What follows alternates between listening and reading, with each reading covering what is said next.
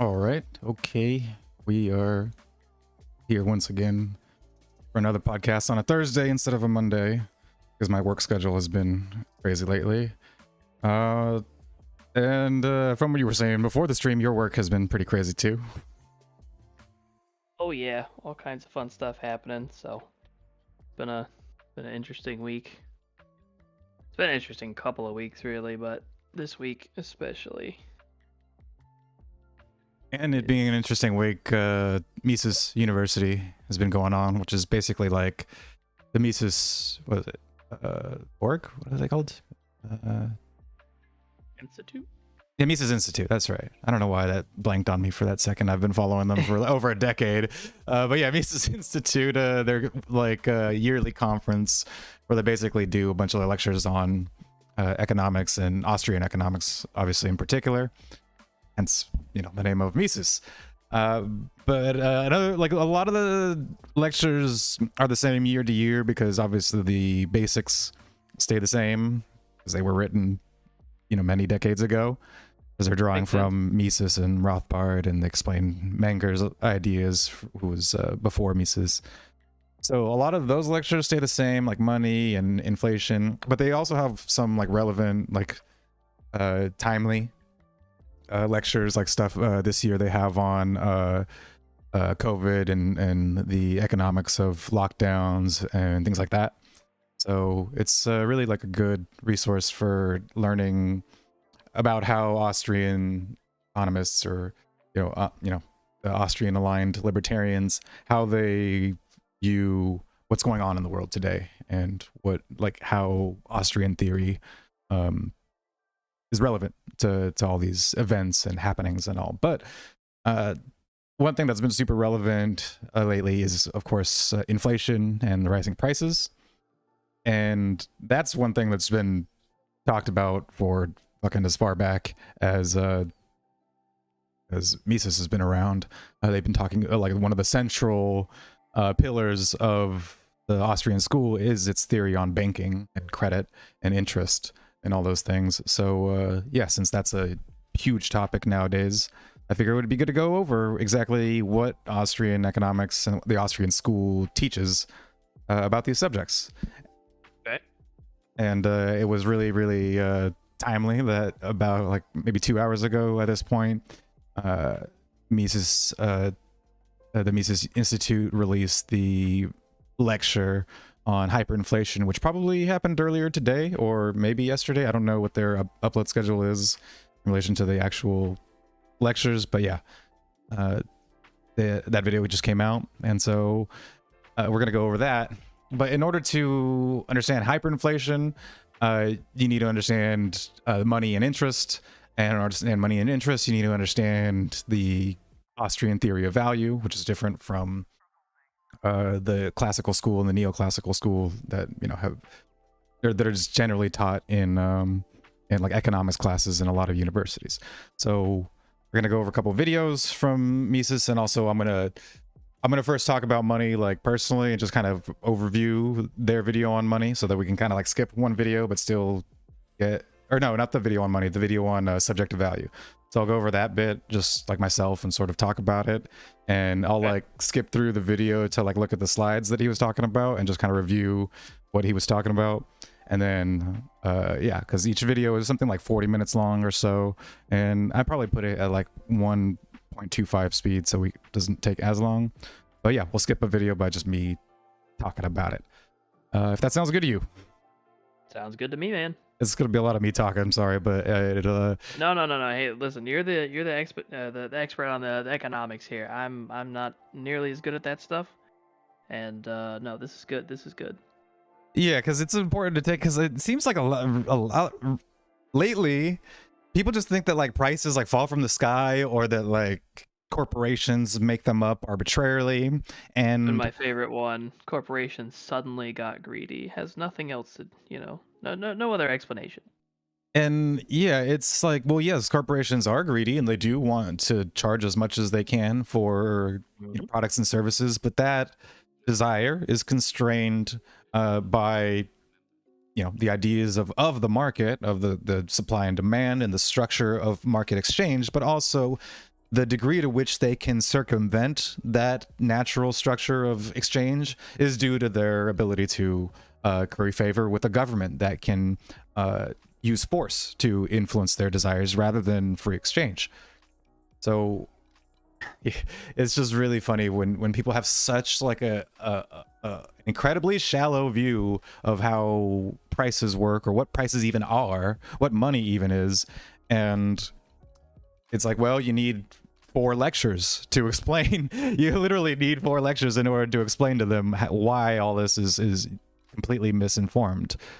And so we're going to go over those series of lectures so that everybody at home and all of us can understand the depths of the misunderstanding of the assumption that money is just some sort of, or that prices and the rising and changing of prices is just largely due to the whims of people who sell us things. It doesn't really make a lot of sense when you just say it out loud, but a lot of people still, it doesn't, They still do. yeah, they Doesn't still stop them. It's kind of it's amazing the degree to which they think corporations have power over over all of us, but also the degree to which they think that government has over corporations, while not understanding that the government should be shrunk to not have that power. It's a weird logical loop that I can't wrap my head around. But yeah, It is first, mildly paradoxical. yes, it's Oxymoron. it's fantastic. So yeah, first video, let me go ahead and pull it up. Is going to be the subjective value, market prices. And yeah, I'll just kind of skip through to the parts where it shows the slides and we'll talk about them. Down the music a little bit.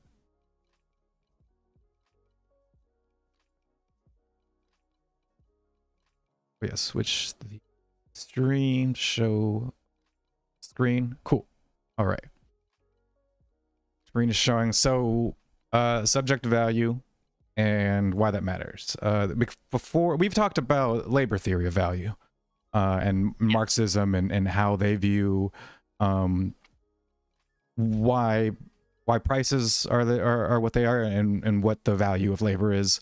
They basically, just to summarize, they look at the selling price of a consumer good and the cost of the producer goods that went into it, and then they fill in the gap of the two with labor. And so that is the de facto price of labor, is the difference between what the materials of production are, everything that went into it, the factory, the machines, and the supplies that go into making whatever it is a dress, and then the labor of the seamstress or whoever who put the product together. And so then you sell it, and so the difference between that price is what the laborer imbued into the product, and therefore it's what the laborer is entitled to demand as compensation, because that's their contribution to the product. Now, to the Austrian, the value is subjective, including the price of labor. So it's not that products or labor itself has a value in the abstract. What we have is subjective wants and desires. And the thing about Austrian economics, I'm going to say, is that it seems really intuitive and really kind of almost stupidly obvious. But a lot of economics starts from the opposite end, and so it's just it like needs to be explained, even though it seems to be like you don't even need it stated. So the Austrian school of value is based off of the subjective theory of value, like I said, where each of us has our own goals or wants or desires in the world, things that we want to do, and those things are ranked in terms of how badly we want them to happen. And that ranking is based off of all the things that we already have. And so the more we have of something, the less value it's going to have. And so actually, back up, and I'll get to that in a second. But basically value is subjective, and therefore our want to exchange things comes from the difference in our subjective values. So if I have too many grapes and you have some bananas, and so I'll give up some of my grapes for a banana, and the same thing for you, right? You'll exchange if you don't have any grapes, but you have excess bananas that you don't really want to use for eating. You have bananas to your heart's content for eating, then you'll give some up and get some grapes so that you have a variety. And that's how we value consumer goods. It's just we have wants, and then therefore things that we consume to achieve those wants have value to us because they help us achieve those wants. It's pretty simple, right? Yeah, it makes sense. Yeah, and then so not everything is a consumer good just sitting in the world. Like we don't have fucking cars just sitting in the world. So those things are produced using other goods, and those goods are called producer goods. And there's layers of producer goods because obviously cars aren't just it's not just one layer of producer goods that goes from natural resource to car, right? It goes from natural resource to metal to certain shape of metal to, and then other resources to semiconductors to make computers, and so there's like a whole layer of producer goods that go into making a car. And the value of all those producer goods is based off of the consumer good that they can make. If all these producer goods are exclusively valuable for making a consumer good that nobody fucking wants, then those producer goods are also worthless because people don't want to create a structure of production for something that isn't going to sell. It's pretty fucking obvious. But like the screen, the slide on the screen says, this is not actually how classical economics or neoclassical economics looks at value. It actually looks at value from the classical looks at value as the difficulty of the production process and the producer the value of the producer goods. So how difficult it is to make an axe versus a computer, and so then that impacts the value of the good, and then the value of the good affects our demand for it. And this is kind of exactly backwards. We don't demand things because of their prices. We demand things because we want things to be done. Want them, yeah. Yeah, they assist us in achieving our wants. So our wants come before the good and its price. And so, and like, if you were to again like ask yourself, well, why are the producer goods, like, why is the production process, why does it have any value at all? Like, what is affecting like just the difficulty in making a thing? But why would somebody do something difficult to begin with? And again, it depends on what it makes and how and what we can use to make it. Because if it's really difficult to dig 1,000 holes in a field and then fill them back up again. But none of us want, maybe none of us, I don't know, like I don't know a lot about land and the uses of bare land, but just for the sake of this example, 1,000 holes in a field that are dug and then filled back up isn't useful to a lot of people. So people don't pay for that thing to be done, even though it's very difficult, right? So the idea that the difficulty of the production process and the cost of the production process is what drives how we value it it's fucking backwards. It doesn't make any sense, actually. Yeah, when you put it like that, it really doesn't make sense. I mean, it's... How would it work? Yeah, it skips a whole bunch of steps, makes an assumption, and then just goes with that as its driving point. And apparently neoclassical, I don't know too much about it, but apparently it tries to make the two compatible, that like our desires and the difficulty both affect the price of consumer goods. But again, like what is why do producer goods have value in and of themselves? They don't. They only have value insofar as they are producing a consumer good that we value because of its effect on how we attain our wants and goals. Right. And like I've been saying, wants and goals are they're ranked in terms of how immediate our want for them is, and what we have, and that's affected by what we have already. So like I said, if we have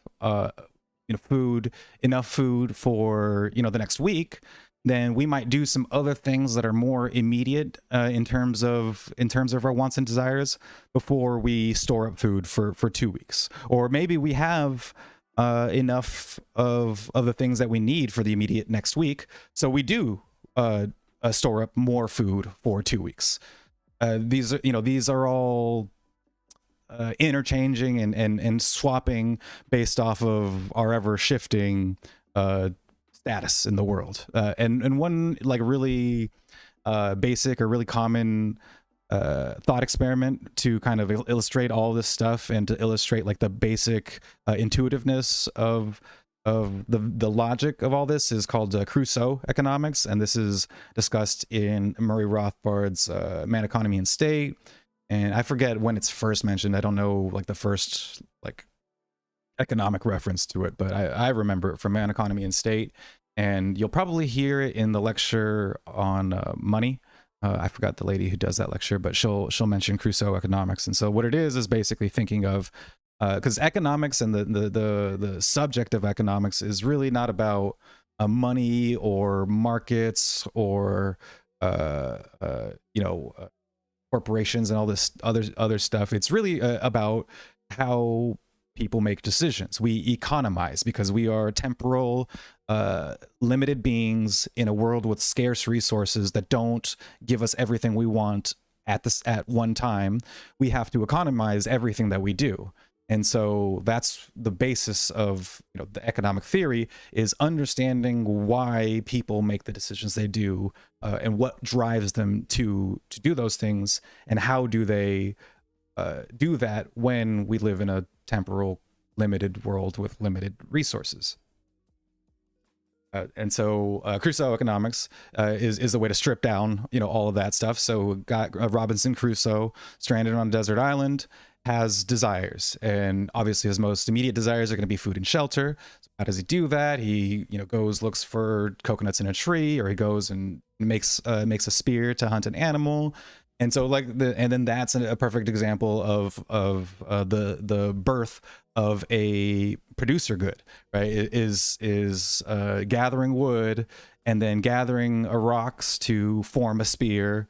And I'm fucking horrible, bushcrafter. So just assume, this is how it works. And if you have like a better idea of how it does, then just forgive the simplicity of the example. But yeah, so you get a rock, you sharpen it, you sharpen some wood, you get a spear, and then now you have a producer good that is good for producing a consumer good, which is a dead animal for you to cook. And again, the fire itself is a producer good. What you like the skewer, producer good. So this all works without money, without anybody else, because economics is, again, economizing time and wants and ability to carry out the furthering of achieving those wants using the limited resources. And then we introduce the other dweller on the island, Friday, and what those two, how those two would interact in terms of their wants and desires. And so then this is where the idea of specialization also comes into play, because maybe Crusoe is better at gathering one type of food, and maybe Friday is better at gathering another type of food, and it's beneficial for them to have a variety of types of food. So Friday gathers one, and Crusoe gathers another, and then they both trade so that they can both benefit, because that way Crusoe doesn't have to gather the second type of, like, if he's good at coconuts and he's not good at finding fresh berries, then if he focuses on gathering coconuts and Friday focuses on the berries because he's better at that, then they can exchange with each other, and they both have both coconuts and berries, because maybe Crusoe can gather more coconuts than he needs, and so what he does, the excess coconuts have exchange value to get other things that he needs. Then this actually also works if Crusoe is better at both gathering coconuts and gathering berries. I forget where the actual kind of it's not exactly a chart, but it's sort of like a diagram to illustrate this. But basically, just trust me on like the math of it is that if you break it down, even if Crusoe is better at doing both of the activities, that is actually division of labor, and him specializing in the one that he's better at still benefits him. Using exchanging still benefits him more than trying to split up his own time to do both. And so, yeah, this is a sort of basic thought experiment or kind of logic scenario to illustrate how subjective value, marginal value works, and how that could work without a formal economy, like a complex modern economy. And Okay. Oh, I mean that actually makes way more sense than I think a much more complicated explanation. yeah, well, because I mean, I think it's important that your theory of markets and of value and all this stuff works in any situation, right? It works because it's a human, it's intrinsic within human behavior and our Right. and the state of our existence. Again, temporal, scarce resources, all that stuff. Starting from the ground up is how we were able to kind of just logically follow a train of thought like that.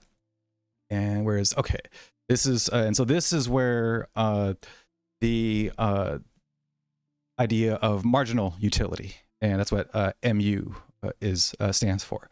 So not only is value subjective in that like we each have our own value and it's ranked and all that stuff, but value is marginal as well. And what that means is that when we have a certain amount of a good, a consumer good, we rank not only our want for different goods, but our what we use that one good for. Because maybe we have like enough oats to last us for today.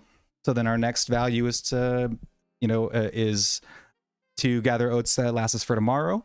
And then maybe our third value, and if we have enough oats to last us a week, maybe we have a horse and we need to feed the horse some oats as well. Again, I don't know if we feed horses oats or not. It seems like we do. Oh, yeah. So, You do. okay, great. So then if we have enough oats to feed us for a week, maybe we'll the next bushel of oats or the next pack of oats is used to feed the horses. And then so each once we add more and more oats to our stockpile, we then use it for the next less important desire that we have for oats, right? And so to a certain point, that just we have excess oats, and then it's better to sell them than to keep them, because selling them enables us to use that money for other stuff that's way more immediate. And let's say we lose, like we had all our oats in the barn stored away, and somebody comes and steals a bushel of oats, or oats and bushels, I don't know. Anyway, steals a pack of oats from us, and it was like we had laid out all our oats in ranked order, and we were going to use the one on the left for the most important, and then the second one for the next important, third, and so on down the line. And the guy steals the third one in the line. Now we're not going to get rid of our third ranked desire because he steals the third bushel. We're going to get rid of the least important desire. Right? We're never, it's always the value of each unit of oats, each pack or bushel or whatever, is worth to us what the least important use of that good is. It's not going to be, it couldn't be worth anything more, because if, like I said, if we lose any of them, then what we issue, or what we don't do, is not going to be some other ranked desire. It's going to be the least important desire. And in the same way, acquiring a new unit of oats is only valuable insofar as the next ranked desire in our line of uses for oats. And so that's kind of like how marginal utility works, is that the more we have of something, we assign those things to our wants for those things, and each additional unit is assigned to a lesser valued desire, just because, and that's how the order of acquiring things and then using those things kind of logically works. If does that make sense? Okay. Yeah. No, And that makes total sense. and so, you can see from like, again, and this is really, really obvious with like things that have very, very limited uses, like cars or iPhones, or phones in general, but iPhones are on the screen here, is that our first phone, people generally want a cell phone, and so they definitely want one, and that's worth the most, right? Of if they were to buy a second one, then they're not going to pay the same price for a second one, because like not a lot of people want two phones, unless like you're a drug dealer, or maybe you're like a doctor, or somebody who wants to keep like a work phone and a personal phone. But again, like those people have a lot of excess money, because they are probably either, like for the drug dealer sense, they have a increased demand for wanting a second, low pro phone, because they do something illegal that needs to be hidden from their regular life, and so they're gonna place like a high value or high demand on getting a second phone. But most normal people don't want a second phone, and so if they have the money to afford a second phone, chances are they're not going to buy it. They're going to buy something else instead. Or if they were to get a second phone for whatever reason, it's going to be way they're going to pay way less money for that second phone, because it just wouldn't be worth it to pay the same as you would for your first ranked phone. And then your third phone, I mean, you probably wouldn't even buy it. Maybe you'd receive one for free and then get rid of it again. But you can see how very quickly some things can very quickly lose value, even though it's the exact same item. It can lose value to somebody. Now, a seller, on the other hand, it's the exact same item, right? Because I mean, you're having multiple of an item you only need one of. Now your value is entirely based on whether or not you even need it. Like, yeah. And it just logically follows that you need two, like you don't need a second phone is less than your need for one phone. Right. Because one phone usually takes up most of your goals that you have for owning a phone, right? Most of the desires and wants you get from desiring a phone are achieved or alleviated. All those wants are alleviated by having a single phone, and so there's very little additional want or desire that's alleviated by having a second phone, unless you have one of those lifestyles, like a drug dealer or like a doctor or some like a high powered lawyer that maybe wants to keep all that shit separate. They have situations where they might desire a second phone, but would they want four? Probably not. Yeah, no, that's a pretty niche market.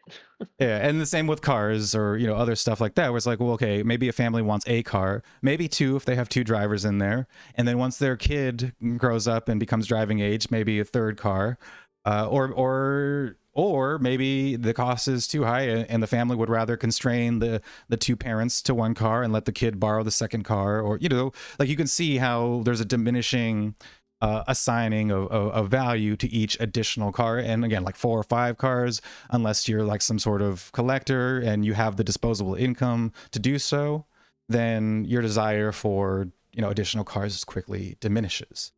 And again, if we get rid of a car, like if you get rid of let's say the car that the parents use as their daily driver, especially like let's even say the parents have 2 different cars, the kid has a car, and the parent who is the primary income earner, their car they crash it and they total it and they lose it. They're not gonna have the parent who's the primary income earner then just go without a car. They're going to take it from the kid and be like, sorry kid, like we need to earn our primary income, so you're prioritize. Exactly. And so it's the cost of crashing the car is the kids' uses of the car. And so again, that's how marginal utility works, is that like what you give up is whatever the least important allocation of that good is. And so yeah, that's how we not only subjectively value things, but we marginally value things based off of how we want to use those things.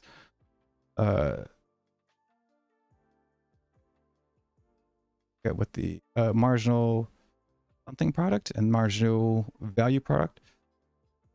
Basically, it illustrates the same point: is that we would expend our first, like our primary, desire for fish. We'd do that first. If we want 4 fish for now, then we'd expend 1 unit of labor to do so, and then we would use our second ranked, like, or second priority for laboring is going to be on the second ranked desire that we have, and then maybe we would trade that for other things like a doghouse, like a doghouse instead of the second ranked fish. And I think they have a better example of this. Where the heck is it? Slide.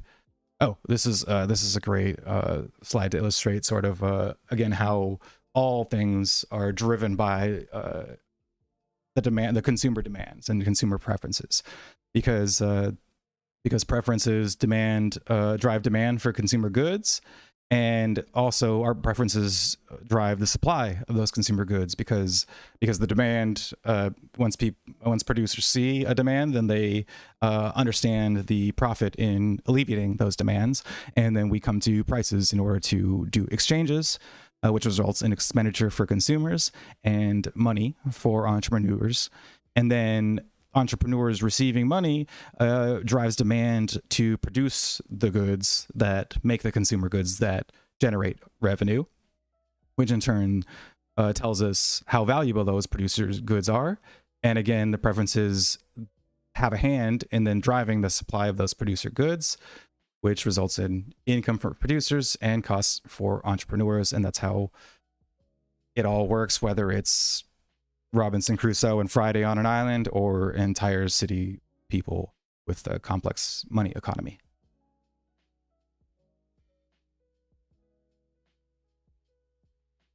Yeah. Okay, this is what I was trying to get at here. Is so you can see the marginal value, subjective value in terms of the preferences of buyers and sellers. And so for the buyer, if they value $350 over acquiring an iPhone that they don't have, then they're not going to pay $350 for it. They're going to keep the $350 because it's more valuable to them. But if the acquiring of the iPhone is more valuable than $340, then they will give up $340 because it's worth less to them than it's just logically implicit in the statement, right? That if the $340 is worth less to them, then they will give that up to acquire an iPhone that they don't have. In the same sense, a seller, if they value the iPhone that they do have more than $290, then given the opportunity, they would keep the $290, or sorry, keep the $290. They would keep the iPhone and not get the $290. But if they value $300 more than an iPhone, then they would give up their iPhone to receive the $300. So in this scenario, then there is a window of exchange, of desirable exchange for both parties between $300 and $340, because that $300 is below what the buyer is willing to give up in order to receive an iPhone, and 340 is above what the seller wants to give up their iPhone. And so, and in this scenario, then the exchange would take place, and they'd probably negotiate over a particular price.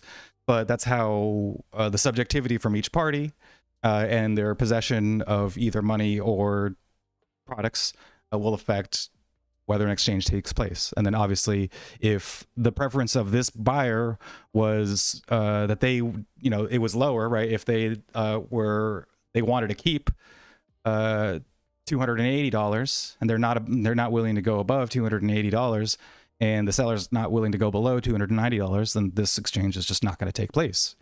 And then you compound these desires of this buyer and this seller with all buyers and all sellers and all producers of the producer goods that make the consumer goods, and so on, and everything else.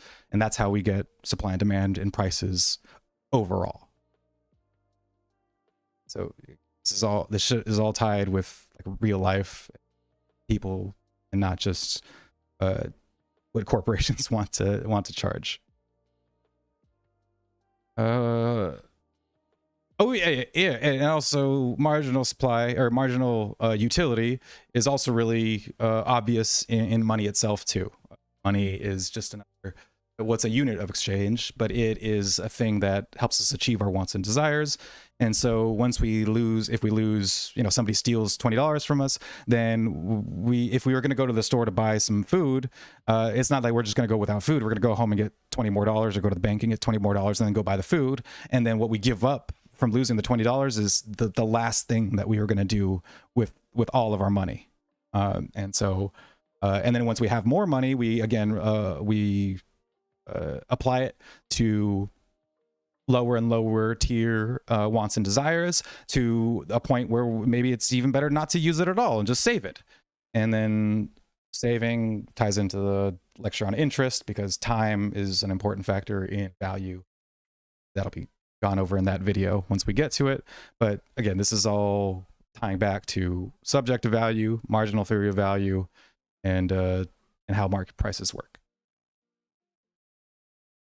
Do we have any slides? I think we've gone over the market clearing. Yeah, so used goods, I think talked about that too, like what an old iPhone goes for. It's basically more of the same stuff. I mean, we could go, but I don't think it's super relevant to understanding the rest of it. And so after hearing me talk for 30 minutes straight, we're going to go to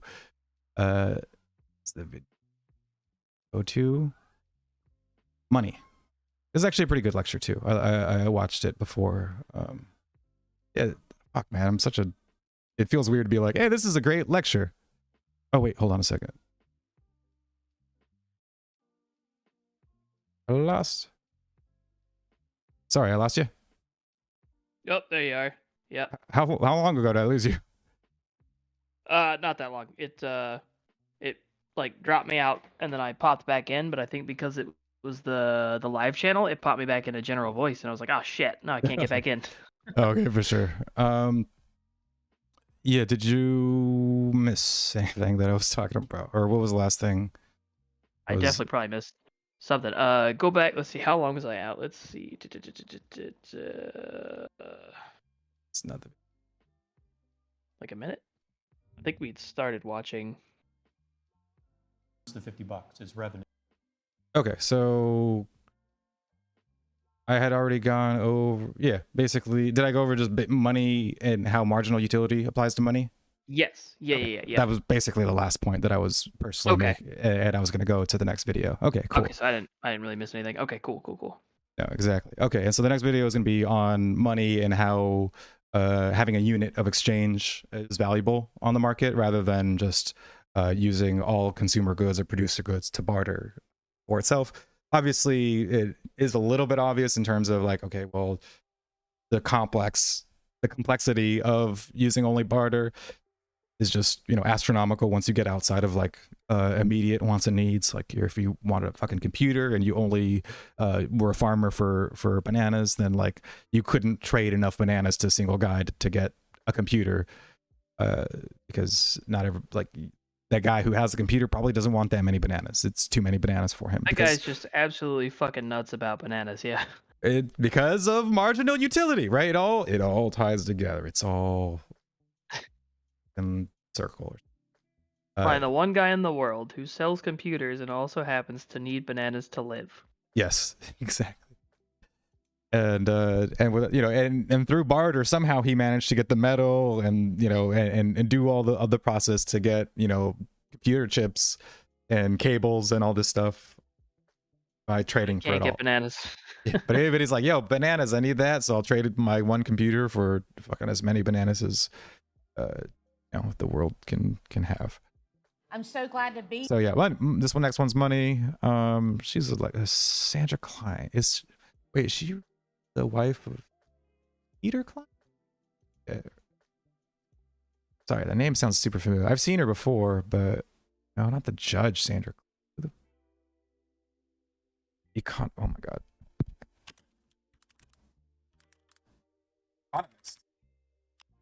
Economist. Institute.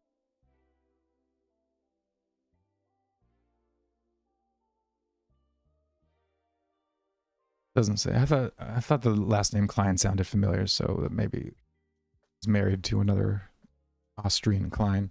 But whatever. Let's hear what she has to say on money, and I'm gonna speed it up just a tad. Be here, happiest time of the year. This will be your best academic experience for those of you. It's your first time here at Mises U. So glad you're here. Enjoy it. Get as much out of it. This week, you'll look back on this later when you're my age and think that was the best. So we're going to talk about money, what it is, why we all want it. We have at the Mises Institute, at the Mises University, we're going to have money the very first day. One of our most important. Oh, one thing I forgot to mention about marginal utility, actually it just occurred to me, was the classic economic problem known as the the diamond water paradox, sometimes called the diamond bread paradox.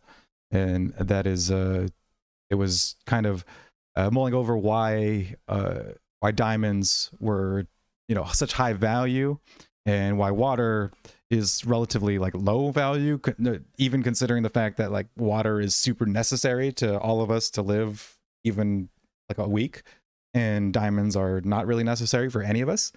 And again, it goes to the supply of water versus the supply of diamonds, and that fucking water everywhere. So, and we have filtration processes and everything. So the supply of water that we have to achieve our wants and desires is generally, it's high. So each unit of water is worth relatively little. Whereas the diamonds that we have, the uses that we have are fewer, and the supply of the diamonds to do those uses is also is much fewer than that. And so the rarity of both the desire and the supply translates into high value for the diamonds. But this can be affected by our situation, right? So if we're in a situation in the desert where we don't have any fucking water and we need to live till tomorrow, then the water is infinitely valuable. And if we find a diamond on the fucking ground, we don't give a shit because we can't use it right now. We're about to die, and Right. Water is way more important. So that's how subjective value and marginal utility works in terms of solving that economic paradox that was like this like big paradox that was talked about in the century. And they tried to explain it, like a lot of classical economists tried to explain it by saying, well, diamonds are very difficult to obtain, water is very easy to obtain, therefore diamonds are worth more. But it's more to do with supply of water itself and its ability to be allocated to our wants and desires, and the excess of that versus the scarcity of diamonds and its ability to be used for our wants and desires. But then the wants and desires of diamonds are also lower tier values in terms of immediacy. It's only after we've achieved a certain level of wealth that we suddenly start valuing, we start considering the money disposable enough or valuable in the lower sense, right? Not valuable enough to keep, and the diamond is more valuable to us to obtain. If we don't have a lot of money, then we don't value the diamond more than that amount of money. But if we have a lot of money, margin utility kicks in, and that individual unit of money becomes less valuable to us than the diamond that we want to acquire for whatever reason. Sense? Yeah, no, it does. Okay, so yeah, that's how margin, because I remember the diamond water paradox coming up in a previous lecture, and it's kind of a classical sort of thought experiment about prices and value.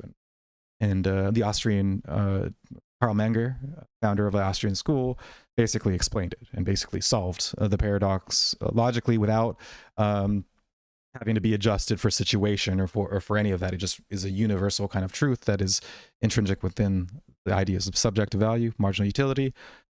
And now on to the lecture about money, because I talk too much.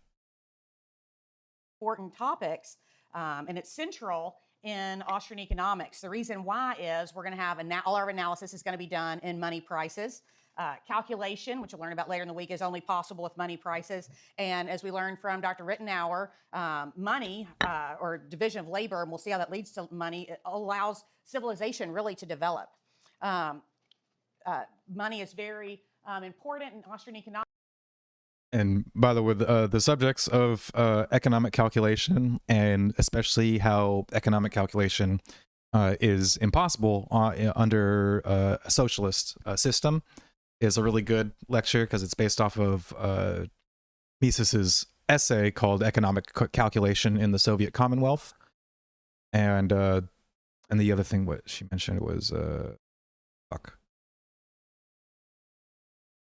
Go back. Economics, money is very civilization really to develop. Oh, division of labor. That's also a pretty good subject because, again, like she said, it affects our ability to progress, right? Like in wealth and how we expand our societies and the limits of doing that, and whether it's desirable or whether it's not, depends on how valuable everything is once we divide it up and decide to freely exchange for it with each other.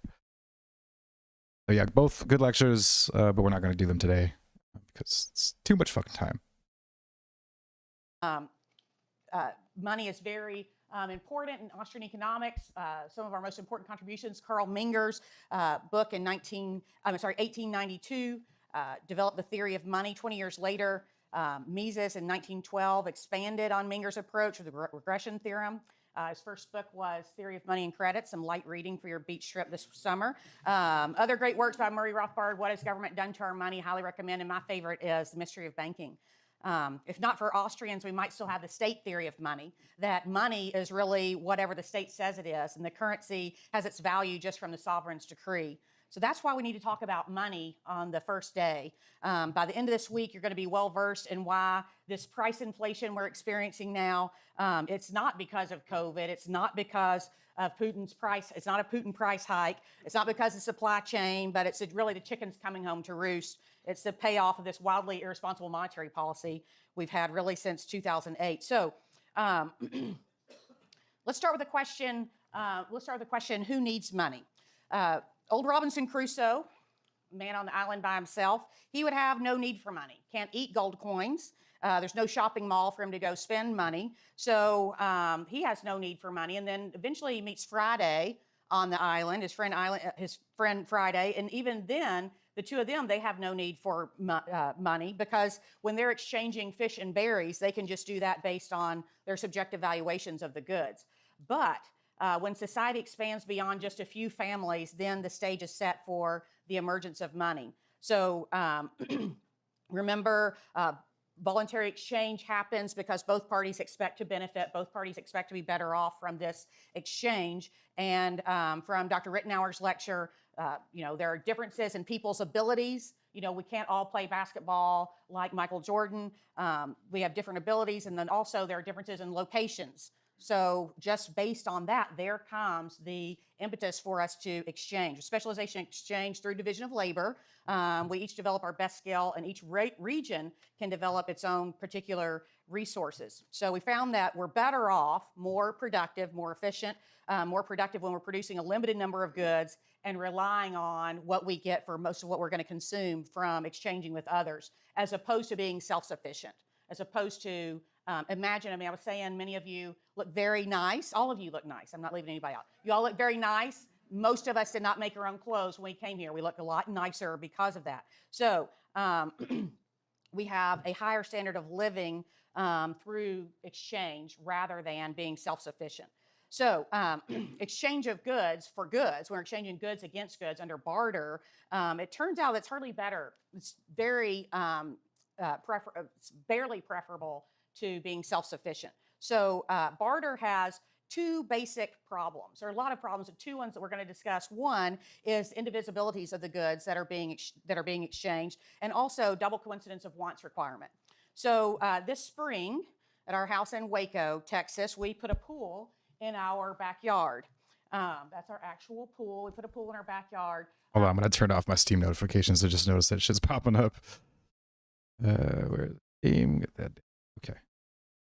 Yeah, and so that makes sense. And again, all this stuff is pretty intuitive because we start from the ground up. And like I said, she mentioned Crusoe economics, right? And again, that's how we can kind of be confident in how we describe how economies work and all this stuff, is because we start from a sole actor, build our way up, rather than assume like an economy or assume anything about society beforehand and then structure the ideas around that.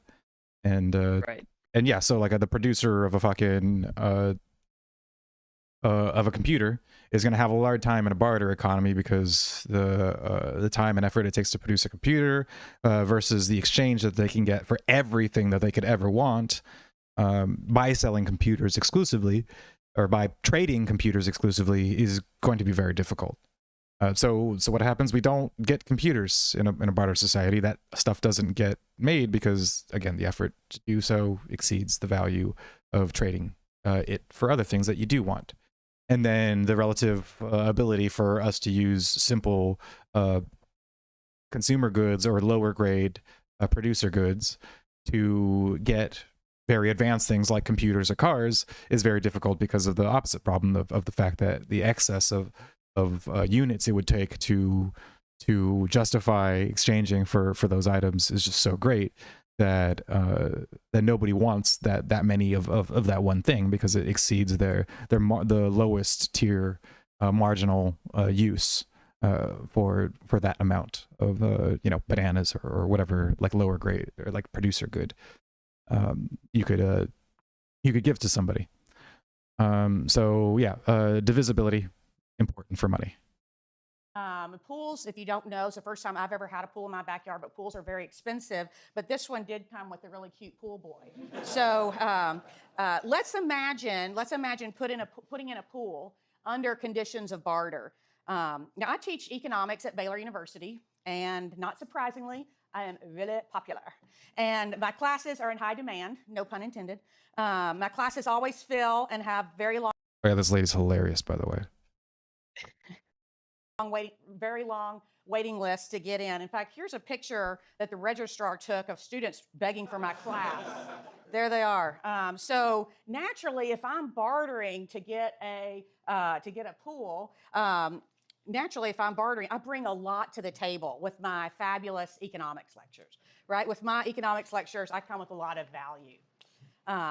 However, as amazing as my lectures are, what if the pool is even more valuable? What if the pool is, say, even 4 times as valuable as my economics lectures? What could Paco, the pool builder, there he is, digging a hole in our backyard. What could Paco, the pool builder, do if his pool building is 4 times more valuable than my economics lectures? Could he just dig a hole in my backyard? You can see there's the hole in the backyard. Could you just stop there? Could he maybe just build 25% of a pool? Say, put in 1 wall of the pool and then just stop. Well, 1/4 of a pool is not going to be a pool at all, because you need more sides of that. You need at least 3, at least a triangle, right, for it to be able to hold water. So trading goods that are not easily divisible, like a swimming pool, it's going to be a hindrance to trade under barter. So even when goods are divisible into smaller units, though, it's very difficult for 2 exchangers to find each other under barter. In barter, oh yeah, that's actually one thing that I failed to take into account, is that so not everything is a consumer good that we pay for. It's some things are services, right, that are basically used up in the moment of our exchange, like a lecture or something else like that. Whereas like, because you couldn't give Paco like 4 times the amount of lectures, right? Right. In order to equal the one pool, because those 3 extra units of lectures don't have any marginal utility. Like the one lecture is worth all of the utility of the lecture, and the second one, I mean, unless like further down you want a refresher, right? Then in that instance, you know, having a second lecture regains some value. But like listening to the same lecture 4 times in a row is not going to have 4 times as much value, right? It's going to be marginally, every additional lecture is going to be marginally less useful. Yeah. Yeah. And then Paco can't do any, like he can't resell those lectures, those 3 lectures that he doesn't really need, to other people in order to, you know, make the exchange worth it for him. So, Right. you know, that's another kind of limit that I didn't really touch upon. But yeah, it makes a lot of sense when it comes to like people who provide services rather than products for people, because yeah, that's infinitely like illustratable. Is that, yeah, like 4 lectures is not worth the same as, you know, 1 lecture times 4. It's marginally less and less useful because of marginal utility and subjective value. Bing bang boom. Double coincidence of wants is required for exchange to take place. I have to have what you want, you have to have what I want, and we have to find each other. So for example, if I have these incredibly passionate, eloquent, moving lectures, explains economics so clearly, it's intuitively obvious to the most casual observer, where they would really just, you know, go away, change from economics lectures. And Paco, he can put in this beautiful pool. How are Paco and I going to get together if Paco's not interested in economics? Instead, he really wants to learn art history. So then there's no exchange that's going to take place. So for the survival of my economics professor colleagues, I'm so glad we don't live under barter any longer. Think of us trying to find food in exchange for our economics lectures. In fact, y'all, I can't believe I was able to get this, but I have an actual photo of some of our Mises University faculty when they were living under barter conditions. So there's Salerno, Gordon, and Klein. So with See, we've got the individual. There is a Klein who's probably her husband, but at least a Klein economist. I think it's Peter Klein. I don't know. Anyway, that's why I thought it. Disabilities, and we have the double coincidence of wants requirement. One other problem is because every good trades against every other good, there would have to be, each good would have to have a whole array of prices. Each good is going to be priced in terms of every other good. So in a barter economy with only 1,000 goods, there would be almost 500,000 prices. Okay.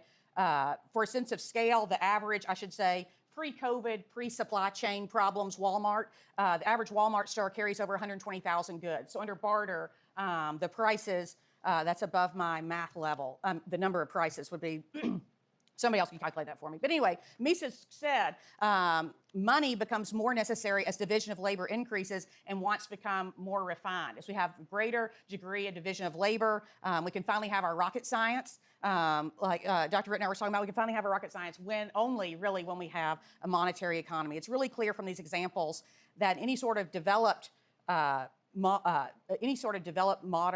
economy is only going to be possible with money. It would not be possible under direct exchange or barter.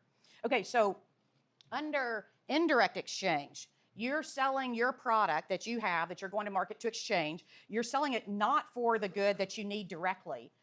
In indirect exchange, you're exchanging it for another good that then you can in turn turn around and exchange it for the good that you want. And at first it seems like, gosh, this is just adding an extra clumsy step. Isn't this more complicated? Now I want to go get bananas and I have to make 2 exchanges, the good that I want for something else, and then I go get bananas. But it's a really incredible instrument that allows civilization to develop. Under barter, we can imagine that all the goods are going to have a different degree of salability, how marketable they are. The more saleable a good, the more easily the owner of it could exchange it for other goods at some price. Okay? Somebody selling potatoes has an advantage over me if what I have is a great big chandelier. I'm coming in with a big old chandelier and I'm looking for somebody to trade it with, right? So I'm going to have a harder time. With a big chandelier, I have a more difficult time finding trading partners. Who's coming to market looking for a big chandelier? Of course, it's not impossible, especially if I'll accept the low. And this makes perfect sense because of, again, marginal utility and subjective value, because chandeliers have a lower tier value in terms of the desires that we have to have a lot of things taken care of for us before we value a chandelier, right? We have to have fucking, you know, food and shelter for like a good while, probably a car, probably, you know, like a lot of different things we would take care of with our money before we consider ourselves to have enough money to justify buying a chandelier. So that's relatively low on the exchange like value for us. And in addition to that, the chandelier itself, in order to produce it, it uses up a lot of things that again have value, and so the producers, like the sellers, are going to want a decent amount of money for the chandelier, which costs a lot of labor and material to put together. And so then that means that the demand again is much lower because of our in our hierarchy of value, and the cost of it is so great. That's another thing that affects how much we would desire something like that. And then so for the producer of chandeliers, it's going to be very hard for them to support themselves off of the barter economy, because they wouldn't find enough people to want a chandelier to take care of all of the different things that they could want, whether it's food, shelter, leisure, etc. And so as a result, in a barter economy, the chandelier maker producer is just not going to exist. And yeah, like, so this all ties together, and it's like, this is exactly why, like, I've always been super confident going into like debates and shit like that, is because it's very clear that like anybody who I'm debating or talking about this subject with is like, they're skipping a whole bunch of steps in understanding any of this shit, and it's so intuitively obvious and useful, and This follows connected. it follows human nature. That's why Mises's economic treatise that is considered his like magnum opus is called Human Action, because the Austrian school of economics is centered around the science of human action. That's what economics is the science of human action and how we economize that action. And so yeah, it's fucking why it's so structurally sound of an idea, because it's so basic.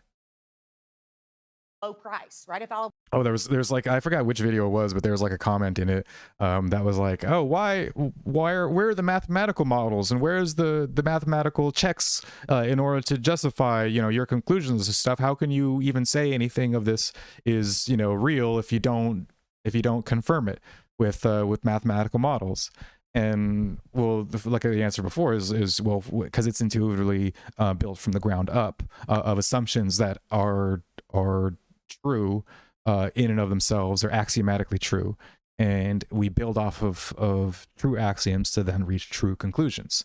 We do some, rather than because examining things or using math and mathematical models to reach conclusions about let's say the soundness or value of certain economic actions versus others, or that sort of thing, is the difficulty in actually having an accurate model is because there's so many different factors that go into our wants and desires, innumerable factors that go into our wants and desires. It's like the desire for coffee is affected by the price of tea and the price of bread and the price of every fucking thing else that is available to us, and all of the people who are choosing whether to, you know, buy these things. There's so many different moving parts in reaching whether or not a transaction takes place, or whether or not a trend rises or falls in an economy, that if you're trying to model it and then test it, you're not going to account for all of the factors. So your model is going to be inaccurate and incomplete, versus building your views from the ground up, of, you know, from axioms that logically follow into conclusion on down the line. That's why math is actually not really, I mean, it has some, like, obviously basic math and basic understanding of 2 is more than 4 or less than 4, and, you know, these sorts of things is useful, but not very complex, like mathematical, like economic models that you then plug in factors like GDP and all this other shit, and then you reach conclusions that are like, this is good for the economy and this is bad for the economy because, you know, because I made the model to demonstrate it. Just models are not sufficient and not they're not sufficient to make accurate conclusions about these sorts of things. Great. Okay, on to I'll money. be willing to accept a lower price for my chandelier, then I'm going to be able to trade it more easily. But a chandelier, clearly on the scale of saleability, potatoes are more saleable than chandeliers. So the owners of the relatively less saleable goods will exchange their goods not only for what we want to consume, but for goods we don't directly wish to consume. So long as the good that I receive in my trade is more saleable than the good that I give up. As long as I'm going from big chandelier to something that is more saleable, that puts me in a better position to get closer to the good that I do want to have. Over time, Menger argued the most saleable goods were desired by more and more traders because everybody recognizes this advantage. The demand for this very saleable good changes then. So it's not only demanded for its use value. We're buying potatoes not just because we want to have baked potatoes, mashed potatoes, French fries. We're buying these because also potatoes are more marketable. Potatoes are more saleable. So the potatoes then have this demand that's for its use, and also this other component of the demand for it is a medium of exchange.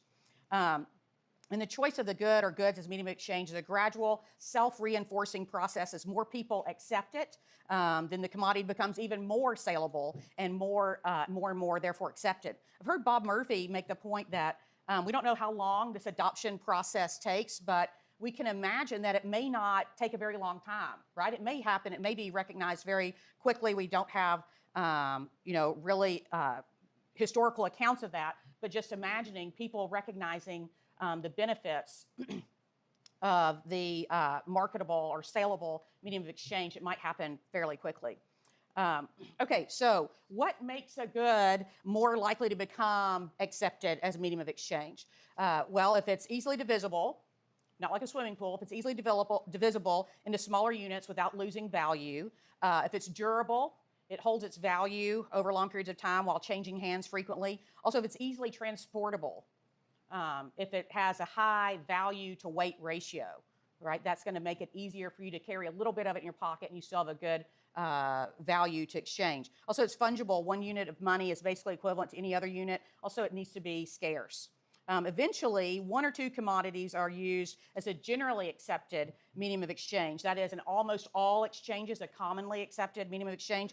Then it's called money, once it's generally accepted. So historically, we've had lots of goods that have served as money. We've had beads, bread, shells, nails, other examples. You hear about the fascinating case where cigarettes in the prisoner of war camps served as money. Yeah, and cigarettes were also used in like American prisons, and I don't know if maybe foreign prisons as well, I might imagine. And you can see how, again, based off of the principles that she went over before, that it could be useful as money, whereas something like let's say, like, well, so they mentioned shells, they have limited use, but where you could see like something like money would be more useful as a medium of exchange in like a more complex economy because of the relative ease of getting seashells versus the relative difficult of acquiring gold. And so, you know, if you have ease of acquiring seashells, then that can lend to inflation, which is expanding the money supply. It's one thing that nobody wants to recognize. I think it's like some arbitrary price points for some goods or other goods. And then that is what, you know, conservatives call inflation, but it's really just like a scam, man. But, you know, inflation is a reference to inflating of the money supply itself. And so, yeah, other forms of money, their adherence to these qualities affects how useful they are as units of exchange. And you can see why cigarettes could be money in certain circumstances. For all of us, it's probably not as valuable, you know, universally as, you know, just paper money or gold money. But it still apply, like all these qualities apply to it. It's divisible in terms of like you can have, I mean, you can't divide up a single cigarette, but the use of a single cigarette is low enough that you you can use it for basic needs and desires in a prison camp, or a prisoner of war camp, or a normal prison itself. And it's like a pack of cigarettes is divisible, and so you can buy a pack and then divide it up into smaller units of individual cigarettes, and then use those individuals. You don't have to only exchange for full packs if you don't want to. And it's durable enough that, at least for the limited time frame of being in a prisoner of war camp or correctional facility, then it's durable enough to be used as money there. Transportable because it's small and you can fit into pockets, and you can keep it in your cell. Scarce because not everybody can just immediately acquire cigarettes, by snapping their fingers. It has to be smuggled in if you're a prisoner of war, or you have to, use actual money on your books to buy it in a prison. I don't know if they sell cigarettes in in commissary in prisons, but if they did, then you'd have to use real money, and if they didn't, then you'd have to get them smuggled in. Either way, the expansion of the cigarette supply is not as easy as it's not easy enough to make cigarettes worthless by inflation, and fungible in terms of each unit is equal to another unit. So the cigarette in my pocket is exactly the same value as a cigarette in your pocket, so long as they both are identical, like in terms of the amount of tobacco they have and the brand and all that stuff. So each equal unit is as equal to itself, whereas like using, I don't know, something like a cake as money. It might not be, right, because one cake might be better than another cake, and so all cakes are not just going to be. You can't just say this cake, is used to trade for, because people value cakes, and any cake is worth the same as any other cake. No, they all have different. Not created equal. Yeah, they're not fungible in that similar sense. Whereas like a gold coin, as long as it's the same weight as another gold coin, then it is equal to other gold coin. And so cigarettes apply to that. So yeah, this is a good example. I make awesome cake, so yeah, your cake's probably my worth cake more would than be more valuable. Exactly. So we couldn't just have cake itself as a unit of exchange, because not fungible, and transportable also not terribly. Like you can't stick like small units of cake in your pockets and go trade it. And durable, Not right? And not easily. exactly durable either, because you can make a cake now, you can't save it for a year from now in order to trade, Right. down the line. It will decay. Yeah.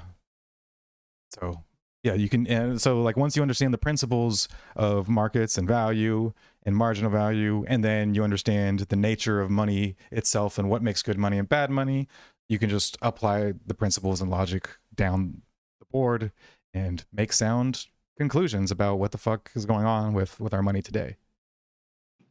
And some critics, they'll make fun. You hear about the fascinating case where cigarettes in the prisoner of war camps served as money.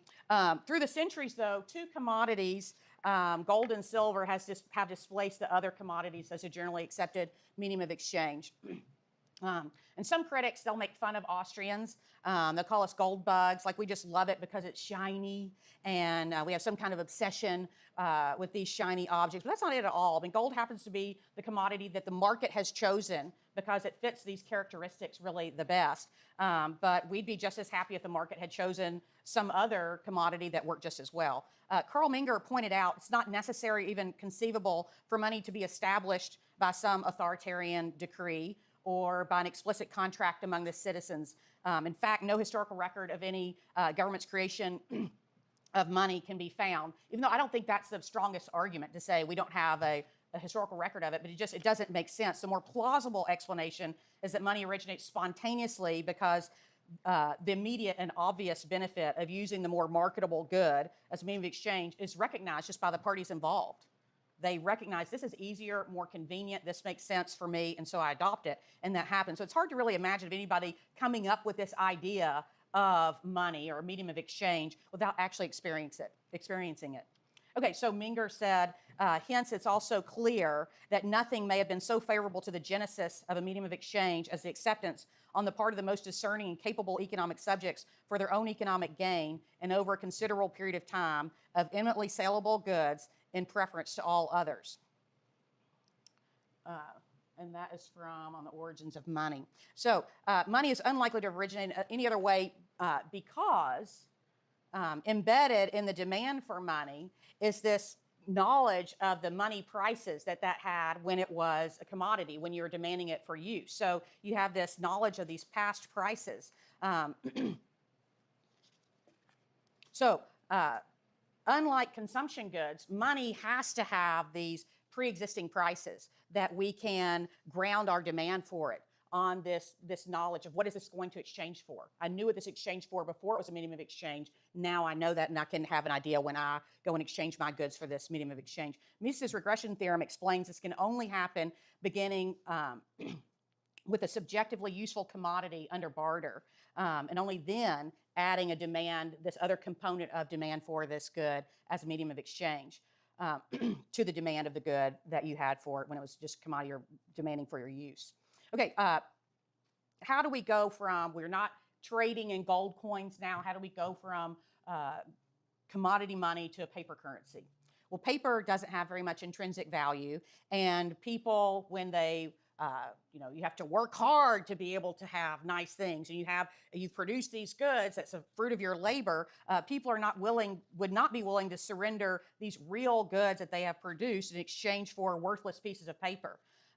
So how do we go from paying with commodity money to paying with paper? Well, carrying around gold, I mean, it is heavy, right? It's heavier than paper, and you worry about the dangers of somebody clunking you over the head and taking your gold that you're lugging around, in your sack on your back. So people, for their own convenience and security, they put their gold in secure warehouses, and they had paper claims or receipts for the units of gold that were stored in there. To make purchases, instead of going to the warehouse, getting their gold out, and going to make the exchange with their gold, for convenience, they started paying just with the paper claims. Here's the receipt I have this many units of gold here. I'm signing over this much of it to you for your bicycle or whatever. So eventually the paper claims to the gold commodity money became generally accepted medium of exchange, where everybody was trading in these claims to gold. Okay, so once we have a monetary economy and we all have a generally accepted medium of exchange, most transactions are happening, being paid with this money. All the problems of barter are gone. We don't have to worry about indivisibilities. We don't have to worry about double coincidence of wants. Also, there's a great reduction in the number of prices now. Every good is now priced in one unit, and it's the money unit. So all of them are, everything is priced, and it has everything only has one price. You've already seen that without money, there could be no real specialization, and therefore no advancement of the economy. But now that we have money, now we can have an elaborate structure of production that can be formed, land, labor services, capital goods, cooperating to advance production at each stage of production, and each one of them are receiving payment in money. And only with the establishment of money can we have rational economic calculation. Now businessmen can determine if they are earning profits or losses because both revenues and costs are going to be denominated in the same units, right? It's not 1 cow was my revenue minus bushel of wheat and 3 sacks of oranges. Now everything is denominated in the same units. Also with money, people can compare the market worth of each good, compare the worth of one good to the worth of another. So if we have a gaming laptop computer costs about 1 ounce of gold, and we know a new stripped down basic Ford Escape costs 20 ounces of gold. Cars have gotten so expensive. Have y'all seen this lately? So if a basic entry level Ford Escape costs 20 ounces of gold, it's easy. Everybody can see that the Escape is worth about 20 gaming computers.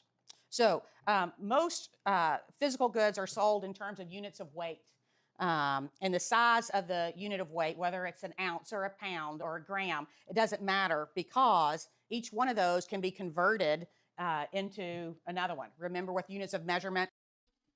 Oh, and so one comment on that idea of economic calculation and what that means.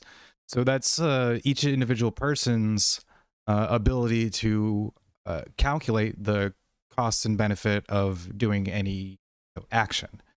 And so the universality of money for the exchange usefulness of all that allows us then to weigh the comparative benefit or detriment of doing any one thing. And so if we know that a gaming laptop is worth 1/20th of a Ford Escape, then we know that it's basically 1/20th of the effort, and so we can compare whether that effort is useful and whether we're going to decide to take the additional effort to is the Ford Escape 20 times the value in terms of us wanting it. And if it is, then we're going to spend 20 times the money to obtain it. And that we know that we can make that decision because we are using the same unit to compare the two. And if we don't have some way of comparing the value of two things, like a common common unit of measure, that's what I'm like, a common unit of measure, then it's impossible at first to really decide whether one thing is more or less valuable than the other thing, because we don't have a unit to gauge that value. Like if we were using like weight doesn't matter. Like just because like the car is like heavier than the computer, like it doesn't mean that we're going to expend the effort based off the ratio of weight or something else like that. And this will tie into why communist economic calculation doesn't make sense, because communists try to they try to assume like an economy like exists first, right? They don't generally build it from the ground up like Robinson Crusoe. Marx's whole idea of how communism was going to develop was through the collapse of capitalism, and he stated that the collapse of capitalism was inevitable because of the flaw of capitalism and how it inspires the proletariat to rise. And then Lenin was like, well, it turns out it doesn't just happen naturally. Like we sort of have to forcefully do it. So capitalism is flawed and it sucks, and communism is great and better, but we have to push it along with a little bit of genocide. And to make it fail. It'll do this eventually, we promise, but we're gonna speed things up a little bit. Yeah. And so, but then when you structure an economy based off of like communist worker owned collectives and labor as the driving of value and all this stuff, it becomes impossible to compare two unlike products because like labor doesn't have these sorts of like qualities in terms of not all labor is the same, even though it's all the same let's say energy consumption or whatever is different depending on the goal of that labor. So again, we go back to value not actually working like the communists say that it does. And therefore, if you base your economic structure on a faulty understanding of what value means, then when you go to make decisions about what is more valuable to have or what is less valuable to have, then you don't have any point of comparison, any way to ground your comparison and to actually logically decide what is better. Is one more factory that makes jeans better, or is another factory that makes shirts better? And should we make denim jackets with the material that we have to make jeans as well, with the denim that we have for jeans, or should we just keep making more jeans? Like all these factors are based off of what people are willing to pay for them, and because people are able to pay for, like, decide if it's worth it to pay for those things, because we have the money system, which has all these qualities that make it a unit of exchange. It's all circling around to itself, and that's why economic calculation in socialist and communist economies is just unrealistic or impossible, and why it will always be doomed to collapse, because it's what is it? The success and failure signals from those exchanges is corrupted. It's incredibly convoluted and not connected to how people actually value things. And so it's going Reality. to you're going to get failures, right? You if you can't account for how valuable an endeavor is in terms of real, like, tangible measurable units, then you're going to make this inaccurate decisions, and people starve. In economies like that, people starve, people go without shelter, and so on down the line. So that's a very, very condensed explanation of Mises's economic calculation in the Soviet Commonwealth, and probably the lecture on economic calculation and socialism that's later in this series. So that's like the very basic overview of why it's flawed, socialism. The Spark Notes. Yeah, the Spark Notes version. In elementary school, you had to The caffeinated stoner version. learn, well, it's in the United States. You had to learn 12 inches is a foot, right? Okay, so same thing with weight. They're all convertible. 1 pound is 16 ounces, and 1 ounce is 28.35 grams. So it doesn't matter which size we choose for the currency. I can sell something for 1 ounce in the U.S., or I can sell it for 28.35 grams in France, and these are the same price. This all seems very obvious. But because people forget the simple truth, there's a lot of confusion. People didn't think of money as being a dollar as being representative of so many ounces of gold, right? It was everybody thought money is units or some kind of esoteric something. Even when on the gold standard, people thought in terms like this: American money is dollars, French money is francs, German money is marks, etc. But really, all of those were tied to gold. And because they were considered sovereign and independent monies, people were just used to thinking of their names, thinking of here's a dollar, here's a franc. It was easy for countries to go off the gold standard. This made exchange rates very confusing, but it's really simple when you remember that these before government fiat money, the names were really just names for a weight of some commodity of gold. On the gold standard before 1933, people used to say that the price of gold was fixed at $20 an ounce. Okay, that's really a backwards way of thinking. The correct way of looking at it would be to say the dollar was the name given for 1/20th of an ounce of gold. Because of this misunderstanding of the monies being names for units of weight of gold, it was misleading to talk about exchange rates of one country's currency for another. But it's really simple. The pound sterling did not exchange for $5. The dollar was at that time defined as 1/20th of an ounce of gold. The pound sterling was 1/4 of an ounce of gold. Okay, so they said the pound sterling exchanged for $5. It was really 1/4 of an ounce of gold exchanged for 5/20ths of an ounce of gold. And so 5/20th reduces to what? 1/4. Okay, so we're going to stay in school, learn our fractions. Okay, so what about the specific value of money? What is the price of money? I think it's easier to understand this if we think of it first with some other good besides money. Let's take my laptop. If I take my laptop to the market to sell, how much money could it command in the market? I think because my laptop, I've had it since 2019, maybe I could get $100 for it. Okay, so the purchasing power of my laptop is then, when I go to the market, it's going to buy me $100. Or I could say that $1 buys how much of my laptop? 1/100th of my laptop. It's the same thing with money. If I sell this money, what can I get in exchange? The laptop just traded for money, but money trades for everything else. So we need to list all the possibilities of what a dollar trades for. So $1 could buy 1/100th of my laptop. $1 could buy 1 pack of gum. My daughter says it's more now, like 2/3 of a pack. So Jimmy Fallon's thank you notes. Thank you, Federal Reserve.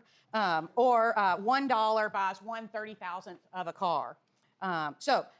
What then is the purchasing power of money? It's this whole array of all the quantities of the other goods and services that it commands in exchange. So the purchasing power of the dollar is going to be the inverse, like we've seen here, the inverse or the reciprocal of the price level. So if we have a doubling of prices, then the purchasing power of money is cut in half. So if the laptop is now $200, so instead of buying 1/100th of a laptop, it only buys 1/200th of a laptop. So the price level rises, the purchasing power of the money falls. So the purchasing power of money can be thought of really as the price of money, where the price or the value of money is going to be determined by supply and demand, just like supply and demand for any other good is going to determine its value in exchange in the market. So if there's an increase in the supply of money, we find that its value in exchange is going to fall. Just like there's an increase in supply of anything else, its value in exchange is going to fall. There's a decrease in supply, its value in exchange is going to rise. And it's the opposite with demand. If there's an increase in demand for money, its value in exchange rises. If there's a decrease in demand for money, its value in exchange falls. And we should point out here that the demand for money is not just how much money do I want. The demand for money is, we call it, demand for money is the amount of money we should hold in cash balances. So what is the optimal supply of money? We always hear about the Federal Reserve is increasing, expanding the money supply. Now they're tightening the money supply. They're always tinkering with it in some way. And what should the supply be? Is there this optimal amount that we're finally going to achieve? Okay, now this is the amount of money that we should have in the economy. What is the optimal amount, and would there be any reason why that optimal amount should change? Rothbard pointed out it's really a silly question. Nobody ever asks the question, what's the optimal supply of pizzas? You know, what's the right number of tennis shoes to have in the economy? An increase in consumer and producer goods, which we consume, we use up, they wear out. An increase in those goods would make us better off because those goods are consumed and they're satisfying our wants, right? But money is different, right? As a medium of exchange, money is not used up. Okay, money is not destroyed; it's just transferred from one cash balance to another. So that's why. And by the way, in a socialist, like centrally planned economy, you do actually have to answer that question of how much of a laptop or how much of shoes do we produce, because it's not decided organically, decentralized through individual actors acting on those their wants and desires and all that, and coming to value through that method. Central planning, like it says, you have to decide that from top down, and so you actually have to say how much of one thing to produce versus another, and you have to have a way to decide that. You don't have that, and prices and money, then everybody just makes the amount that people want, and will stop making it once it people stop demanding it, or the demand for it is less than what they're willing to sell for that product. Common theme in this podcast is just that's all stacked on the other things, and it just logically follows in all sense. Any money supply, any amount of money is just as good as any other money supply amount of money in performing the medium of exchange function. So purchasing power of money always adjusts, purchasing power of money, the value in exchange of money adjusts to permit the exchanges to, all the exchanges to take place. All the exchanges we want to have can happen whether our money supply is 20 billion or 200 billion. The price level would rise. With the higher price level, with the higher money supply, price level would be higher. With the lower money supply, the price level would be lower, so that every exchange could be facilitated. So we can see the effects of an increase in money supply, the Angel Gabriel model. In this model, we have a benevolent but very economically ignorant spirit decides, comes down, decides to come down and try to benefit humankind one night by magically doubling the cash balances everybody has while they sleep. So everybody wakes up in the morning, discovers their cash balances have been doubled, and they have excess cash balances, so they rush out, and prices have not changed, right? The only thing that's changed is our cash balance. We have extra cash, we rush out, and we rush out to go spend this excess money on consumer and producer goods, okay? The result then is an increase in demand for all those goods, and then therefore, when the increase in demand for something, the price of it rises. So we have the result will be a doubling of the price level. So society is no better off, and no additional wants are going to be satisfied from Angel Gabriel's doubling our cash balances.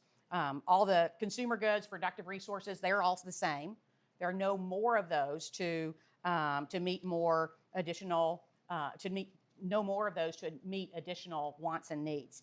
So despite the angels doubling the number of monetary units, the real money supply, which is money supply divided by the price level, has remained the same. So the purchasing power of money has just been cut in half. So you see how that works, we were talking about before. So let's look a little bit more closely at what Angel Gabriel did. Was that some people were actually benefited at the expense of other people, even though all received the same proportional increase in their cash balances. The people who woke up, the early birds, or as I call them, the freaks, the early birds woke up early. Yeah, so one, okay, that for early birds, yeah, it's just late bloomer, I say. But this also works with time preference, the idea of time preference, which I think they're going to get to in the lecture on interest, because interest, it's holding money over time, gaining value, and why that works. But you can see, what was I going to? when disasters happen, like hurricanes and floods and all that shit. And then you see prices for essential goods rise, obviously because the demand for those essential goods rose. And then our demand for other goods went down because our time preference was foreshortened. So we have a desire to alleviate our immediate needs like much more urgently than we did before, and we have need for excess luxuries and all that stuff much less because time of urgency shortened time preference.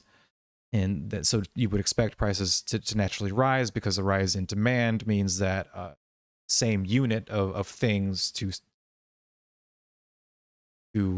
be allocated to that rise in demand rather than just be given to the people who first get there and get it for the same price. The rise in price constricts the consumption and enables more people to receive the product for their most immediate needs, rather than somebody hoarding it, basically using their early bird status to gain an advantage for the market. This can also be used with Federal Reserve and their expansion of the money supply, which after this video. But yeah, it's all. You can explain this all. You can explain everything using very basic principles. I haven't really changed much in terms, like I've learned more about this stuff over the years but I mean, you know me, I argue this shit with people for years and years and years and years, and almost everybody is fucking way behind, and I can immediately tell they don't have any understanding of fucking any of this shit, and never did, don't even understand that it exists, and therefore it's like, why would I change my mind based off of somebody who clearly knows far less than. Right. And like and you would even look at like people like fucking Richard Wolff that we looked at a couple weeks ago, right? Like, you think that guy could have this conversation with me? In terms of like he could hold his own and be like, oh yeah, I know all about the time preference and Austrian Menger's theory of marginal utility. Maybe he fucking does. Absolutely not. But like, no, I don't know. I'm very doubtful because I mean, and I can talk about the subjective theory of value and Marxist theory of value, fucking, because I started off believing that shit was how it worked, and so yeah, how am I, like, even though he's like a professional little quote unquote economist who does lectures and writes books and stuff, it's very easy for me to, like, if somebody was to like like some commie who like my friend or something, who was like, you got to watch this Richard Wolff guy because he really knows what he's talking about, so convincing. And I could just be like, listen, I'll let me give you a history lesson, and then I would go over the content of what I've been going over for the last hour and a half or so, and the stuff that we're going to go over in the subsequent time.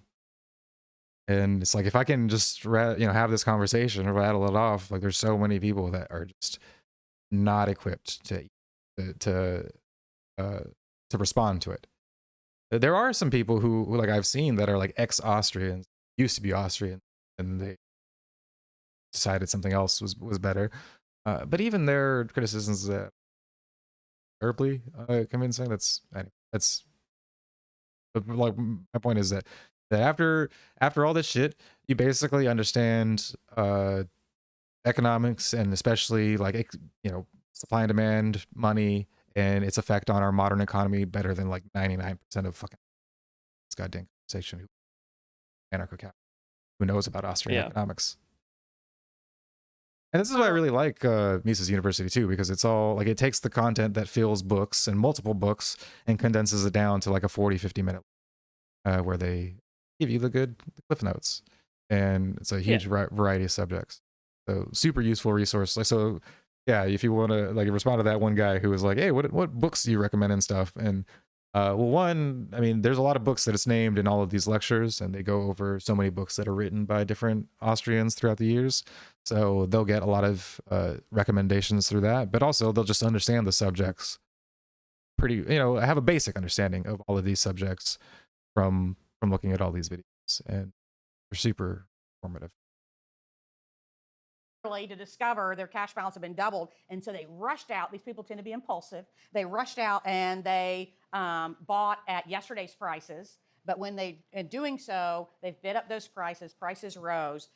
Those who slept in, smart people, or waited a few days, not as impulsive, before spending the money, they lost out because they made their purchases with the extra money after the prices have risen and their cash balances have decreased in purchasing power. So the increase in money supply did not benefit society as a whole, but early spenders are benefited at the expense of late spenders. Since every money supply is equally optimal and a larger money supply is no more beneficial than a smaller money supply, nobody, including economists, including the Federal Reserve, nobody need be concerned what the optimal supply of money is. Under the gold standard, the one and only way to increase money supply would be mining. You'd have to dig gold out of the ground. Okay, mining, that production process requires the use of scarce resources, and therefore it's costly. So we're only going to be mining gold as a productive endeavor if it's profitable, right? And the profitability of mining is going to be affected by the cost of mining, right? So if the costs fall, that means mining is more profitable, so we would mine more gold. If the costs rise, then production is going to be less profitable, and we would decrease our mining activity or maybe even shut it down altogether. So one factor that's affecting the cost of this gold production is the price level, which is affected by changes in the money supply. So when the price level rises, the prices used in mining, the cost of the resources used in mining gold will also increase, and gold production would decline. And the opposite would occur, of course, when the price level fell. So we should point out that with commodity money, like gold or silver, that an increase in that does have a benefit in society, because part of this increase in the gold or silver goes into consumption, right? It's not all used as a medium of exchange, but we can have more jewelry, electronics, those things. So you can get gold by buying it or mining it. You can also get it fraudulently by counterfeiting it. Now, one is to look at the effects of counterfeiting so we can better understand the inflation process. So let's say some bad guys get together, they mint some counterfeit coins. They're actually made of brass instead of gold, and they're, to the naked eye, untrained eye, they are not easily detected. They go, these brass coins are spent and not detected. So they spin these fakes, and that's increasing the money supply and increasing also the demand for goods. And they go out and spend these fakes. That increases the price level, is going to decrease the purchasing power of money. It's just like the Angel Gabriel model, except for one crucial distinction. The key here is that the fake money enters into the economy. It's not spread out over all of us. It's not where all of us have our cash balances doubled. It enters in a specific point in the economy. And then it spreads throughout the economy as the fake coins get spent and respent over and over. The result is going to be that the demand for the local goods, where the counterfeiters, the bad guys were, the prices of those goods will increase first. And then it spreads until eventually all prices are affected. So the counterfeiters, they're like the early birds, the ones who went out and spent first. They spent the money early in the process, and they benefit at the expense of those who get the money late in the process or not at all. Think of the people who are on fixed incomes. They are worse off. They have the same income, but their money now has lower purchasing power, the higher price level. So counterfeiting is really a subtle method of fraudulently gaining at the expense of the rest of society through this inflation increasing the money supply process. Okay, so the last thing, and this is from Hans Hoppe. So one thing, I don't think she's going to go over to the next 3 minutes. So once the lecture's over, like, you can sort of, like, if you think about it, you can sort of see how the structure or the example of how counterfeiting works in terms of affecting prices and the monetary supply, and benefits the counterfeiters and the criminals who are willing to circumvent the system. You can see how this train of logic works with fiat money, Federal Reserve System, and fractional reserve banking. So I'll explain that just after this video is done. Said and I learned this at my very first Mises University in 1992. He said, we would not expect money to be paper. We would not expect money to be paper because we said money is not intrinsically valued. There's not, it's not going to be able to command a lot in exchange. It doesn't have a high value in exchange. Also, we would not expect money to be national, because then at the border, we're back to double coincidence of wants problem, right? I have to have, I have to find somebody who has francs and wants dollars, when I have dollars and want francs. So then we're back to that problem of double coincidence of wants. Then also, we wouldn't expect it to be under the control of any particular entity. We wouldn't expect it to be that, because we could have just the money supply adjusting with the price as a money supply. Sorry, any money supply would work just as well as any other amount of money through changes in the price level, right? And the purchasing power of money, or the value of money in exchange, adjusts so that every single exchange can be facilitated. So we would not expect it to be under the control of any entity. So why do we have national paper money under the control of a central bank?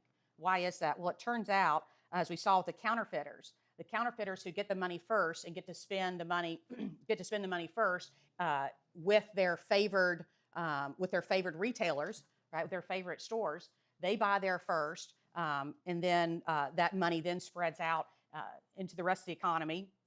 And we have the purchasing power of money falls as the price level rises.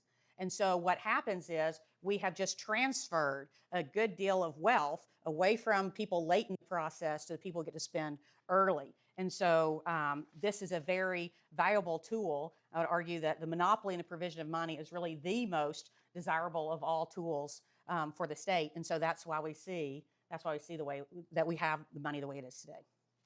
Okay, thank you. And so just how much do you know about the Federal Reserve? I assume that you know just a bit, since it's talked about all the time in Tumblr circles.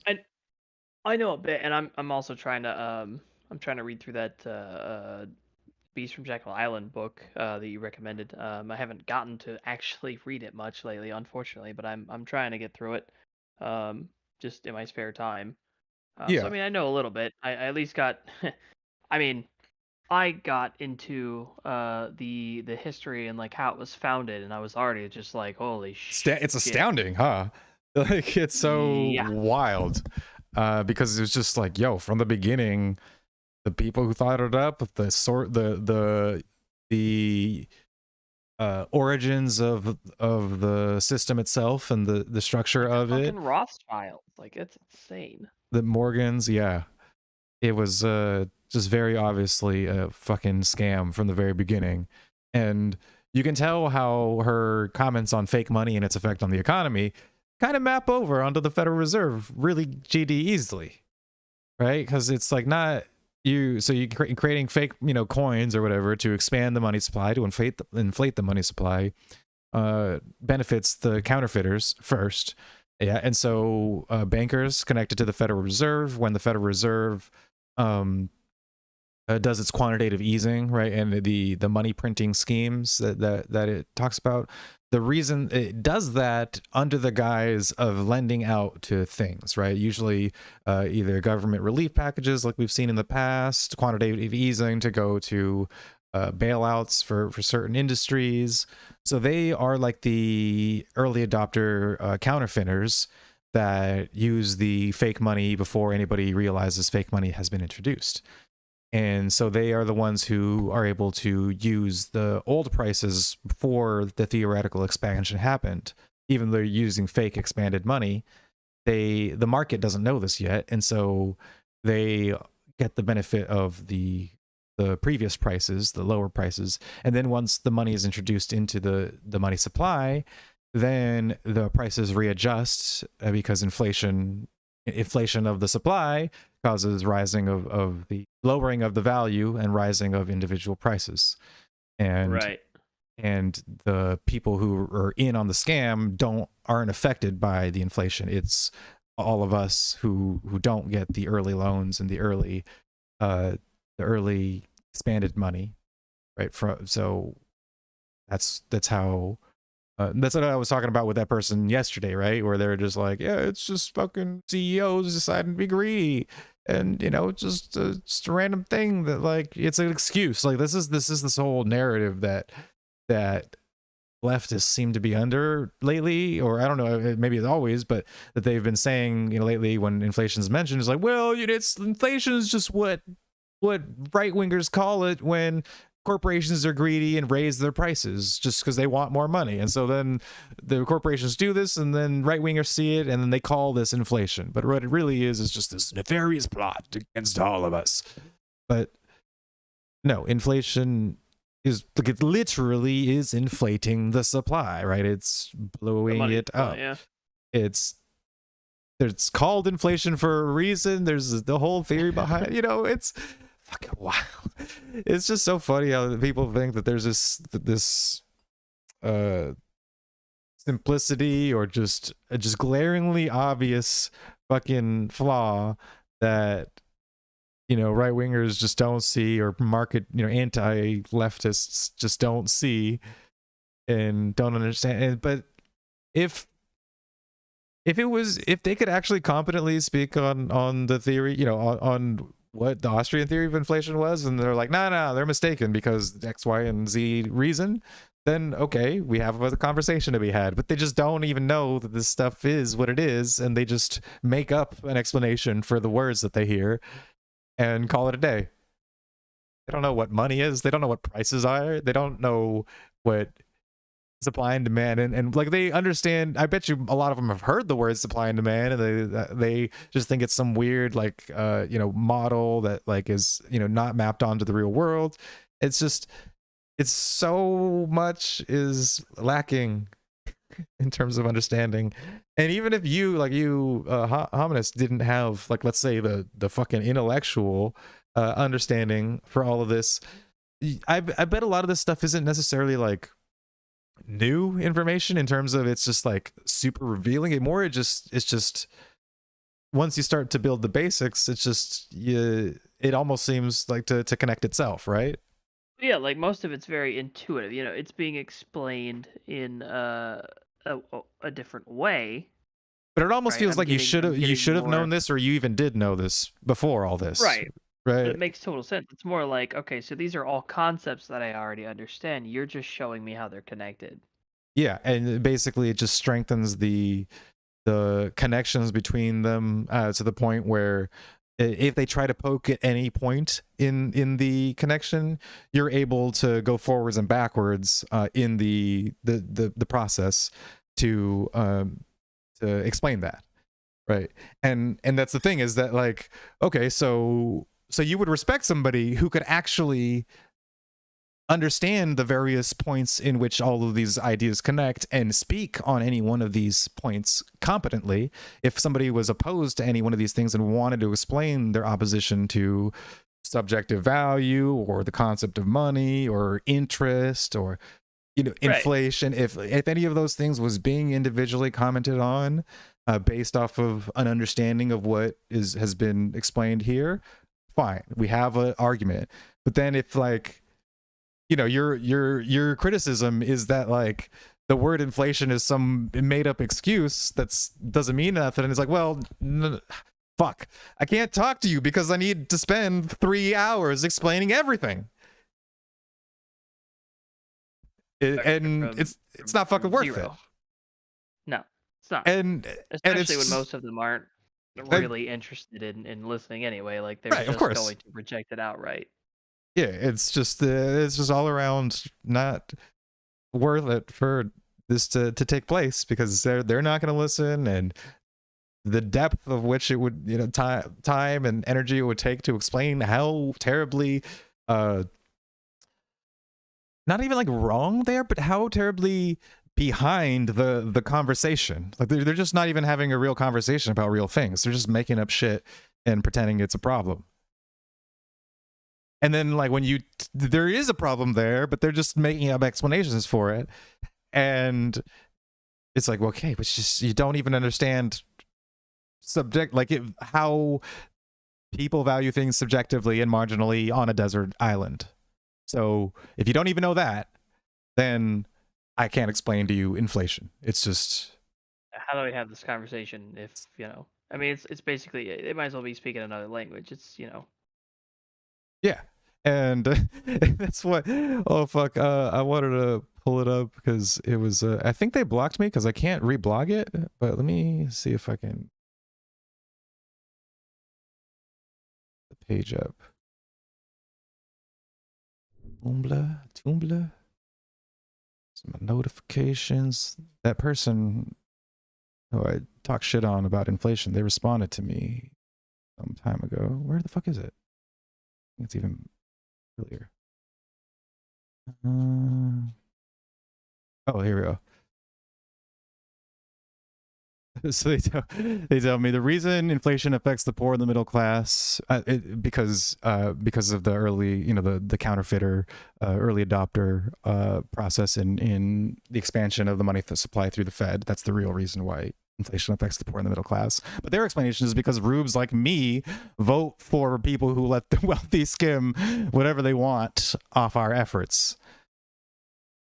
And I've never voted in my life, and I think that CEOs and corporations should be dismantled because they're government fictions. It's just like this guy is so fucking behind on the conversation. That's like the only way that he can, that he thinks like because I'm critical of unions and said stuff about inflation being a real thing, he doesn't understand what this explanation is, that inflation is expansion of the money supply, and that why it would affect the poor and the middle class. Doesn't even probably understand what inflationary monetary policy, those three words put together, he doesn't even understand what that means. And his rationalization, or his or her rationalization for my positions and the things that I've said there and the gibberish that they don't understand, their explanation is that I vote for right-wingers who don't do anything about wealthy people. It's like, well, okay, you just, all I could do is tell you that you have like a fucking million things that you don't know. And I mean, you just don't know so much. And yeah, that's okay. Where we go? Oh, money. Here we are. Yeah, that's fucking just pertinent example from like yesterday. And yeah, I tried to reblog and just, you know, make some smarky shit like, you don't know shit about this or that, or me voting. See, you know you done fucked up and you don't know where you are. You were a lost little child when you accuse me of voting for anybody for any reason.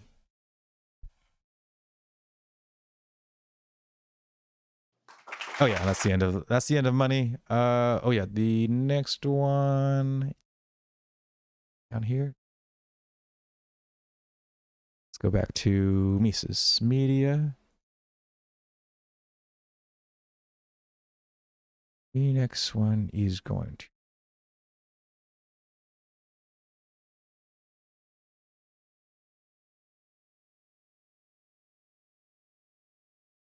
interest. Here we go. Yeah, I was watching a bit of it. We'll go back to the beginning. This guy isn't as charismatic as Sandra Klein, but he's very knowledgeable and a good source of information, despite his elderly lecturing style. So yesterday we talked only about what we might call cash prices, or what in finance would be called spot prices. We were just talking about the immediate actual trade price of goods. And oh, and just so yeah, again, the gist of this interest is going to be the introduction of how time affects value and prices and time preference, and yeah, because it's important in like a more complex economy where saving and investment is a thing. Factors of production, and of course you did this for money as well in the market. You know, what's the actual exchange value of the things that we're buying on the spot in the market? So you go to a restaurant and you pay for lunch, and that's the spot price or the cash price. The transaction is completed right there. There's no temporal dimension to it, right? There's no time dimension. You're just taking the money and paying, and you're getting the service or the good. So those are the prices that we've talked about so far. And the same is true of money. If we want to talk about money's price, it too has a spot price, so to speak. It has exchange value right now for buying things. But then there are prices that have a time dimension to them. And that's what we want to talk about now. What about prices that where there isn't a synchronous element to the trade of money and goods? What if one part of the trade is done earlier as opposed to another part of the trade? Or what if people are agreeing to make trades today at some future date at a price they agree upon today, forward prices? Right? What about those? So that's what we want to delve into in this session.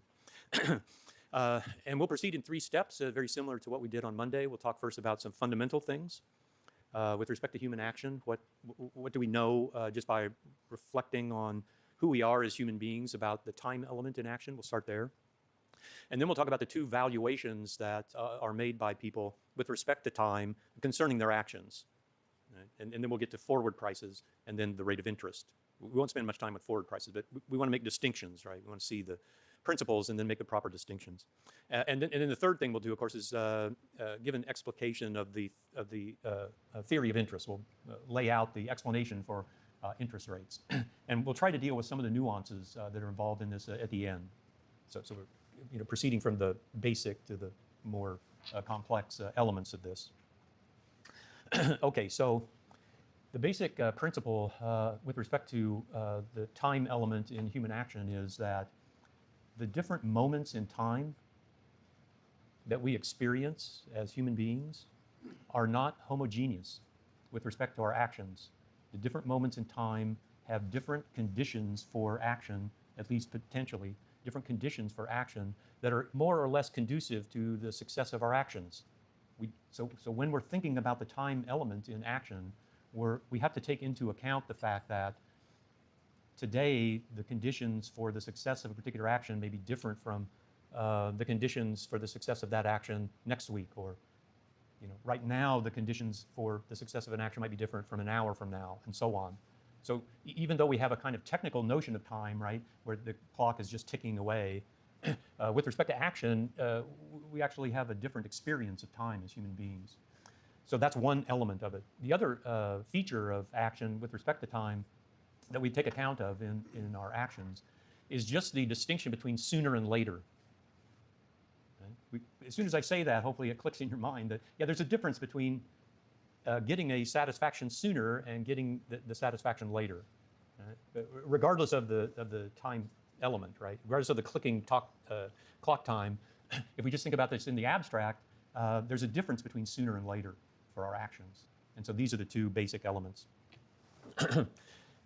And this really, again, basic and intuitive idea that value can be tied to when you receive a product or service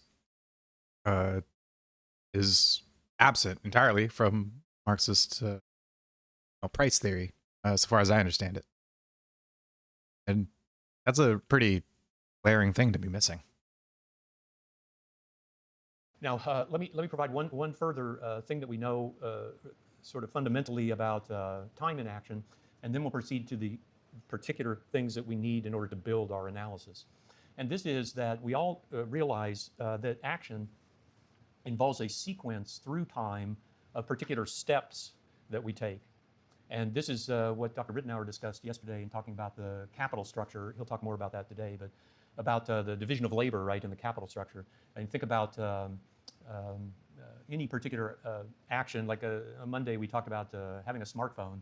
But in order to produce a smartphone, we have to first extract certain raw materials out of nature and then work on them to produce components of the phone, and then take the components and assemble the phone, and then ship it to the consumer who can use it as a consumer good. So all of the goods that we use in action follow this same kind of process, right? We take labor, we extract a raw material out of nature, we use it to produce some capital good, and then in combination with other capital goods that we produce in a similar way, we eventually reach the attainment of the end, which is to have the consumer good to act and satisfy our preferences. So this time element that exists in action is always present.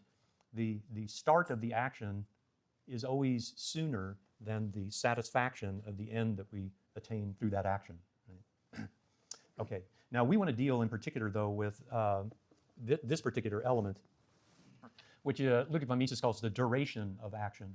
This is the key to understanding the two principles of valuation that I mentioned already. And the duration of action can be defined in the following way. Every action has a duration, it has a start. And therefore, there's a time before the action occurs. And then we choose the start of the action. And then the action has this duration, this period of time over which the action is processed in motion by the actor. And then the action has an endpoint. So there's a time before the action, there's a duration of the action, and then there's a time after the action. And the basic point that I mentioned already is that when we start an action and when we end an action is a choice variable for us. How do we decide when to start an action and when to stop it? And the answer is we decide according to our preferences. This is a decision that we make with respect to how we value the attainment of the end in the action. So this is the first step. And then the second thing to point out about the duration of an action is that the duration of action, because it involves production and consumption, we can subdivide the duration of the action into those two component parts, right? Two time elements. There's a period of production. Like again, let's say we want to produce an automobile, then we'd start the action by mining iron out of the ground and extracting rubber out of rubber trees and so on and so forth. And then we'd produce the body, steel, and then the body fenders for the car. And we'd take the raw rubber out of the trees and we'd make tires for the car and so on and so forth. Then we would assemble the car. And so there's this period of production. And the period of production, of course, could vary. We could have different technologies which would allow a variation of the period of production. It's a choice variable to decide. Do we want a period of production this long? Or do we want a shorter period of production? Or what would happen to the output if we shorten the period of production or lengthen it out? There are automobile companies, for example, still today that hand make the assembly process. And he might mention this in like the coming sentences, but the cost of that innovation, right? It has a certain cost benefit, and that is weighed into the decision whether to apply it or not. Because if it's a new, if it's a new process, it has to have a comparative value to the old process, and whether it might make the process more "quote unquote" efficient in terms of like the structure of production, but it might be more costly of an investment to do it.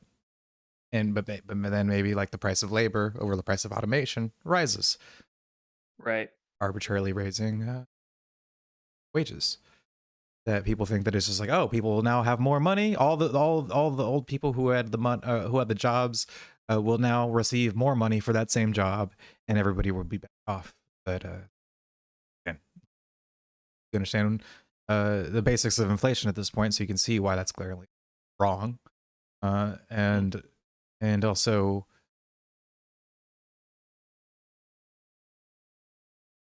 that yeah, prices will readjust to reflect like people's desires based off of income. Giving people money, giving people more money, then it affects the amount of people that are employed, because labor that costs more is utilized less. It's Mm-hmm. And this undoubtedly takes longer than. And so actually I wanted to ask you, like, so now having again gone through like these past couple hours, like stuff that I would argue against, or stuff like the minimum wage that you were generally against, does it like you do have like a more kind of like connected understanding of why minimum wage would be like a bad thing necessarily? Oh yeah, absolutely. Like because you were opposed to it before, obviously, because it's just a state thing that's like wrong to impose upon a Well, market space also, if you, by force. I feel like does it have? I mean, I feel like it also has some effect on like competition in terms of like wages and stuff like that. I mean, usually I see the argument that like if there was no minimum wage, then you'd have company A pay people like $1 an hour to do something, which my response usually is, okay, well then company B would pay more, company C Mhm. would pay more than A and B, and so they would, oh well, now company A can't get anybody to work for them because And the nobody wants to worth work for $1. and the worth of the new worker is marginal, because you have a workforce and you want to add another worker, and that worker adds another X amount of units of product, let's say, right? And so how much is that X amount of new product worth to you? Well, it's again the marginal value of your least desired want or need. And so for a business, that has a certain like X, has a certain monetary exchange rate, and then that exchange is worth something to you as a business, and the worker has a cost, and adding one more worker he's going to add a certain amount of benefit to you as a team, to you as a business. But if his cost is more than you're willing to pay, marginally speaking, for another worker, then you're not going to make that decision. And if he is, then you will. If your factory is full of workers who are all doing the things that you need for your current capacity, and an additional worker just creates more, like your current workers get less time, which means that they're less happy with the job, and they don't have enough to live off of because they're going to part-time instead of full-time, right? It has to in order to justify the expansion of the worker, you have to have saved up enough excess money to justify investment in like new, let's say, gene factory, whatever, like new factory space and the new equipment to produce all that. So that, and then the upfront capital to hire a bunch of workers to produce all that stuff and then create additional value for you.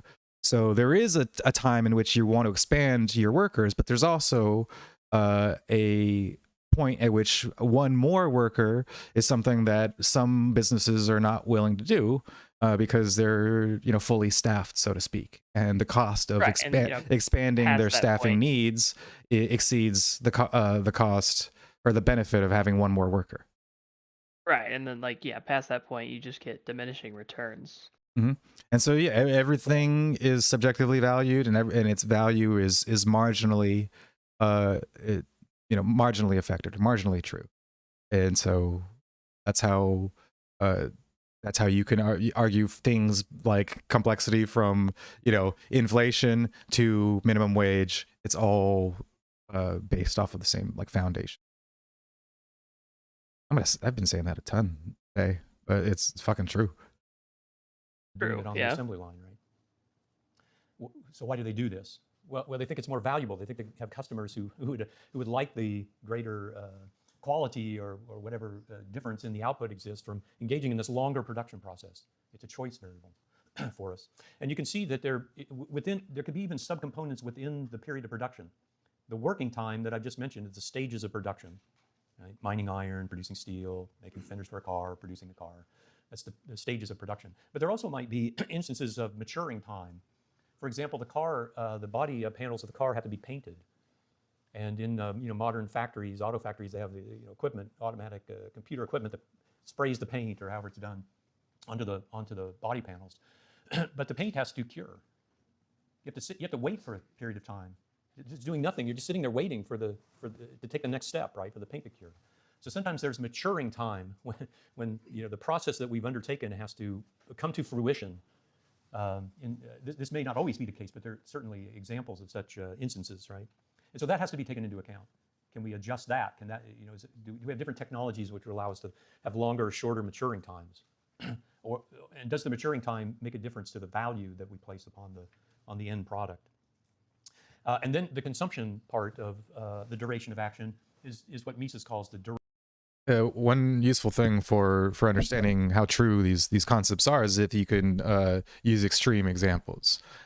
So like for minimum wage, you can ask yourself, well, is it beneficial at any point? Like if you raise it to $15 an hour, why not raise it to $500 an hour? Would that make everybody better off? And so if everybody got $500 an hour, would the economy stay the same and just everybody's just suddenly magically richer, or does it have other effects? And the same is true with this. Like if the paint curing process or all that took 2 years or 200 years, then does that affect the value of that action, the worth of that action, in including it in the production process? Very obviously, yes. And so, yeah, that's how you can like use these like the logic of all this shit applies from the simple to the most extreme. It's still all the same train of thought. Duration of serviceableness of the good. So once we produce the good, we can use it over and over again, at least in principle. Some goods, of course, are perishable, right, like food. But there are other goods that are durable. And even sometimes food can be somewhat durable, right? You can buy a large pizza and eat half of it and refrigerate the other half and so on, right? It's a choice variable. Hell yeah, you can. We choose according to how we value the different options. You could just leave it out overnight and take the fucking risk like a man. I mean, you know, you got a strong stomach, right? Yeah, exactly. And so there's a duration of service. Oh man, it's funny to me how as like a professional cook, how much I eat cold food, right? That's just been sitting out for hours. Because I mean, usually, I don't know, I don't have like regular meal times, and especially now that I'm like the lead on the shift, I make sure everybody else gets their breaks, and then if fucking rush happens, I'm just staying there to deal with it all. I'm not gonna walk off the line and let my other line work. Even if somebody like knows my the station on the line, it still leaves them like a person down, and then if it's busy, I'm just not gonna do it. So you know, I'll make my food like when I can, and I'll just fucking put it aside and then eat it like hours later. Fuck it, man. As long as you get a meal in, it's worth it. Exactly. I mean, I joke about it, but it's true. I've eaten from worse places, so you know. Yeah. You could build a car that has a lifespan of 20 years. You could build a car that has a lifespan of 5 years. You choose between these options according to the way that you value. You know, if you build a cheaply constructed car, then maybe you could get it at lower price. And if you build a more durable car, you pay a higher price, and extend the life. And then you can extend the life of the car, right, through maintenance and so on, right? This is how we think about, or conceptually, this is a good framework for how we think about our action. There's a duration of serviceableness of the good. Okay, so now with this as background, we can address these two ways that I mentioned already of valuing our actions with respect to time. And the first, to have a name for this, Joe Salerno has suggested, and this is, I think, a very apt name. He's called this the time schedule. This is referring to the timing of action. When do we start the action? When do we stop it? Will the action have more value to us if we do it today or tomorrow or next week or 2 years from now or so on and so forth? So this is the idea. We have a timeline from the left to the right. Time is just passing on, right? This is maybe 8 o'clock in the morning today at the left side, and 6 o'clock in the evening today at the right side, or this is 2022 on the left side and 2025 on the right-hand side, right? It depends on our action, how we're thinking about the time frame of it. And we're choosing where to place our action in this stream of time. That we can do, right? And as Mises likes to put it, he has these felicitous phrases in human action where he says, time is an irreversible flux. That is to say, each moment is different with respect to the application of action, the success of the action that we would take in different moments of time.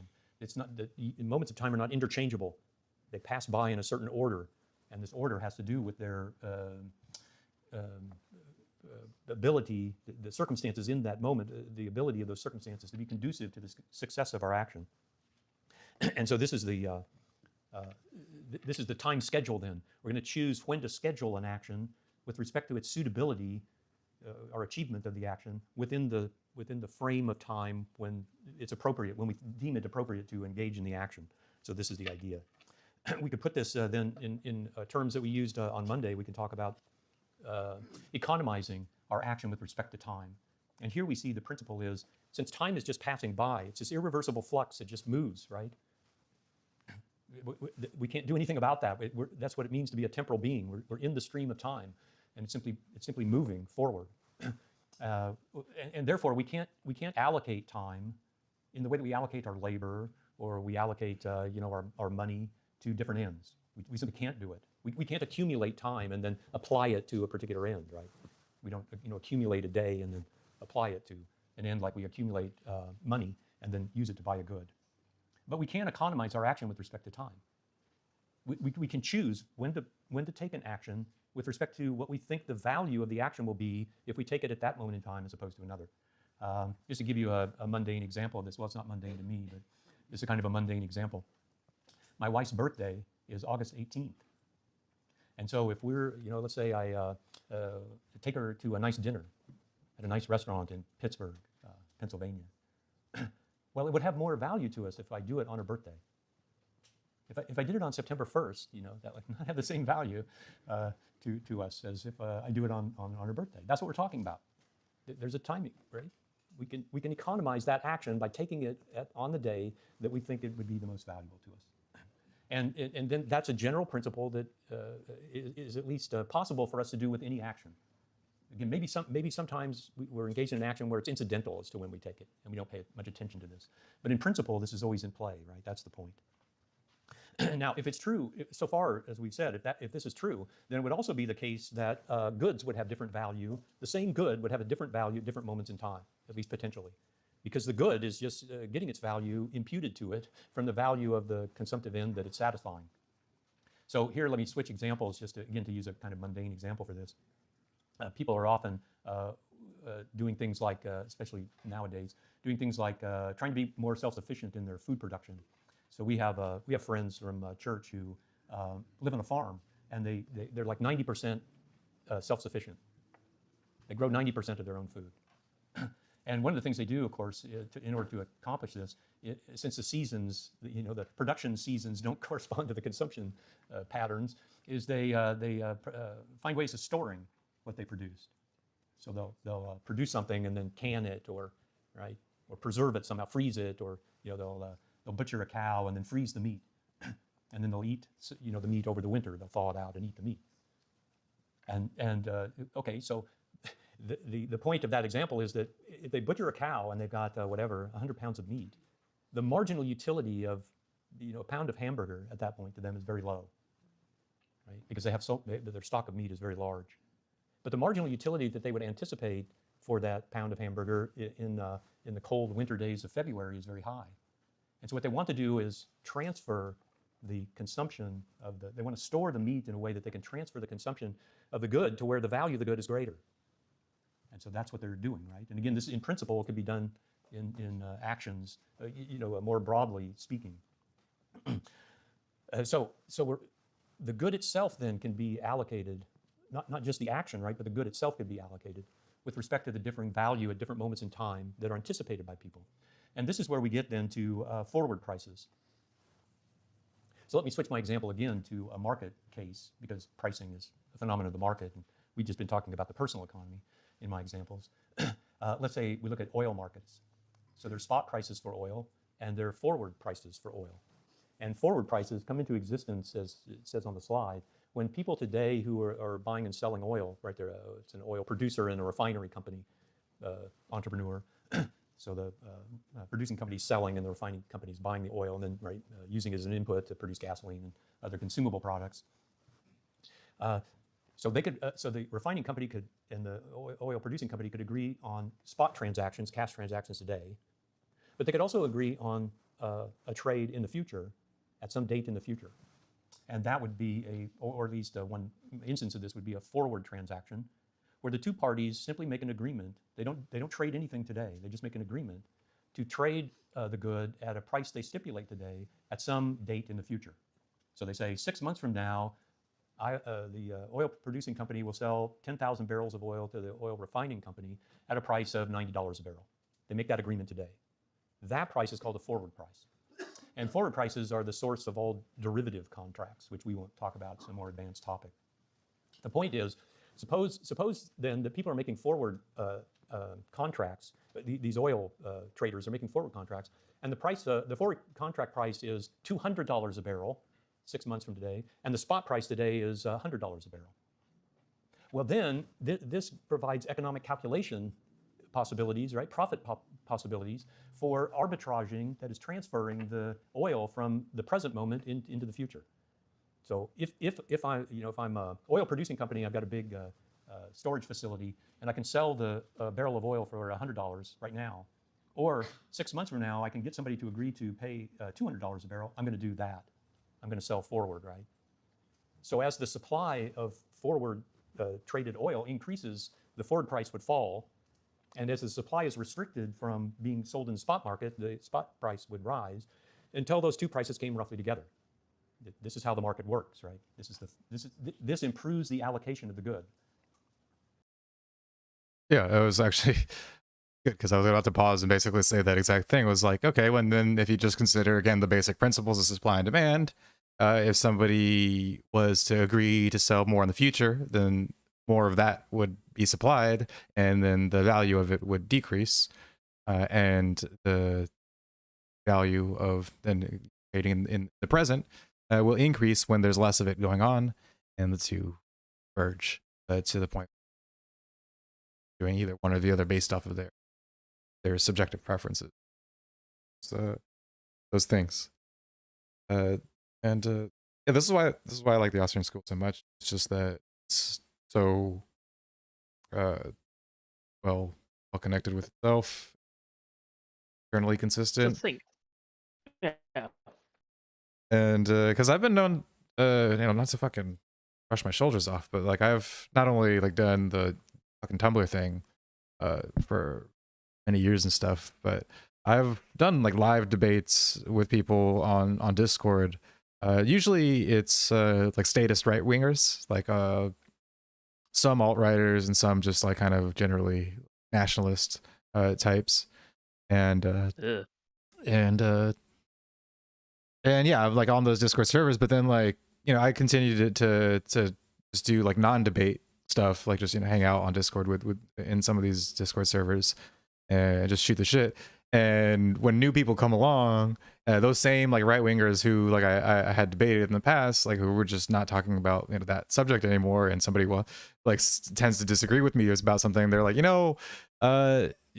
maybe I don't agree with everything Danny says, but he can defend it really fucking well. And so you just be careful, when you're thinking that you're gonna just come and sweep over his position because he's disagreeing with you. Like it's an endeavor that's going to take a lot of effort to overcome. It's not an easy thing to just debate me and win on the topic of anarchism and money and all that shit. I'm not saying it can't be done. Right. There's not people who have better understandings of these things, but most people who venture into it, whether it's fucking text or live talking about it, I can make my knowledge on the subject understood to people who doubted me before the start of the conversation.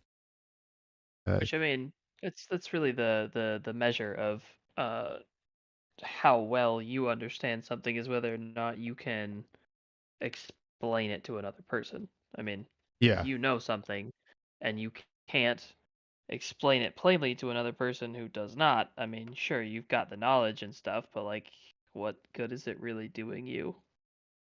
Yeah, and it's those people can't readily like poke holes in a train of logic, even if at the end of it they want to stick to their own position. It's happened with progressives and with right wingers both. Yeah, I mean, they will, but they still have to. They will flat out say, "Yo, like you seem really well informed on this and able to defend it." And I'm not saying any one thing that you said is flat out wrong. I think maybe there's something else. They think that if they were to have the conversation further along, they could find something that underlies it that just didn't go. I don't know. Either way, yeah, that's what it helps, is to have this sort of like structured knowledge of advocacy, because I respect anarchists. Like there's plenty of people on Tumblr who are anarchists and are not like red Austrians. There's plenty of them, and that's fine, because the principles of anarchism is just understanding that the nature of the state, disagreeing with its right to exist and dictate our lives for us. And this logic is all it takes to be an anarchist, and all it takes to be an individualist, pro-freedom advocator. But when it comes to like being convincingly proficient and persuasive, let's say, and not necessarily in changing people's mind, but at commanding respect for the fact that you can't be just over simple arguments. There's a lot of value in take pride in having fucking being an absolute nerd for the past like 15 years. I want to say I first started reading like Thomas Sowell, I want to say when I was like 19. So thanks to a dude who was a college Republican at the time. He was as I was a fucking like socialist, commie loving punk rocker, leftist, and he was a fucking college Republican. Like read some Thomas Sowell because you seemed like you might be interested to say. And then read that and read like Mises and all that stuff, and that was beyond what he had, because he just remained like a general Republican-y conservative guy, and he got a degree in economics. I think it was in economics specializing in finance, because he became an auditor for the IRS of all fucking things. Jesus. Yeah, but I mean, yeah, he was my friend since like elementary school. It's like, I would, that's satanic, but also, okay, fella, I guess. But you're when the time comes, you're up against the wall, buddy. I'm sorry. Find something else to do. Not really. Seriously, because oof. A big oof. But he understands like the basic like Ben Shapiro conservative economics type of shit. But it's more in line with like the Milton Friedman Chicago school, because that's also Tom Sowell was from the Chicago School of Economics.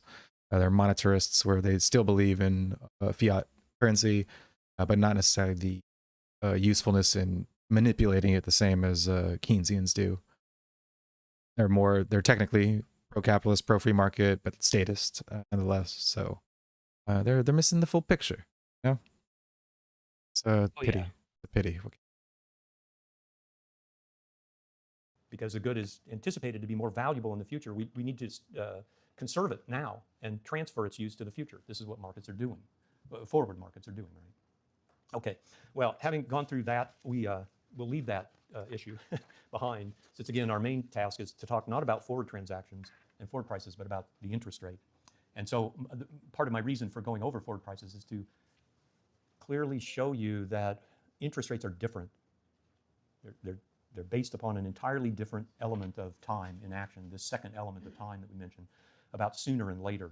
They have nothing per se to do with forward prices. That is, with the timing schedule of things. They have to do only with sooner and later. And we'll see why as we go through this discussion. Okay, so this is the next step, right? We want to move now to the second way in which we value action with respect to time. And here we're concerned with this duration. We're concerned with the sooner and later aspects of the duration of a particular action. So now what we're saying is, suppose that we have action already set in the proper time schedule. So this action that I'm displaying on the slide is already being taken or placed in the time frame that the actor thinks is most economizing. So we've taken that problem off the table. We're not talking about that anymore. We're saying, suppose the action is already placed in the proper time to get the most value.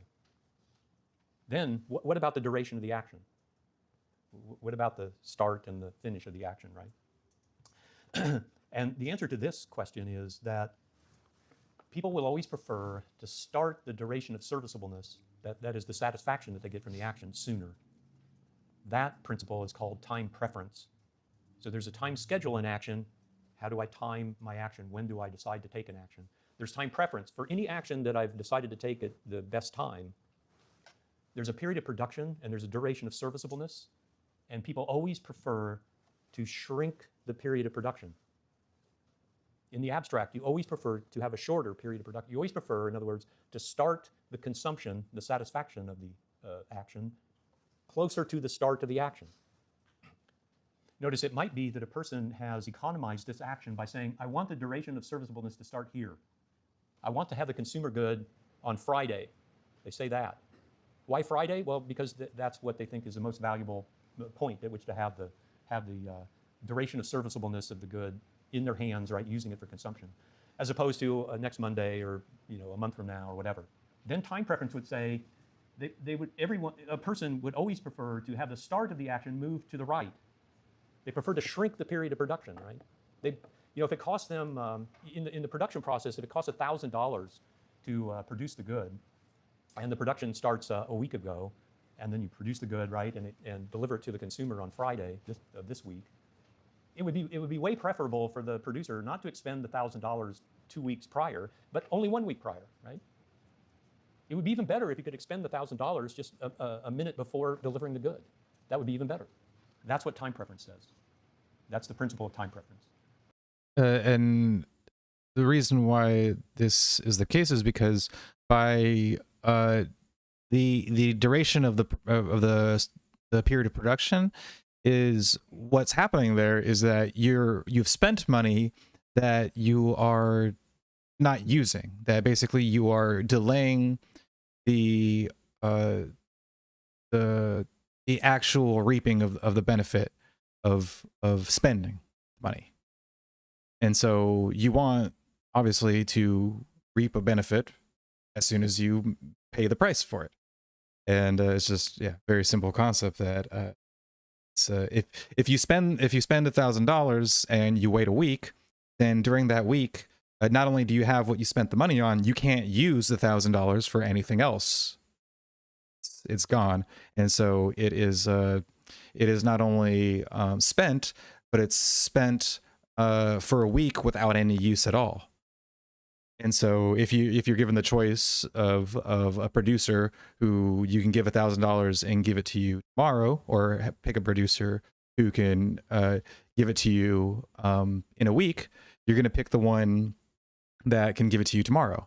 But then if the price of the one tomorrow goes up, you may be less and less inclined to pick the one tomorrow. And at a certain point, there is a time when the one, the increased price of the one tomorrow then becomes not valued more than the one in a week. If the price increases so much that you're like, you know what, I'll just wait a week to consume that. And then, so this is like why Amazon can be so successful, just in the abstract of like their, not in terms of like the favoritism that they've gotten in terms of tax breaks and money and subsidies and all that, but just in pure concept, that they are going to be more successful than other providers of their products generally, because they can provide those products sooner, and that the cost of providing it sooner isn't that much more expensive, right? If it was, most places before, like Amazon, when you had shipping that was sooner, it got way more expensive real fucking fast. It got way more expensive, yeah. And so that's how people would decide, and so the disposability of their income, which is based off of its marginal utility, people would make the decision, the economic calculation, to either pay less for shipping that takes longer or pay more for shipping that takes less. Because of all of these concepts, and time is being an important one that's kind of easily understood. And then, like, when it got to the point where Amazon's like, I'll give it to you, not only I'll give it to you tomorrow or in 2 days from now, but the cost of you getting that benefit, pretty fucking low. In fact, you pay one price and you just get the benefit for a whole month. And so if somebody could be in a situation where that's not worth it, because maybe they just don't buy a lot of things that Amazon could provide, and therefore they don't get $15 or whatever the Amazon Prime price is, $15 worth of benefit from for paying that and getting the shipping benefits of that, because they're not spending to get stuff shipped online regardless of how convenient it is, how cheap it is.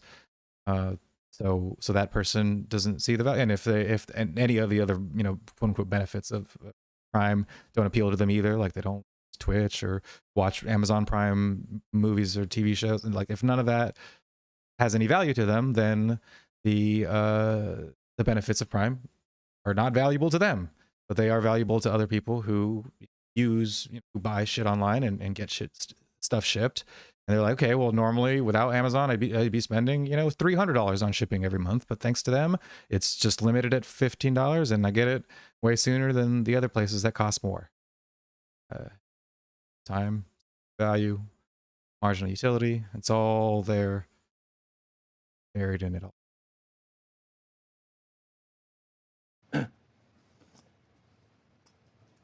Mises, again, has a very felicitous phrase that he uses for this. He says, time preference means that there is disutility in waiting. There's a disutility in starting the production and having to wait until the good is produced so that you can get the satisfaction of the consumer good. That people don't want this. They want to shrink this. This is a aspect of action that they want to minimize. Now, whether or not a person can minimize the period of production, we've already pointed out, depends upon the technological possibilities, depends upon the conditions of their environment, right? Whether there are alternatives which would allow them to shrink the period of production. This is an open question. What time preference is saying is that people would always prefer the shortest, most productive production process possible. That's what it's saying, right? They prefer to shrink the period of production. Okay. So that's the basic idea. Now, some. Yeah, and they prefer to shrink that period of production, but that has a cost, right? It has either you have to, you know, expand your workforce, or you have to invest in technological improvements, and all those things cost additional money. And the marginal benefit of doing so is tied to the marginal cost of doing that, and then that weighs in on the decision, include and the time factor of the usefulness of the benefit, right? If you hire more workers today, or you invest in technological advancement today, there's a lag between when you're going to see the benefit of those things. So time preference again affects whether or not that change in the production processes will take place, because it all affects the value cost of all these things. Sometimes you'll see the definition this way. And so once again, there's a lot of terminological, I'll say ambiguity, a lot of terminological nuance and difficulty in all of the language that's used in this field. But sometimes you'll. Yeah, what's up, Jedi? Now it's not Monday, but I didn't have Monday off this week. There was some, temporary adjustments in the workforce at my job, and so I needed to take Thursdays off, and then yeah, so we're doing it today. Next week, it's back to my normal work schedule. You'll see the And but this one, if you're just joining now, by the way, this is one that you might want to revisit at the beginning of, because yeah, if you've been curious about Austrian school and like my economic outlook, this is sort of like a really good primer. Yeah, crash course, exactly. Hominis here is kind of going along with it, pretty fresh to the ideas, at least from like the technical Austrian perspective. And so yeah, he can attest to how structurally beneficial it is to understanding this wing of economic thought. No, yeah, not Monday at all. definition written this way, that a satisfaction is preferred sooner as opposed to later. A given satisfaction, right, is always preferred sooner. Now that's not quite as crystal clear as Mises's notion of the disutility of waiting. But it's a shorthand, right? A given satisfaction is always preferred sooner. From the start of the action, it's always preferred sooner as opposed to later. The other thing to emphasize here, by the way, you would also see another phrase, which I'm not going to talk about anymore. I don't even have it on the slide. I just want to mention it in passing. Sometimes you'll see the phrase, present goods are preferred to future goods of, the same goods, right? Present goods are preferred to those goods in the future. And that's the worst way to say this. That's the most ambiguous way to give a definition of time preference. But you can see why that would be so. You can see the sense of that, right? But in any case, we won't, I'm setting that aside. Maybe we can have a discussion later if you're interested in all of that. The thing I want to emphasize here is that time preference is a logical necessity of human action because we're temporal beings. When we talk about the existence of time preference, we're not talking about psychology. We're not talking about physiological needs or things like this.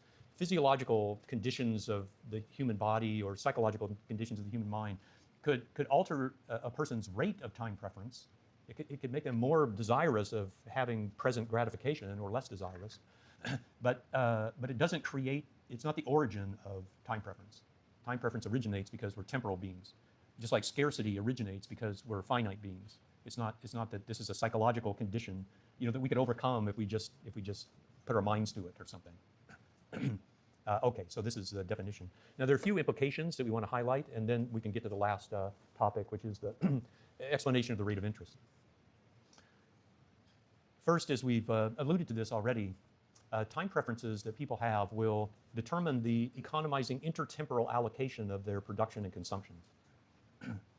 So here's the terminology. If people have low time preference, this means that their intensity of desire for sooner satisfaction is less. And if people have high time preference, we're referring to people whose intensity for sooner satisfaction is more intense, greater.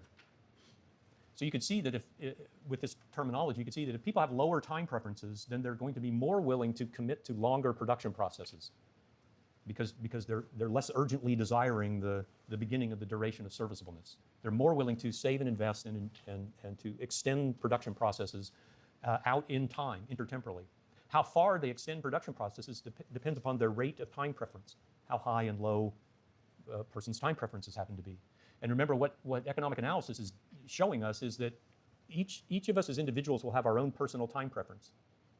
And then when we integrate our personal economies in the market will collaborate all of our, right, we'll be able to integrate all of our personal economies, and we'll get market prices as a result.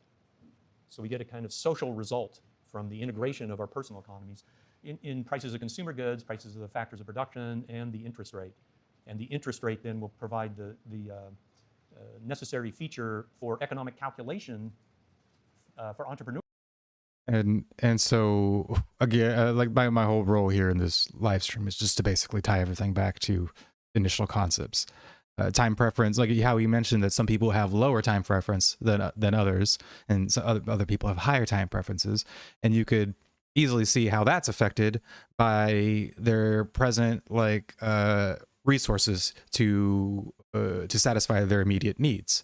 Somebody who is poor and has very little in terms of food or shelter or any of that stuff, their time preference is immediate. It's more is shorter, it's a higher time preference, which means that they prefer to have things more immediate, and therefore their consumption habits or their spending habits and that sort of thing are going to be along the lines of alleviating those immediate needs.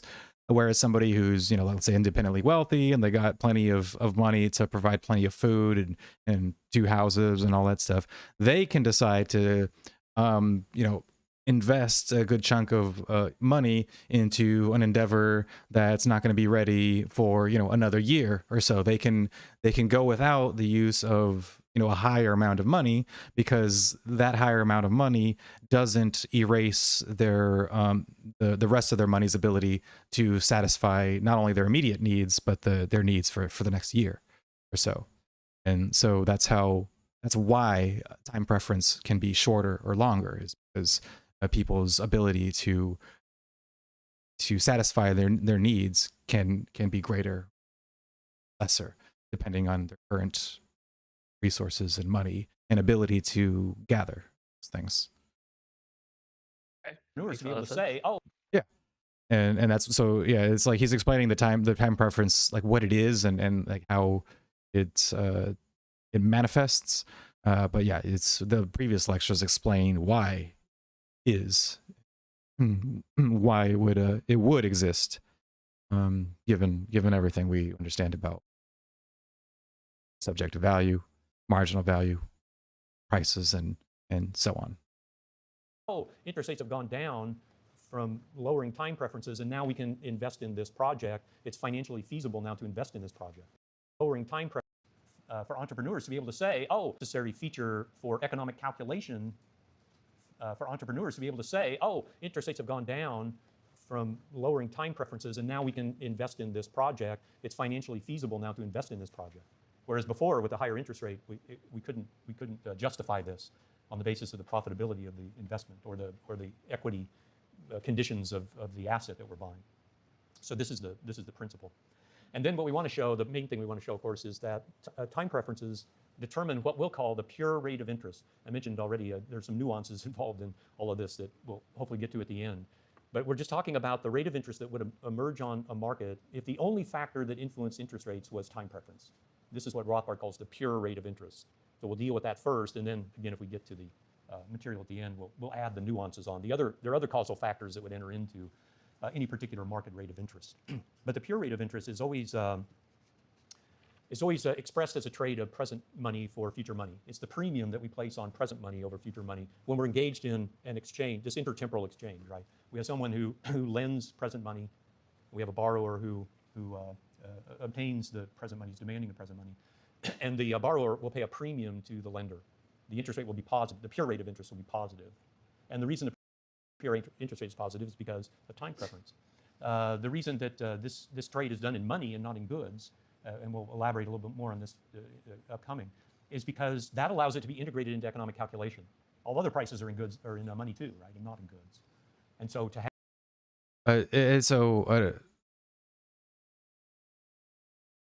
interest gets so complicated so fast depending on the type of asset, of course. Yeah, I mean, this is based off of the previous sort of lectures. Actually, it's in the beginning part of the stream that we've been doing. This is kind of like why I wanted to go over this. Is that they first established markets and pricing, and then sound money, and then so using sound stable money, then we're talking about like how how interest would explain that or how it would affect that, compounding off of what was previously sort of established.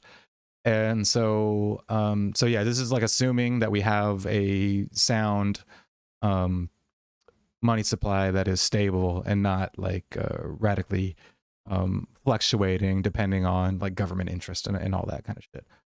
And but yeah, what I want to say also, like interest, like interest is very interesting when you think of time preference too, because you think, okay, so the lender, time preference is very obviously true, because like the lender, if he was to get the same $1,000, like he lends $1,000, let's say if he was get the same $1,000 back, a week from now, then he might not do that, because why would he just go without $1,000 for a week just to get $1,000 back? There would just serve no benefit for him to just not have the $1,000 to spend, unless he was getting more than $1,000 back. If the cost of his time, if he's like, okay, well, I'm gonna get fucking $1,100 back at the end of a week, then he's like, yeah, sure, I'll lend out $1,000. I'll go without it for a week, and then at the end of it, I got a $100 benefit. And the same for somebody else who, let's say, has a more higher time preference. It's a more immediate time preference, and so he wants to receive a loan of $1,000, and he figures that the week's worth of using the $1,000 will net him enough time to either have $1,100 to give back, or to use that $1,000 to generate more than $1,100. And so the lendee would then determine whether, how worth it the whole process is, depending on those factors, and the lender determines it on the basis of the opposite factor.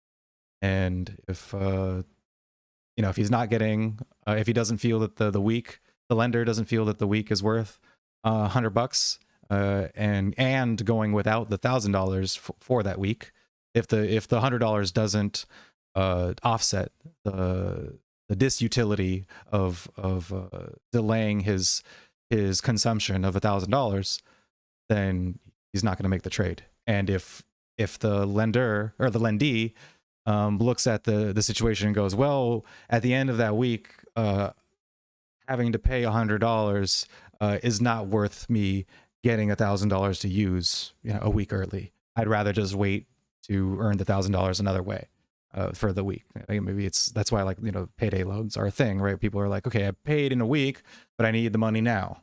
And so there's an interest rate on this, and I'm willing to bite the bullet and pay that because I need to use the money now, and therefore the money that I'll have in a week is actually worth less, which means I have to use more of it to satisfy the same desire. That's basic lending and interest. Have the interest rate expressed in money allows for intertemporal, more accurate intertemporal appraisement that entrepreneurs can do. And again, I'll elaborate on that particular point in a minute. So this is a way where the theory, our explanation runs out for the theory of interest. So the top row of this slide, I've just reproduced what we talked about on Monday for consumer goods, right? If we have consumer goods, we just have people's preferences. We have some reverse preferences between the buyer and the seller, right? The buyer prefers the good relative to the money price offer. The seller prefers receive the money and give up the good. And then we have a market with lots of people, and the price emerges in this market where the market clears, so that everyone who wants to buy can find a seller, and everyone who wants to sell can find a buyer. And so we get the maximum degree of economizing movement of goods and satisfaction among people in the market. We get the prices of consumer goods. So the interest rate, the pure rate of interest, emerges in the same way. We have people with different preferences, time preferences. We have some people with lower time preference, some people with higher time preference. They can meet and find this out, and then they can negotiate a mutually advantageous exchange for lending and borrowing, and that rate of interest would emerge. Again, we're just dealing with this pure rate of interest. That rate of interest would emerge through their negotiation about what they would find acceptable. And I'll give an example here in a minute. And so it's the exact same logic, right? There isn't any difference here. We don't need a separate way of thinking about the interest rate in order to explain it. Now, let's get to this question that I mentioned about the money being used in the trade. So if people tried to make loans in goods, let's say they made loans in men's dress shoes or bags of apples or something of the sort, and not money, then they would, the result of the market value in the future of the goods would have two components to it, right? It would have this rate of interest that people are trying to obtain, and it would have this timing element, right?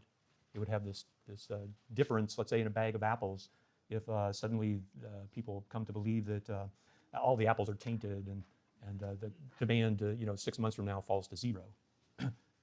But money doesn't face the different conditions of consumption and production, right? Money is just the medium of exchange.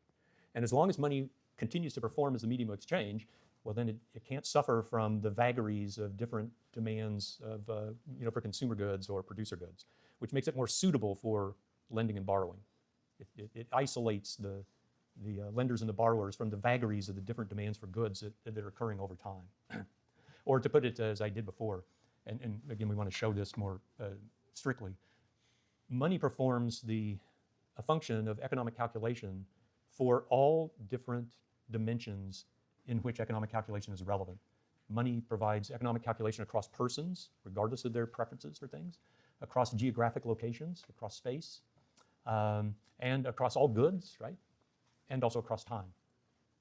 So it's an integrated system of economic calculation. That's why money is used in lending and borrowing. Now let's go to some of the details of this.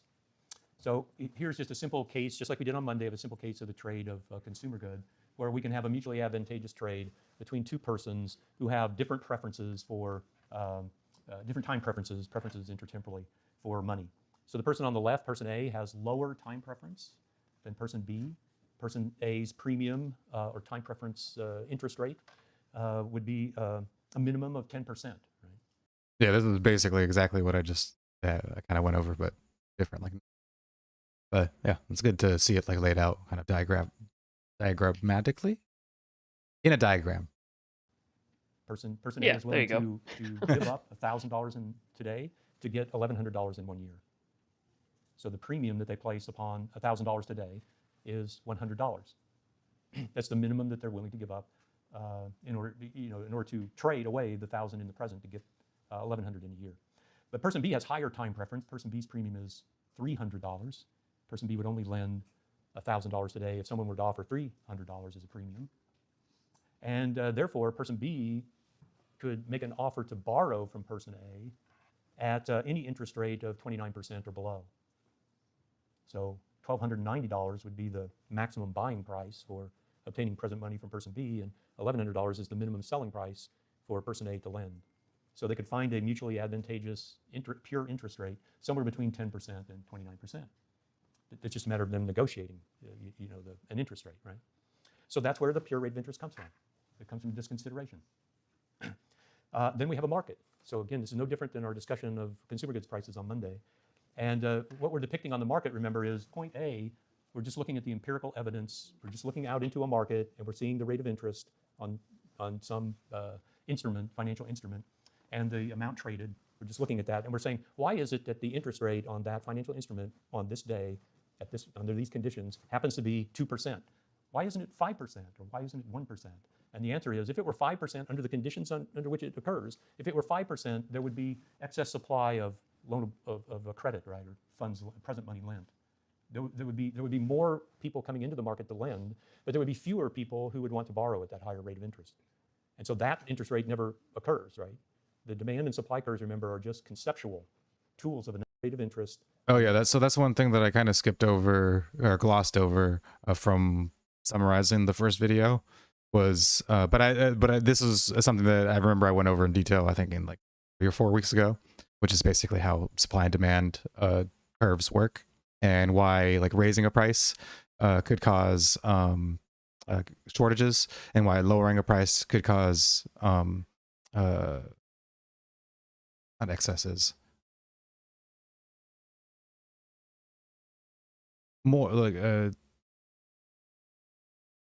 it, what was it? So not shortages, but fucking the opposite of a shortage, when you have oversupply, basically. You have just like a remaining surplus. There we go, surplus. Fucking why couldn't I think of the goddamn word surplus? Jesus, I'm stupid sometimes. Like as much information as it has, I fucking I forgot the word surplus. But yeah, so there's the same thing works in time preference and interest rate. So there's, if you arbitrarily raise the interest rate to 5%, then that means that suppliers are more willing to provide that, but the demand for that interest rate is lower, and so they're going to get sold surpluses from here because supply is higher. And then if you lower the interest rate, then the demand is going to increase because people want stuff cheaper, but suppliers are going to not want to do that and cause shortages. So that's where quote unquote pure interest rates arise from. Why they would be rather than not be, because they just logically result from how people want things, have things.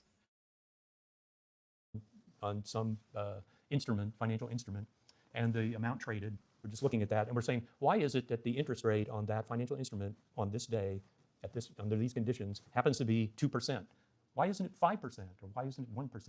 And the answer is, if it were 5% under the conditions under which it occurs, if it were 5%, there would be excess supply of loan of credit, right, or funds, present money lent. There would be more people coming into the market to lend. See, he's not saying surplus. People who would want to borrow at that higher rate of interest.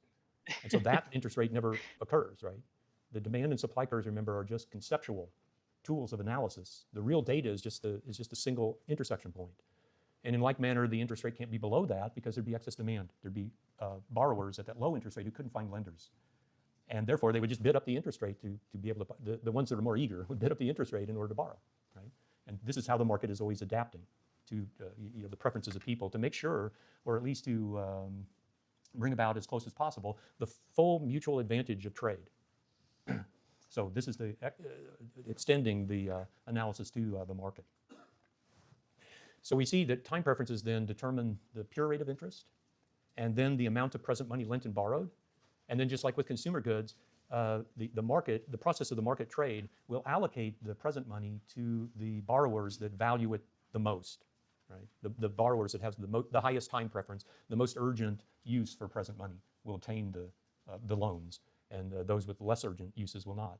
And in similar fashion, those people with lowest time preference or who are more eager to make the loans will be able to make the loans, and those with higher time preference will be unable to make they'll be cut out of the market by the lower time preference suppliers. Now, let me give you this further point about why it is that economic calculation integrates the trade of present money for future money, whereas it would not integrate the trade of present goods for future goods, but only money for present money for future money. And this is just a simple fact that comes from the lending and borrowing process. So I've just reproduced a simple example where the amount of future money that a person could acquire by lending $1,000 on interest at 10% for one period is $1,100. This is called compounding, right? And you do the compounding by taking the $1,000, the future value, right? You take the $1,000 and you multiply it by the term 1 plus the rate of interest. That gives you the principal back of $1,000 and the interest payment of $100. Then if we can just reverse the calculation, right? What if somebody then had an agreement to be paid $1,100 in a year? What would be the present value? What would be the equivalent amount of present money that would accumulate into $1,100 in 1 year? Well, it's $1,000, right? The present value is just found by reversing the calculation, taking the future sum and dividing, that is discounting or dividing by this interest rate term, 1 plus the rate of interest. So notice what the time market, as we call it, does is equate present money with future money. There's simply alternatives that the lenders and the borrowers can have. You can have either $1,000 in your hand, or you can have $1,100 in a year. They're equivalent, right? And therefore, the economic calculation is accurate if people are basing it upon the 10% rate of interest, because that's the intertemporal valuation that people have made in the market. So this is the idea. Now, the other thing we want to do is quickly subdivide the time market, just to see, again, the full extent of the argument that we're making here. So the time market, for economic analysis purposes, can be broken into these two subcomponents. All the exchange of present money for future money then would either be in the credit markets. This is what we mentioned before, where the transaction that people make is not fulfilled until the future.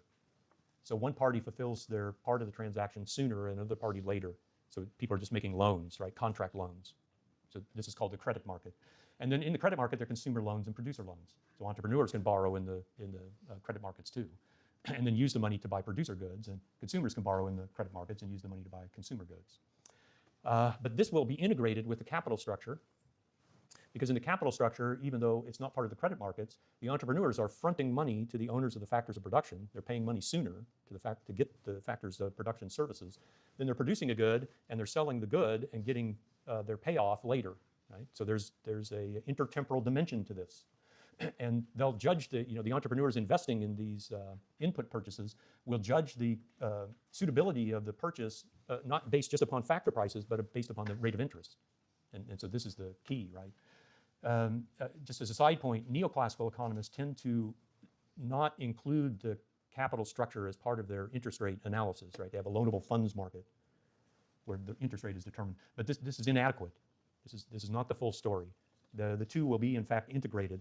That is to say, if we're still thinking about the pure rate of interest, there'll be a uniform pure rate of interest across the whole time market, regardless of what type of loan is being engaged in. There will be differences based on non-time preference causal factors between different loan interest rates, but there's a fundamental pure rate of interest for a given time structure, let's say 1 year or 5 years, that will be uniform. Because if not, you would have something like this. Suppose the pure rate of interest were low in the consumer loan market and high in the capital structure, point A in the two diagrams. Well, then the lenders would simply arbitrage the funds. They would simply withdraw the funds from the consumer loans, or when they're paid off, they wouldn't renew them, and they'd make loans into the capital structure. And then the interest rates would come together, right? So this process is continuously going on in the market. The pure rate of interest is continually reasserting itself as uniform across all these different loanable activities. And so I'm not sure if he's going to get to it just now, but I wanted to comment on, again, the labor theory of value and why that equation is incomplete, because it doesn't account for time. And so therefore it just says, the difference between the price and the cost of production is due to the laborer, without accounting for the fact that investment into the structure of production is happening before the sale of the item, and even the labor and the paying for the labor happens before the sale of the item, for the most part, or at least the agreeing to pay. It happens before the sale of the item, and so this has to be accounted for in the cost to the entrepreneur, and therefore the compensation to the entrepreneur versus the labor. So it's fucking a very basic ground up explanation of why Marx's theory of value is flawed. Time is not present, and so its claims about these equations. No, so what it does is it just it freezes the value of like the machine and the land and the building and all that capital end of it. It freezes it at whatever the entrepreneur paid for it, and doesn't account for the time, like I said. And so basically what their equation for the value of labor is, it takes the selling price minus the capital price, and then, or production price, and then that remainder is the labor's true value. And so the fact that the entrepreneur doesn't pay the laborer that the entire difference between what it costs the entrepreneur and the end price, because the entrepreneur doesn't pay the laborer this entire amount, it means that it is stealing, that profits are a form of theft from the laborer. That's why that's what they call wage slavery or wage theft, is this idea that the entrepreneur pays for, you know, $100 for the supplies and $10 for the labor, and then sells it for $150. That $40 they claim is entitled to the laborer, because the labor they claim the laborer is responsible for the difference between the supplies being $100 and the end product being $150. So they say, okay, well, the entrepreneur had some supplies, and then the laborer did their labor thing, and now the product sells for $150. Therefore, the $50 is the result of the laborer's effort, without accounting for the fact that the productivity of the laborer is predicated on the machine being bought before the laborer gets there.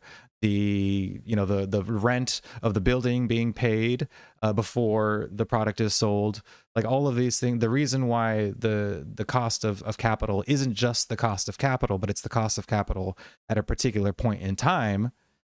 And the payment of the laborer is not just the value of their labor in the abstract, but their labor in relative to the time in which it's going to be paid, relative to the time in which you're going to reap the benefits of their labor and the capital investment. So that's exactly the thing. That would be exactly like lending out money, waiting, and then receiving the exact same amount of money back. This is why it's all tied together. This is why we're discussing all this shit from the ground up. It does not work. There is no incentive, because investing in the structure of production only to receive the exact value of your investment back, and there's zero benefit, if there's zero difference between having the money and investing it and then keeping the money, then there's something missing from your theory of valuation. This is exactly what's missing from Marx's theory of value. It's time preference. So that's why the Marxist theory of value is flawed, is because there is no incentive for investor to do anything if they just receive the exact amount of their investment right back. There's literally zero benefit. And that's what sucks. And I'll end with this this other element of Other things. How the interest rate. Yeah, I mean, other than like, you know, just being a centralization of power and, you know, great source for authoritarian exploitation and human rights violations. It's just, but this is why I also harp against the mantra that you hear all the time, which is that, well, communism works on paper, but they're just so, theoretical models just don't apply to the real world because blah, blah, blah. Like, well, no. Marxism does not work on paper. It is flawed on paper, and that's why it doesn't work in the real. There's no such, the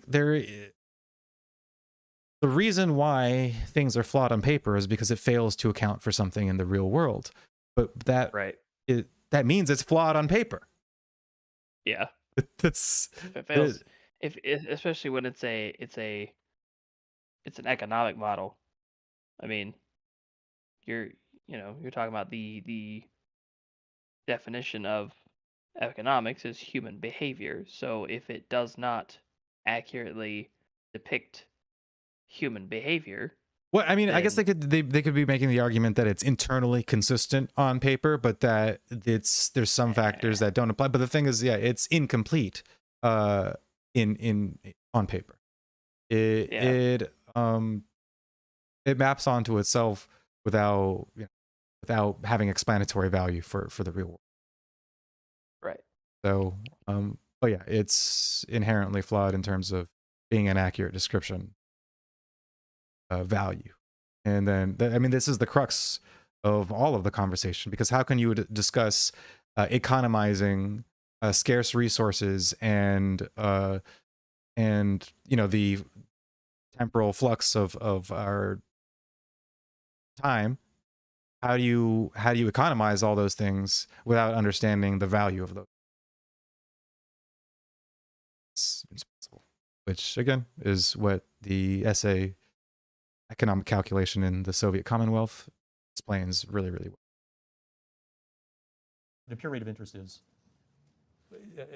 what impact it has on market activity. And this is to look at not the big subdivisions of the time market, but to look at just different production processes.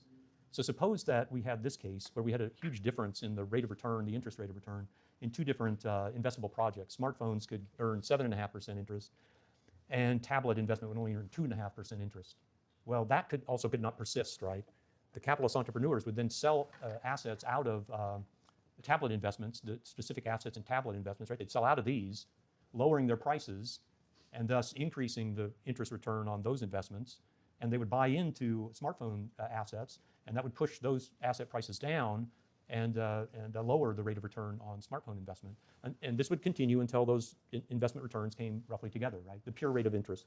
Again, there may be other differences that cause rates of return to be different, right? But we're not going to get to those particular points. So the bottom line on this then is that neither physical productivity nor value productivity of assets affects the pure rate of interest. The pure rate of interest is independent from those things. The pure rate of interest is simply the discount that people place upon whatever they, entrepreneurs, whatever they anticipate the physical. I listened to a Lex Friedman podcast where this guy rips into Marx's economic model for like 1.5 hours. Yeah, I saw one. I don't know if it was Richard Wolff or if a different communist or socialist quote unquote economist. I think it was Richard Wolff, but he also had an appearance on the Lex Friedman podcast, and I didn't watch it, but it did seem interesting to me because I think Lex leans more towards being market oriented. I don't watch too much of his stuff, so I don't know exactly his personal views, but he seems to sort of be willing to he seems like he leans in that direction, but he's also, just from the comments and from what I saw of the video with the Marxist, he is generally tries to be neutral and fair, to let people explain themselves and to let people decide for themselves the logic of those explanations. And so yeah, that guy was probably ripping into capitalism a ton. And from the comments, it seemed that Lex was not like just, trying to push back on everything that he said just because he may or may not disagree. He just seemed to kind of let him explore his ideas and get on with it, which I'd be interested to see. He seems like a generally pretty good podcaster, but like I said, I've only seen maybe like 2 podcasts. They were a couple years ago. It's very weird, like cadence and like demeanor. It's I guess it might be like more better served like for audio podcast, but just to like watch the guy like talk like that, it's I don't know, it's not like it's off-putting. It's just a strange. Like it's a little different. This is just what I can say about that. But he seems all right. He seems like a good podcaster. And value productivity of the asset to be. So if a new technology comes into existence and is very productive of value, it will have a very high price, but its discounted value will still be the same as the discounted value of any other asset, right? It's the price of the asset that embodies its physical and value productivity, not the rate of interest. Okay, thank you for your kind attention.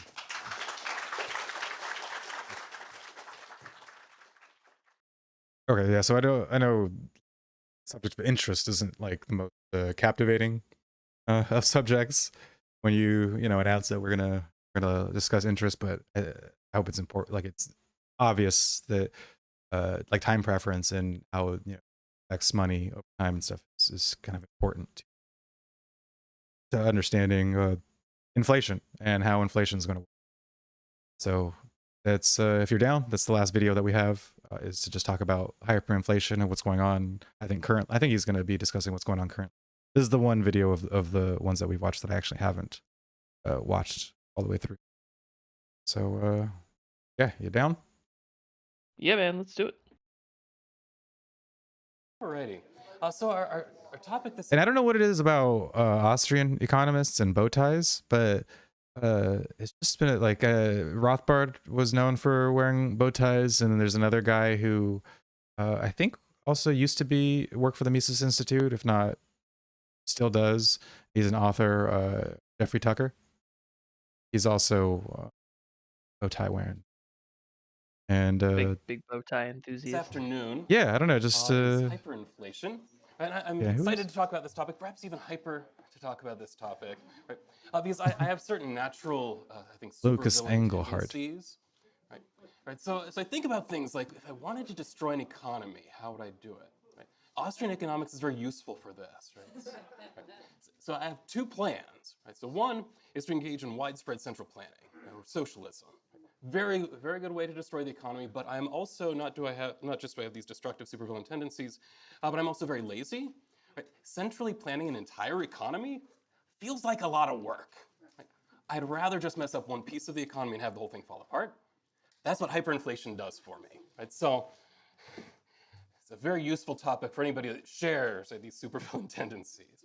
So let's talk a little bit about hyperinflation. I want to start by looking a little bit at the case of Venezuela, being one of the most recent cases we've experienced. Right? So the Venezuelan hyperinflation is said to have started around November of 2016. And there are varying estimates of the degree of price increases that were experienced in Venezuela over the years following that. That actually makes me wonder. I never thought to ask this or to respond with this, but how would these people who like claim that like inflation is just due to corporate profits or corporate greed and all that explain hyperinflation in Venezuela? Like how would they address the fact that like, okay, well, if inflation is just this weird conspiracy theory cooked up by corporations and right-wingers in government who love corporations and love CEOs and want to suck their dicks, then what happened in a planned economy, in a sense, where things were nationalized, the oil industry was nationalized, where exactly what exactly happened there? Where did they go wrong? Yeah, it's just how the short-sightedness of those critiques is kind of astoundingly laughable. But the official estimates from the Banco Central de Venezuela say that in 2016 there was a 274% increase in prices. 2017, an 863% increase in prices. 2018, a 130,060% increase in prices. But it got better in 2019 when it was just a 9,586% increase in prices. And naturally, I'm going to try to be at least a little bit of a good Austrian. We should take these numbers with a grain of salt. But if the Central Bank of Venezuela tells me prices are going up by 130,000%, they're probably going up pretty fast. Right? The exact number might be off, but they're going up really, really fast. So I think we can call this a hyperinflation. Now, there are other estimates out there, as I mentioned. The Venezuelan National Assembly, for example, they didn't really trust these numbers, so they came up with their own. They suggested, if you look at the 2018-2019 period, that the peak was a 2.6 million% rate of price inflation. There are also other estimates out there as well. At the very least, prices went up very, very quickly in this time period in Venezuela. But it's not just price increases. And in fact, I'd suggest... How fucking absurd are those numbers, though? Like, this is a real thing that happened to a real country with real people who had to suddenly pay way more for the same shit. I mean, they were eating the zoo animals, so, you know, it got pretty bad. And again, you have to marvel at the lack of explanatory power that corporate greed, or even greed of any point, is a factor in the raising of these prices, because typically the limit of your greed in raising prices is the limit to which you're able to sell you're able to make more money off of selling something, because there's a diminishing return in terms of demand for things that are more and more expensive, because people can't afford it. And therefore they, at a certain point, well, obviously at any point when you raise prices, people try to buy less of it. But at a certain point when you raise it too much for people to afford, they buy so much less that you make less money, right? The only way that you make charging more is profitable is if people don't buy less, so much less that it offsets the gain in revenue from increasing your price. And so yeah, this hyperinflation, even if there were corporations to blame in Venezuela, the rate of inflation it was so high that you couldn't just explain it by greedy corporations, because greedy corporations would be going out of business from being unable to sell their goods at the prices that are being demanded. So fucking double fucking stupid. That's not the worst part about hyperinflation. But we can deal with high prices, just add zeros to your currency, and that's something we know that central banks like to do. I brought along, I think that at this point, Venezuelan dollars are mostly held by economics professors. we're the primary source of demand, right, for these notes. So I bought these back when the Venezuelan hyperinflation was going on. I got this nice set. Right, so I, in fact, have $180 trillion right, in my hands right here. I paid $15 for them on eBay, and that I was surprised to learn when they came in the mail that included these very nice plastic sleeves, which I would guess are more valuable in money terms than what's inside. Right? It's kind of amazing. Okay, so we can always add zeros. Right? Okay. All right. Anyway, so it's not that prices are high that's the problem. It also creates disruptions in the way we have to behave. So for example, in 2017, looking at Venezuela again, Bloomberg reported that some Venezuelans had turned to video games to earn money, selling in-game currency or characters in RuneScape for real currency. Yeah, they were doing this with WoW Gold too. I admit, RuneScape has a special place in my heart. Right? It One would. of the many You look great it. things the Mises Institute has introduced me to was RuneScape. When I was a fellow here, there's one day I was just walking through the bookstore, and one of the employees, I think it was a son of one of the full-time people here, was playing RuneScape on the computer because he didn't have any other work to do in the library. Right? And I said, "Oh, what is that?" Right? So that's how I found RuneScape. It was right here, right in the library of the That's Mises the least Institute. surprising And in revelation the of evenings, this whenever I'd go entire home to series my of office, lectures. I'd spend probably too much time on that. But anyway, so people would play RuneScape, right, would level characters up and then sell them, right, to other players for real money, because after all, it's not making much, just a few dollars per day. But better to make a few dollars than far more bolivares, which are losing value very quickly. Right? So that's what people would do. Also, another adjustment that we saw in Venezuela around this time, and this is still before things got the worst, from 2017, this is before 2018 when things were really, really bad. So in Christmas season of 2017, according to La Región, some stores stopped posting prices. Prices were changing so quickly they wouldn't even put price tags on things. So you just have to ask, right, what is the price at this point of the day? Because it very well might be different if you come back in a few hours. Imagine trying to make any kind of economic plan at all over more than a few minutes, right, in this type of structure. Right, so I want to then demonstrate that hyperinflation, yeah, it does crazy things to prices, but it does even crazier things to the economy as a whole. Now, one of the first points I'm going to make as we now move right into the theory of hyperinflation is that hyperinflation is very difficult to define, right, with any kind of precision. But just to draw some lines, I would not at this point say that what the US is currently experiencing, the price increases we've seen that have been significant over the past year, I would not yet call this hyperinflation. I'm not seeing people having to do crazy things to adjust, right, to what's happening with prices. Mostly we complain about gas being expensive, which we do anyway. So we aren't seeing these enormous adjustments like we've seen in Venezuela. So we're not quite there at this point. So then how can we define hyperinflation? So being a good Austrian, I think let's go and look at what do Mises, what do Rothbard say about giving me definitions that I might possibly use. So hyperinflation itself, we know, is going to be difficult. So let's just look at the definition of inflation. Right, so I start by opening Mises. It turns out Mises uses different definitions of inflation depending on the context. And he explains to us why. Right, so here is a passage from Theory of Money and Credit, chapter 13, section 7. I like to read Mises online, so page numbers don't help me. This is page 153. How am I going to find that online? But chapter 13, section 7. That's easy to find the way things are paginated on Mises.org. He says, observant readers may perhaps be struck by the fact that in this book, no precise definition. Yeah, by the way, a lot of these books are not only available like in PDF form, but they're like available in like web form where you kind of click through them like in a table of contents and section. Most of them are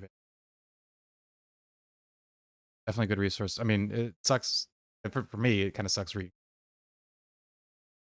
Well, I have most of these books. I'd rather just have them stashed away. Want to read them? Yeah, my time preference was low there. Pay now and use it whenever. There you go. But yeah, if you wanted to have it for free, on Mises.org. Definition is given of the terms inflation and deflation, or restriction or contraction, that they are in fact hardly employed at all, and then only in places where nothing in particular depends much upon their precision. So Mises is very clear that he's not attaching a precise definition to inflation up to that point in the book, but he goes on.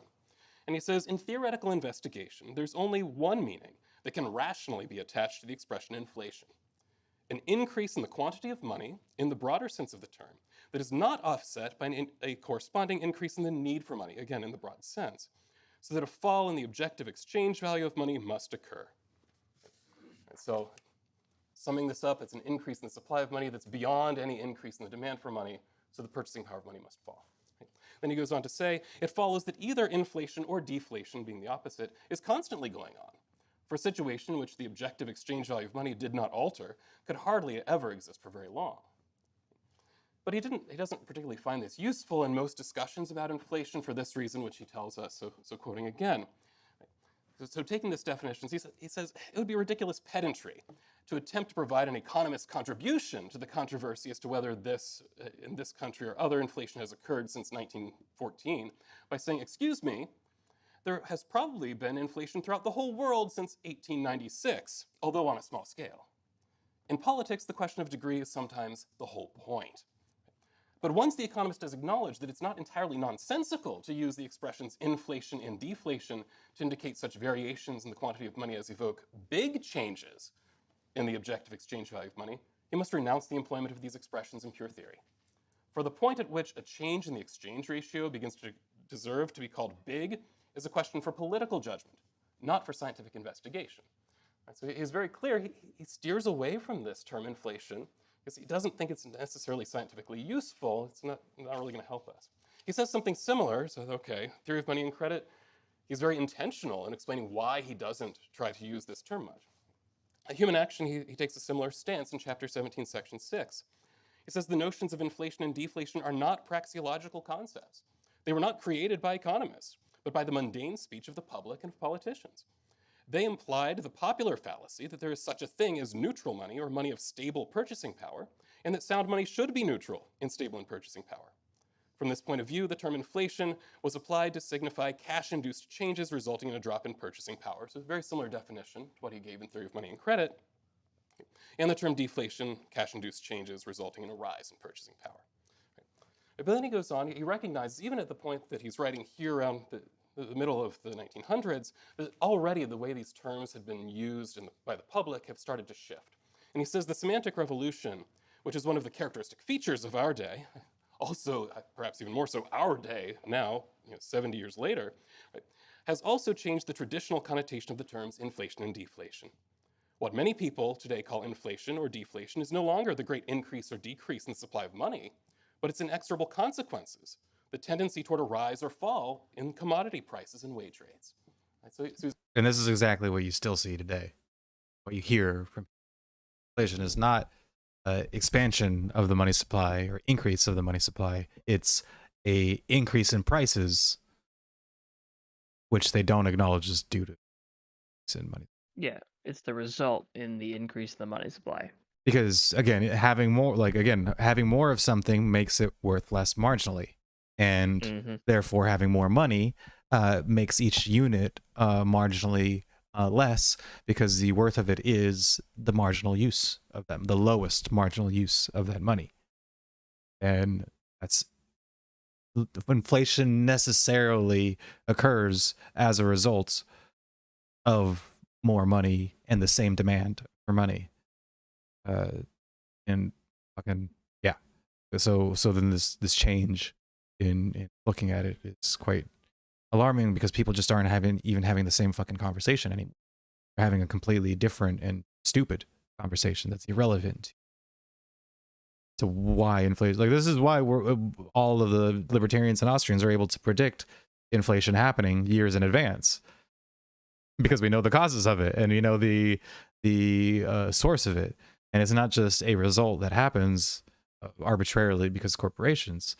We can, like, okay, well, quantitative easing back in Obama's day, the stimulus packages in Bush's day, the fucking stimulus spending that was spent during the COVID days. All this is the same thing that logically connects to inflation. It literally is inflation. Like, it's just not even like connected to inflation. The solution is inflation. And how it connects even more so to not only that's what the Federal Reserve is doing, but then when you compound that with the fractional reserve banking system that we have. So this is, have you heard that term before? Or you know the concept ever? Fractional reserve banking?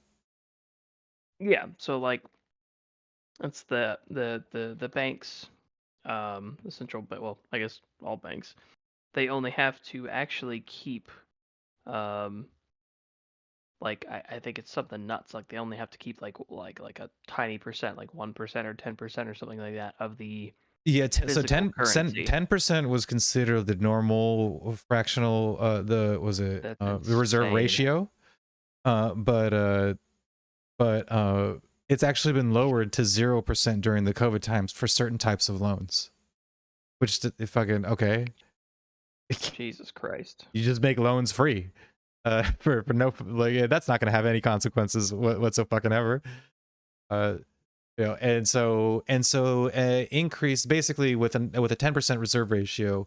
When you introduce money into the money supply, when you print new money, or it's not even literally printing, but it's just adding more money to the Federal Registrar, or what, I don't know what's called that. It's called something, but the Treasury, balance, whatever it is, the technical term for it is. But when you add money to that shit through expansion, not even necessarily physical printing, when you do that, you then you give that money, that new money, to banks, and then the banks lend that money out, and the people who the people who are most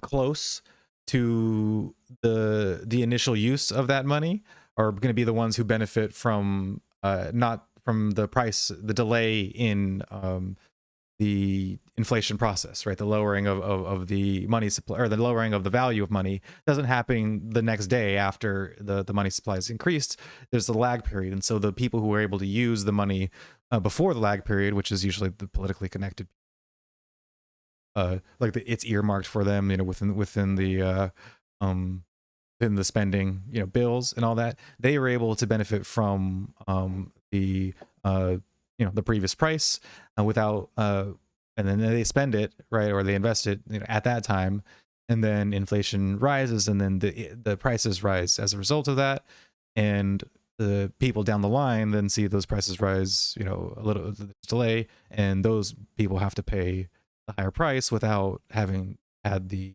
foresight or connection to benefit from the lowered, like to take advantage of the fact that inflation would be occurring down the line. And again, that's what Right. I was trying to get back to originally with that post before, was that this is just, in the inflation process is a corporate banking boondoggle, a government boondoggle that then favors the politically connected and large corporations and the banking cartel over common man, whether it's poor, middle class. And this is just and by the time, like, let's say a whatever amount of money that's injected into the money supply, let's say it's $1 million, by the time fractional reserve banking, because the thing is, when you got to think of that, is that not only is there a reserve ratio of the 90% or of 10% for that initial influx of money into the market. So what happens with the lending of that money, right? That money is lent out, that 90% is lent out, and then the people who receive those loans, what do? They put it in banks. And then the banks receive that deposit, and they ask themselves, oh, well, I only have to keep 10% of this. And so they reloan 90% of that smaller amount of that 90%. And then so they keep fucking 89%, or they lend out 89%, or whatever, or what is it? 79? I forget. Anyways, the point is that they lend out 90% of the 90, and then that is deposited. And then they say, I have to keep 10% of these deposits. And so by the end, there's the loans get, smaller and smaller, or the amount that they're able to loan gets smaller and smaller, to the point where basically at the end of the whole deposit lending process, the initial $1 million or any amount of money is multiplied by 9 at the end of it. So inflation isn't just this doesn't just stop at whatever spending occurs with the initial Federal Reserve injection into the money supply. It also is compounded ninefold by the fractional reserve system that then recycles all of those loans and deposits through that process. It's not only that problem in and of itself, it's 9 times worse. Yeah, and you can see why it gets bad as fast as it does. Who's already recognizing there's this shift, right, in the definition, the way that it's commonly used to talk about price increases as being. Oh, and yeah, Jedi, I'm totally down. Sunday, I do have the day off, so Ember Knights and Sea of Thieves. I'm totally down. Inflation. Now he gives another definition, though, and it's a much shorter definition. I think this was originally a talk, if I recall correctly, but it was collected. It's called Inflation and Unworkable Fiscal Policy. It's in the collection Economic Freedom and Interventionism, which he says, inflation, an increase in money and credit. This is slightly different, right, than the definition he had previously given, even the one that he thought was best. Right? Slightly different between theory of money and credit and this one from this essay. So I turned to Rothbard then. Okay. What definition then does Rothbard use? Well, so I flipped open Man, Economy, and State, chapter 12, section 11a. And there Rothbard tells us, the process of issuing money beyond any increase in the stock of specie may be called inflation. So he's imagining we're on a commodity-based standard. If we're increasing the money supply beyond any increase in the availability of gold, say, then that would be inflation. Then I have checked in History of Banking, chapter 2, close to the end of that chapter, where he says inflation, that is a persistent rise in overall prices. A dramatically different definition, 2 works by the same author. So at this point, having looked at two major Austrian authors, Mises and Rothbard, probably the most significant to the Institute, I would suggest, right? I now have 4 definitions to work from. Right? So Mises gives us that first definition, this increase in the supply of money that exceeds the increase in the demand for money, so we get a drop in purchasing power. Mises' second definition, just broadly an increase in money and credit. Rothbard's first definition, the process right, of issuing money beyond any increase in the stock of specie. And then Rothbard's second definition, which I think fits the popular one, a persistent rise in overall prices. I would suggest that if Mises and Rothbard, if the two of them come up total with 4 different definitions, it's a hard thing to define. Right? It's not going to be particularly precise, so there's going to be some vagueness involved. Right, so one thing when we talk about hyperinflation specifically, I would say that Mises' point that he made that I quoted earlier about big changes in purchasing power being what people are looking at becomes all the more relevant. Right? We wouldn't call it hyperinflation if prices go up 2% a year typically. Well, maybe we might, but certainly nobody else would. Right? 2% a year, nah, that's not big. 100% a year, maybe. 130,000%, definitely. Right? So where exactly is the line is going to be unclear. So where do we have this very high rate of price inflation if we want to use the price-based term? Okay. So I'm going to just say, let's all take a deep breath. It's not going to be totally clear what the definition is. Now we can move on with life. Right. At the very least, we can agree that things like what Weimar Germany experienced between the world wars, that was hyperinflation. Right? What Zimbabwe experienced that led to these $100 trillion bills that I bought on eBay, that was a hyperinflation. What Venezuela experienced starting around 2016, that was a hyperinflation. So these particular cases are pretty obvious. Right? We're not going to find much debate about that because we're not going to be looking at hyperinflation from an empirical standpoint. It's not going to be that important whether a particular country experienced a hyperinflation or not. Right? We're going to think of it from a theoretical standpoint. What happens in a hyperinflation that leads to these types of things happening? So now there is an arbitrary standard out there, which we may as well adopt it. It doesn't make much difference. Right? Is that hyperinflation occurs and there's a 50% increase in some reasonably broad price index over the course of a single month. So we're talking about very, very large increases in prices happening very, very quickly.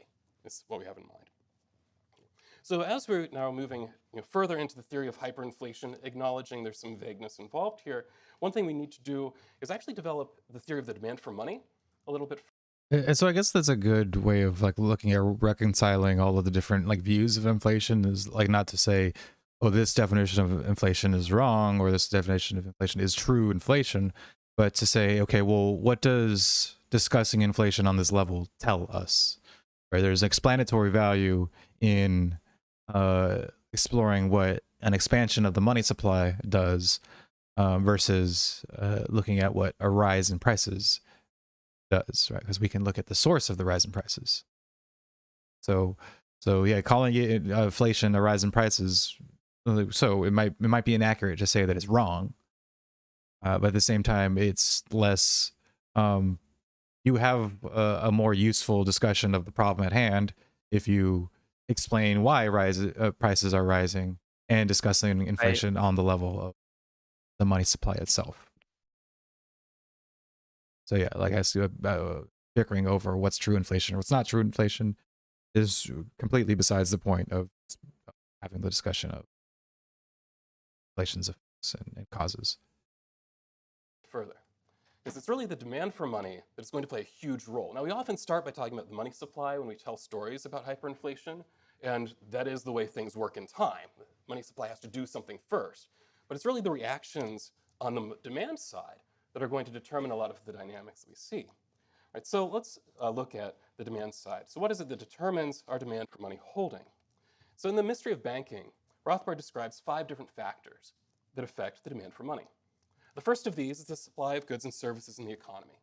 So if we have a very prosperous economy with lots of stuff out there, then I'm going to know that I want to buy lots of stuff. There's lots of stuff available, so I need to have fairly large cash balances to be able to buy that stuff.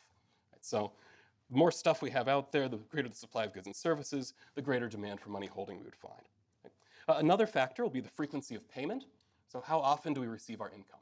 Right, so I know when I was in grad school, I don't know what it is. Universities love to torture grad students along any possible line they can. Right, so you don't get paid a whole lot. Based on the number of hours I worked, it wasn't bad. But You don't get paid a whole lot. And where I went to graduate school at Ohio State, we got paid once a month. You can bet I held on to that paycheck as long as I possibly could. Right? I held a large percentage of my cash holdings for a very long time because it had to last me 30, 31 days. You're always very thankful for February. Didn't have to last quite as long. Right? Oh, good. My car broke down, but it's February. I'm good. It's a few fewer days that I have to make it through.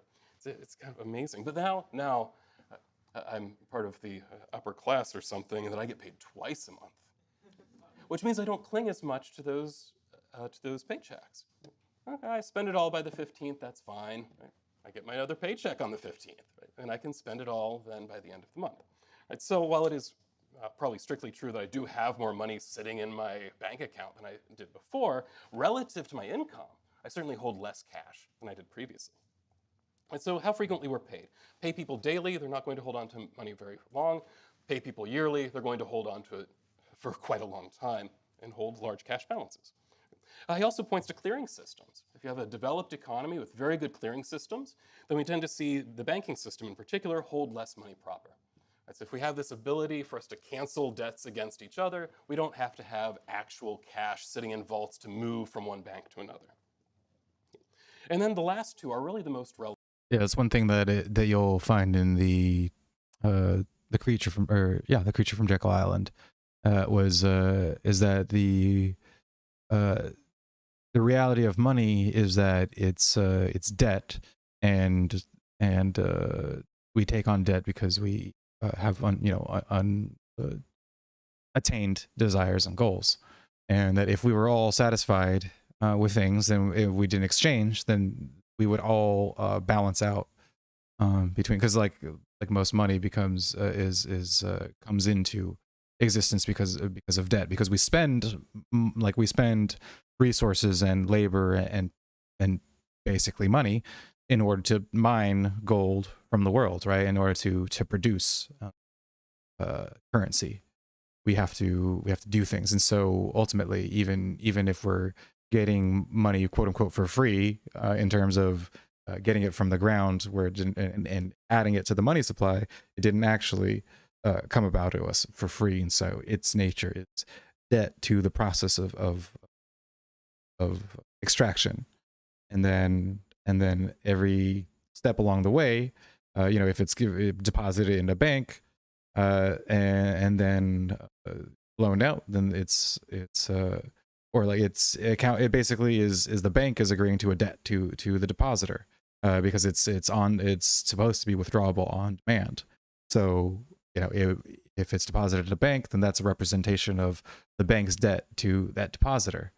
And then if people receive money as loans, obviously that's debt. And so yeah, that's kind of what he's referencing in terms of the nature of existence of money being debt. Ability for us to cancel debts against each other. We don't have to have actual cash sitting in vaults to move from one bank to another. And then the last two are really the most relevant for us when we're considering hyperinflation. That is confidence in the money. Will the money continue to be used as money? Will it continue to be generally acceptable as a medium of exchange? The more confidence we have in the money, the more we're willing to hold. On the other hand, if I think people aren't going to accept it anymore, I'm going to move out of whatever was previously used as money and move towards something else. And then finally, our inflationary and deflationary expectations using this price-based definition. So if I expect that prices are going to go up significantly in the future, then what that means is that my cash holdings are going to lose value very quickly. I don't want to hold on to an asset that's losing value, so I'll hold less of it. I'll minimize my cash holdings in that inflationary environment. On the other hand, if I'm expecting a deflationary environment where prices are going to fall, then I'm going to be willing to hold more cash. It's going to gain value over time, so I'm going to be holding larger amounts of cash. Okay. So having filled all that in, let's get into the three phases of hyperinflation that Mises describes. So the first phase is we have an increase in the supply of money paired with deflationary expectations, and therefore at least a slight increase in the demand for money. Now, usually the way this works historically is that this new money comes into being to help fund the government. The government's running significant deficits, it can't tax enough, or whether politically it can't tax enough or practically it can't tax enough to cover its expenses. So we have to make up the difference. We make it up by creating additional money. Historically, this is the way this has tended to work. So we have this increase in the supply of money, and we know from what Dr. Klein said, right, in her lecture earlier this week, when new money comes in, it comes in at a specific point in the economy. Right? That's driving up then certain prices. So the first reaction. Yeah, that's basically what she covered in that last bit about counterfeit money, fake money getting in, and then the prices are bid up in the areas where the counterfeiters spend their money. That we will often see people have is we see these prices go up and go, well, that's weird. Everything else is looking fine. Right? This handful of goods suddenly became much more expensive. Well, sometimes weird things happen in the economy. I don't know everything that's affecting every price, so I'm just going to wait. These prices will probably come back down to normal because everything else looks normal. Right? So we have this expectation that overall prices are actually going to drop a little bit from this unusually high level driven by, it looks like, just a few goods to start. So as a result, we see some increase in the demand for holding money. This, in turn, is going to dampen the effect that that increase in the money supply has on the loss of the purchasing power of money. It's the first stage. Things don't look too bad. Right? Then we get to the second stage, where we have a continuing increase in the supply of money. Often this is because the government hasn't solved its fiscal issues. It's continuing to spend more than it can bring in taxes, and it is now also facing the problem, and the things that it's spending money on are getting much more expensive. So if I'm going to continue buying the same stuff, I'm going to need to create more money to buy that same stuff. So we have an increase, typically, in the rate of money supply growth.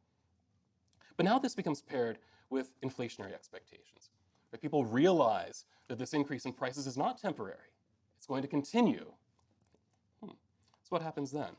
Prices continue rising, in part because we have an increase in the supply of money happening, and in part because people don't want to hold that money like they used to. They understand it's a depreciating asset. You don't want to hold on to this thing any more than you have to.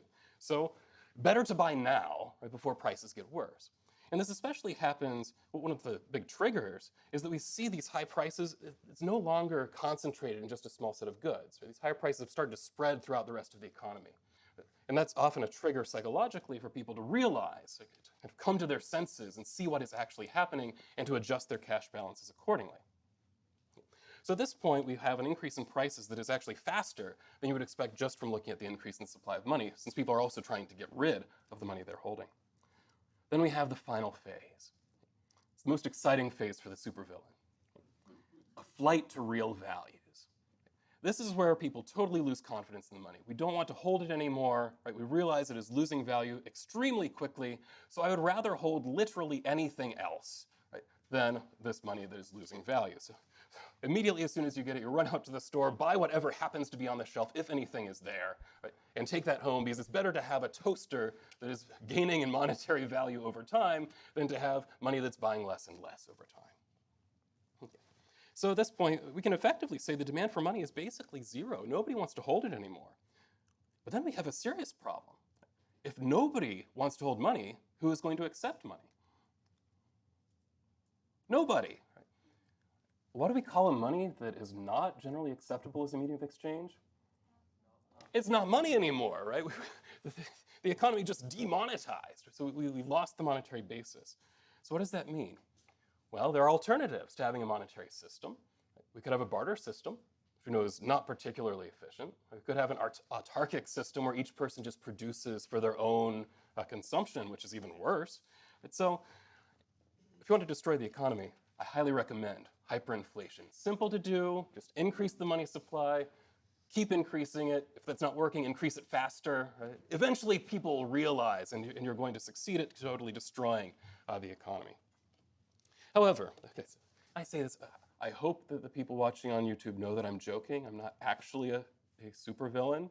I'm way too lazy for that. I'm even too lazy to try hyperinflating the currency. Okay.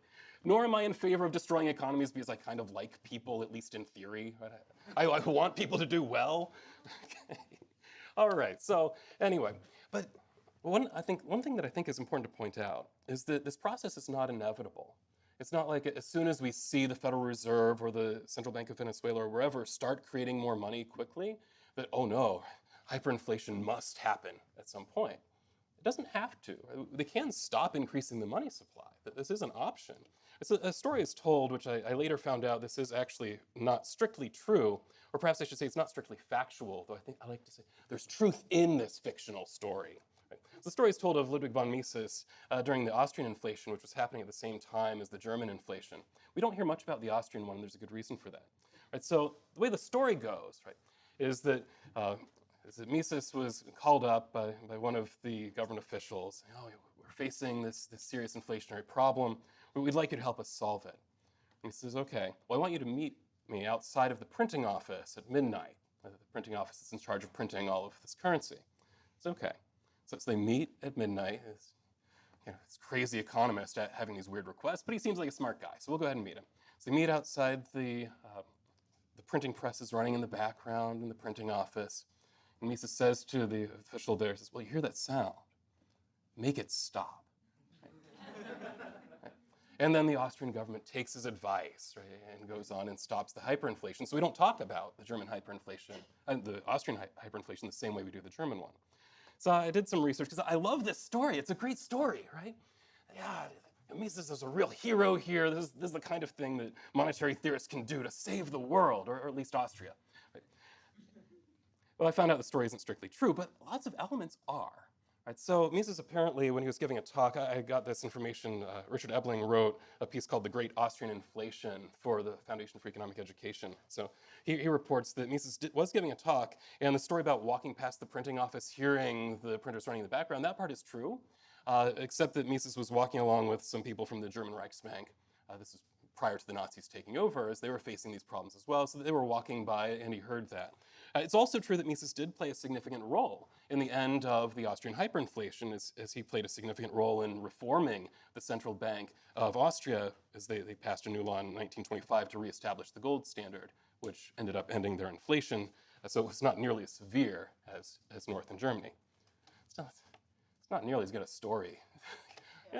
Mises heard the printing press, and then later on, 3 years later, he helped rewrite. It's not very exciting. So keep that story going. It's a great fable, even if it's not strictly true. Okay. So what are the consequences of hyperinflation? We've gotten through the process. We have the increase in the money supply, and then eventually people losing confidence in that money and giving it up. And we can stop this by stopping the increase in the money supply, potentially. Okay. So I would suggest that by itself, just the price level is not really a problem.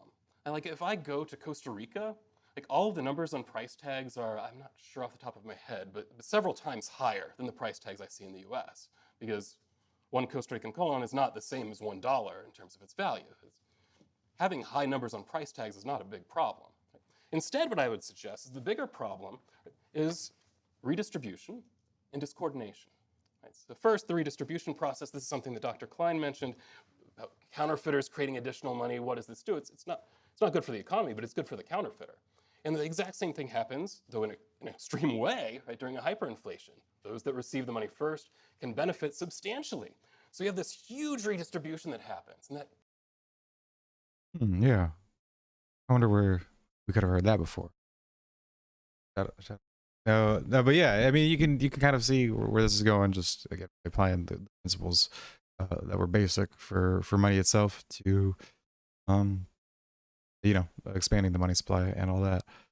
And this is why the conversation regarding just seems so shallow and like below the point where it should be, and like irrelevant to actually solving the issue. Why it's really important to have a good grounding in these things. Creates huge changes in the way that people think about the economy, the way that people think about their ability to plan their lives, and the way people think about the society in which they live. Right? So all of these are going to be significant social problems we're going to have to face. Secondly, we have the discoordination problem, which arises from the fact that rapidly increasing prices really messes with our ability to use economic calculation accurately. Right, so imagine, this is going to be a fairly mild case. Right, so suppose that you're a small business person, right, and you have a very simple process.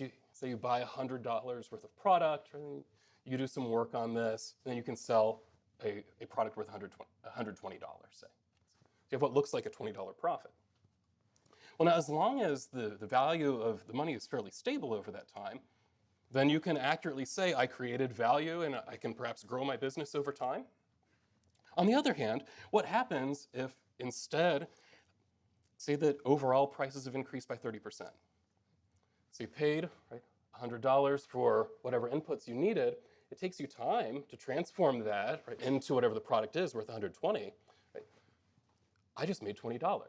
And it's not that that $20 is worth less than before. It's that full $120 can't actually buy the inputs you started with anymore, because they cost $130. Right? So you can't grow your business, even though you feel like you're profitable, you can't grow your business anymore.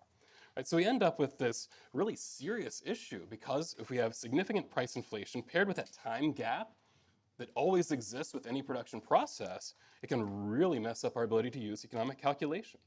So as a result, right, we end up destroying that basis that allows us to use the division of labor in our modern economy. Without economic calculation, operating according to the division of labor is exceptionally difficult. Right? So eliminating the social division of labor, now we're going to spread poverty. That's a problem to me. A couple extra zeros on a price, not a huge deal. Right?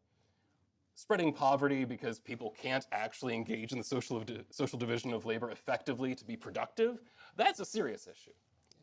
But I'd also add to this, it's not just these economic problems, but hyperinflation is actually an attack on our own personalities. And this is a point that was made by Dr. Salerno, which I'll actually have to thank two people in the room, Dr. Salerno for writing this paper, and also Dr. Newman, Dr. Jonathan Newman pointed this paper out to me, not intentionally, it wasn't to me personally, he just mentioned it on Facebook while I was preparing this lecture. Like, oh, yes, I remember hearing Dr. Salerno talk about that a few years ago. I should talk about this because it's so good. Right, so the paper was called Hyperinflation in the Destruction of Human Personality. Great title, wonderful title. Okay. So what does Dr. Salerno tell us? It tells us that the private property order and the social division of labor encourage the development of certain personality traits, what I think we might call habits of thought and action. Right? Things that are successful in this kind of system, in a market-based system. So things like having a goal orientation. You're going to be more successful if you make goals, right? If we live in a market-based system. Or thinking about our own self-interest, though not selfishly. We also have to have an other-oriented interest. I'm only going to succeed in a market economy if I can serve other people well. Right? So my self-interest is tied up with understanding what other people want and serving other people, which is an awesome thing, right, about a market-based economy. So we have this combination of self-interest balanced by having to have an other orientation as well. Right? Thrift. Right? This was something that a few years ago, actually, over the course of several years, I was trying to read Marx's Capital. Right? I don't recommend it. It's not necessarily the best use of your time. But one thing that he understood about the capitalist system is that we don't like waste. Right? We don't just waste resources in a capitalist system. Right? Instead, we have good incentives to be thrifty, right? To save resources, to use everything we have, right, in a productive fashion. And this includes treating time as a scarce resource. Right? We don't just waste time. Right? I'm either going to use it effectively for leisure or effectively for productions that I am making my leisure. This is why private ownership of large expanses of natural resources won't necessarily result in the raising of like a forest, say, by a logging company. Whereas a common ownership of these means of production would more likely lead to exploitation of that resource, because if the logging company doesn't own it directly or isn't financially beholden to those who own it directly in the same way, then if it's owned by nobody or owned by the state, that which they can curry favor in other ways, then they are less inclined to preserve that and replant it and use logging schedules that allow for reforestation. Whereas if it was privately owned, then there would be very little use in just razing everything to the ground all in one go and then having a destitute piece of land at the end of it. It would be far more profitable for a private owner to maintain the usefulness of their land in perpetuity rather than squandering it all in one go. And exactly. Yeah, exactly. Yeah, it took a while, but eventually logging companies realized that they won't have any trees to cut down anymore if they cut them all down now. Yeah, but the thing is, if the trees are communally owned, then they can the cost to them is basically the cost of moving. But if it's privately owned, then that actor, if it's the logging company themselves, then they are intentionally destroying their own investment. And if it's owned by somebody other than the logging company who is just like leasing rights to log on the land, and if it's but privately owned by another person or another set of people who have a direct investment into that piece of land, then they are going to establish a contract of rules with the logging company not to squander the resources because they are going to be directly affected. But there's less of an incentive to create that protection contractually when it's communally owned, because the logging company nor any single person is directly affected by the exploitation of that land. So that's what the tragedy of the commons basically explains. And Hominis, if you remember, remember there's another video or then another podcast, something that had it on the tip. Got it.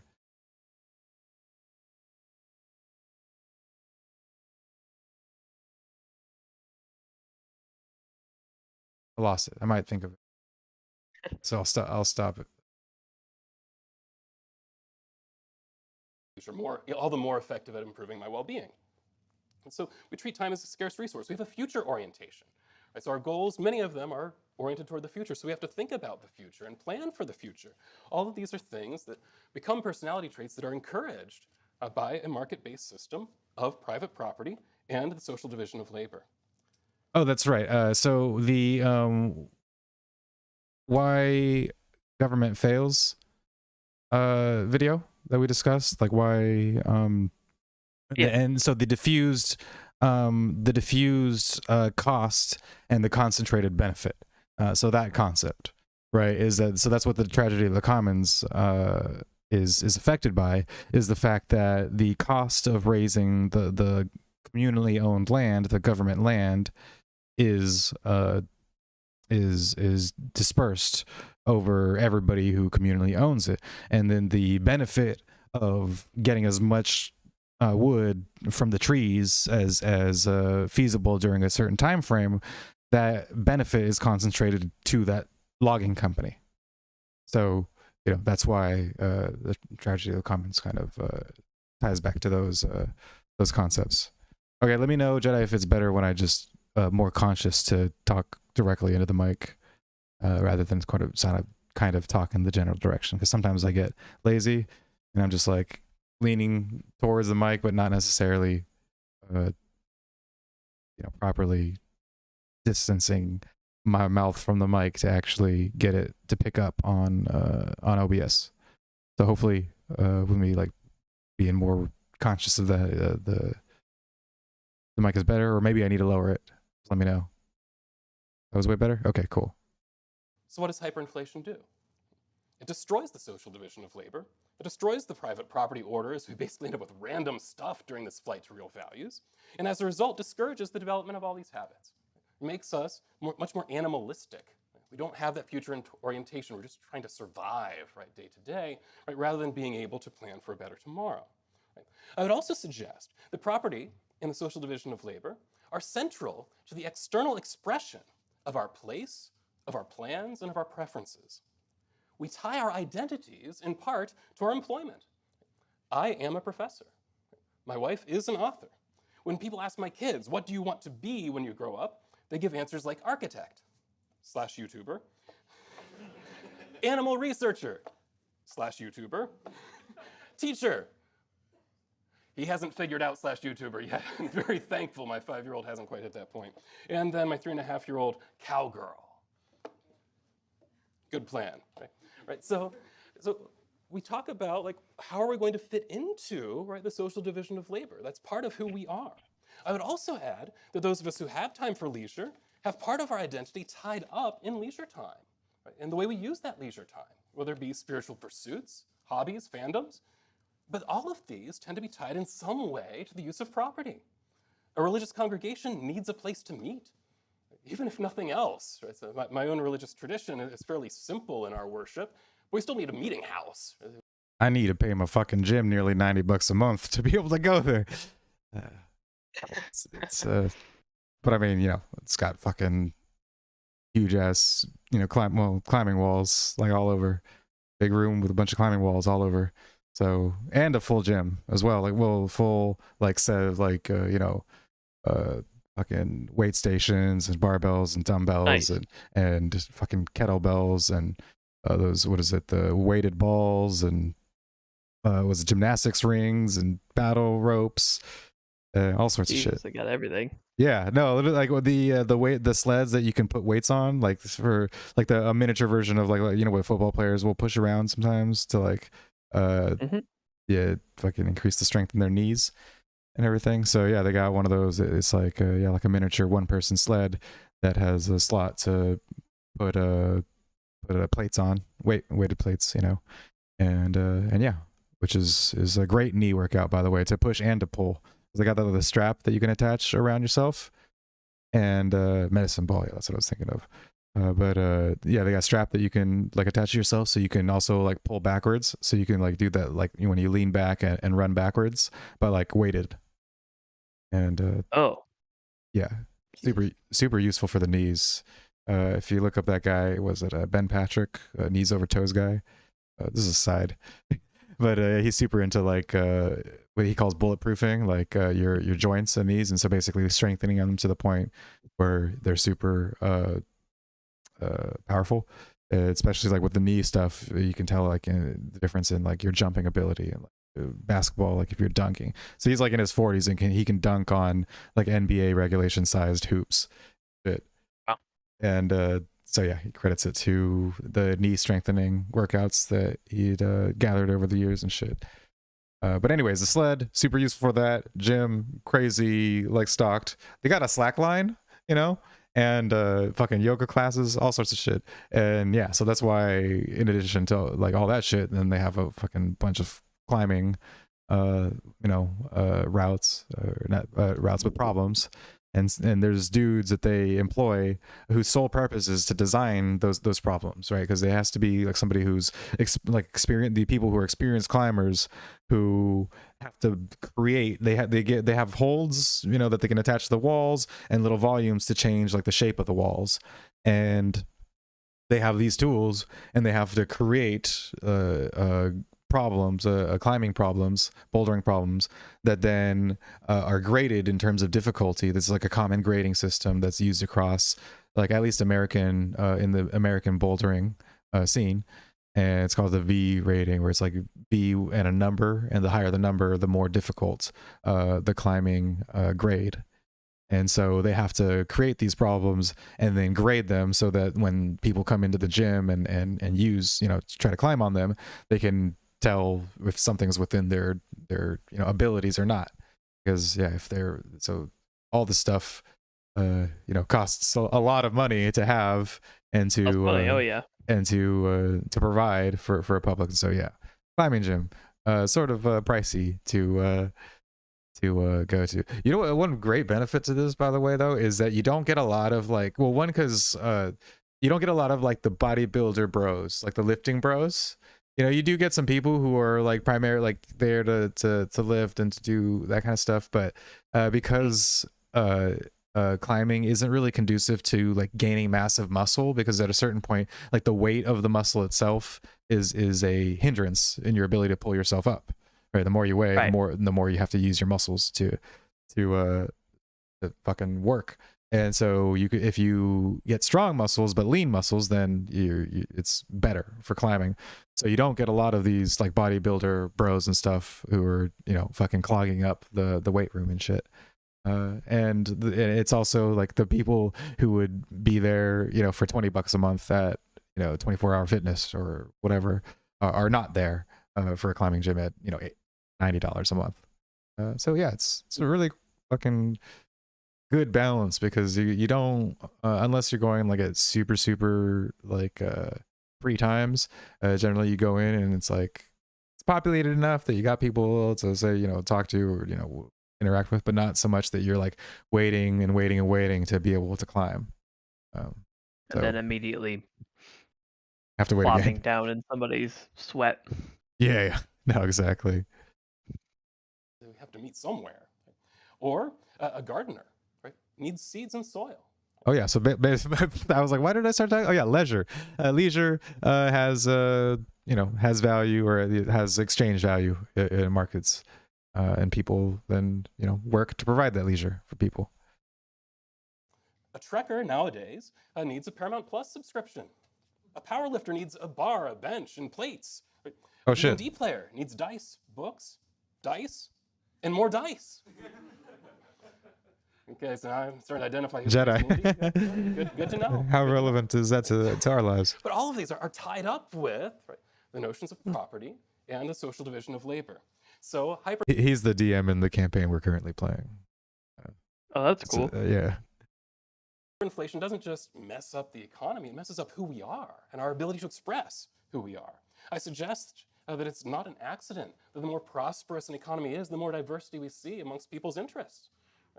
Because it's possible to express diversity and interests when we are a prosperous economy. It's not possible to do that when we're all on the brink of poverty, or then we can all express our desire to survive, not much else. Okay. So, Because of subjective value and marginal value. Sorry, I'm going to keep repeating it, but like, see, this is all just fucking connected down the line. right. Another point that Dr. Salerno makes in this paper is that economic calculation allows us to envision our futures. He says, knowing what my net worth is allows me to know what my retirement is going to look like. Right? Am I going to be spending it on the golf course? Personally, I wouldn't. I don't like the heat. But am I going to be spending it in leisure, doing something I enjoy? Or am I going to have a part-time job, right, to make ends meet? Having a sensible measure of my net worth, right, being able to see what my net worth is, allows me to make these plans. By messing up economic calculation, hyperinflation makes it impossible for us to really make good plans about the future. So then, hyperinflation attacks aspects of our personality. And if consumers can't make future plans, then what does that say for producers? Right? Like, what are they? Right. They're fucked, because again, and so that's why Marxist calculation or Marxist economizing is necessarily going to be inefficient and going to result in these sorts of like shortages and therefore like food shortages and all that stuff, because there's no calculation metric with which to gauge success or failure, and that results in just arbitrary decisions of whether I'm going to increase or decrease production in whichever fields, whichever sectors. It's all just arbitrary decision making. It's not. Yeah, because you have nothing to base it off of. Mm-hmm. Yeah, exactly. And not only just in terms of money terms, but in terms of fucking usefulness, right? Because that's all, like we said, money is itself just a placeholder for the satisfaction of our wants and needs, and that's a very it's a simple concept that is in practice applied complicatedly. So fucked up way to explain that, but you get my point.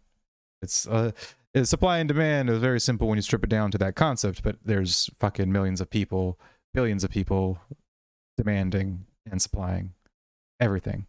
So quickly it gets complicated. By compromising the division of labor and destroying economic calculation. And as hyperinflation makes our economic life more difficult, the great irony is it makes economic life consume more of our time and attention as we've lost productivity. So we have to spend all of our time trying to survive. I occasionally like in my lectures to give a garden update. I think I may be one of the few people on Earth who gardens ironically at this point, because I'm not very good at it. Right? So I mostly do it so I can tell stories about how bad I am at it. Right? So this year, yeah, I think I have time for this. So this year, we decided we're going to do a Three Sisters bed. So the idea of the Three Sisters bed, it comes from American Indian tradition. First you plant corn, right? And then the corn stalks provide a structure for you to then plant pole beans that would want to climb up that structure. Right? Pretty cool, right? So we have this symbiosis going on. And then you also plant squash, which has these nice wide, low leaves that then helps to protect the ground and the moisture in the ground to preserve it from the heat of the sun. So we have this nice like reinforcement, kind of a division of labor of sorts, right, amongst the plants you put in your garden. So I decided, yeah, let's try it this year. I bought some corn seeds. I put them in the ground at the time I was supposed to, according to the company I bought the seeds from. Right, so I don't have a very big bed. It's like 4 feet by 4 feet. So I'm not wasting a lot of our yard on my very poor gardening skills. But put in, I have room here for 16. So it's 4 by 4, right? 4 by 4, 16 stalks of corn will go in there. I wait. Corn is kind of slow to come out of the ground, takes about 2 weeks. So I wait 2 weeks, and I think I have 3 or 4 stalks have come up. It's not a very good success rate. So, maybe the weather hasn't been good, so I try to water well, that kind of thing. Wait another week, no better. 3 to 4 stalks came up. Well, this isn't going to work, right? They're not even going to pollinate each other. So I pull them all out. I say, okay, I have a trellis. So I failed there, but I at least have a trellis. Pole beans can climb the trellis. So I put out the trellis. I plant my pole beans right next to it. And then I have to go away for a week as my family took a vacation. I come back, and I have rabbits that live in my backyard. I no longer have beans, but I still have rabbits that live in my backyard. Okay, well, maybe they'll recover. I can still, fortunately, zucchini, it's almost impossible to screw up zucchini. I have managed to get some zucchini. That was the squash that I chose. So what happens then if we destroy the division of labor to somebody like me? I can have my ironic garden now, where all it really does is give me stories for Mises U. Right? If we destroy the division of labor, I'm no longer a professor. I need to think about how I'm going to actually feed my family because driving around the corner at Aldi is no longer possible. Right? I need to spend a lot of time actually getting good at gardening. Right? I like gardening as a leisure activity that I don't have to worry about. But suddenly now I have to spend a lot of attention, a lot of time on economic pursuits that I didn't previously have to do. And that is one of the great ironies of hyperinflation. As it makes economic life more miserable, it makes it consume our lives all the more. And then I'd also add to this political problems. Right, so what happens when you take a group of people and you destroy their identities? Well, suddenly they are ripe for someone to come along and provide them with a new identity. So we have strong authoritarian leaders that can come in and suggest that, well, you could always serve the purposes of the state, of your people, and so on. Dr. Salerno goes into great detail of how this process played a role in the rise of Hitler in Germany after their hyperinflation. Or I like to also look at this was a great quote from a very important scholar. The quote says, "People who have no hope are easy to control." The scholar was Gmork, a character in The Never-Ending Story. Yeah, it's a great movie. It's great stuff. Okay.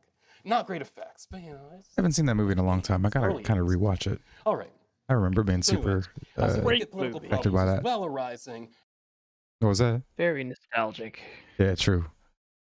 As now we have room for tyrants to take over, and people are happy to receive some kind of purpose to their lives. So let's get to talking a little bit more about Venezuela and their experience. So how did things start in Venezuela?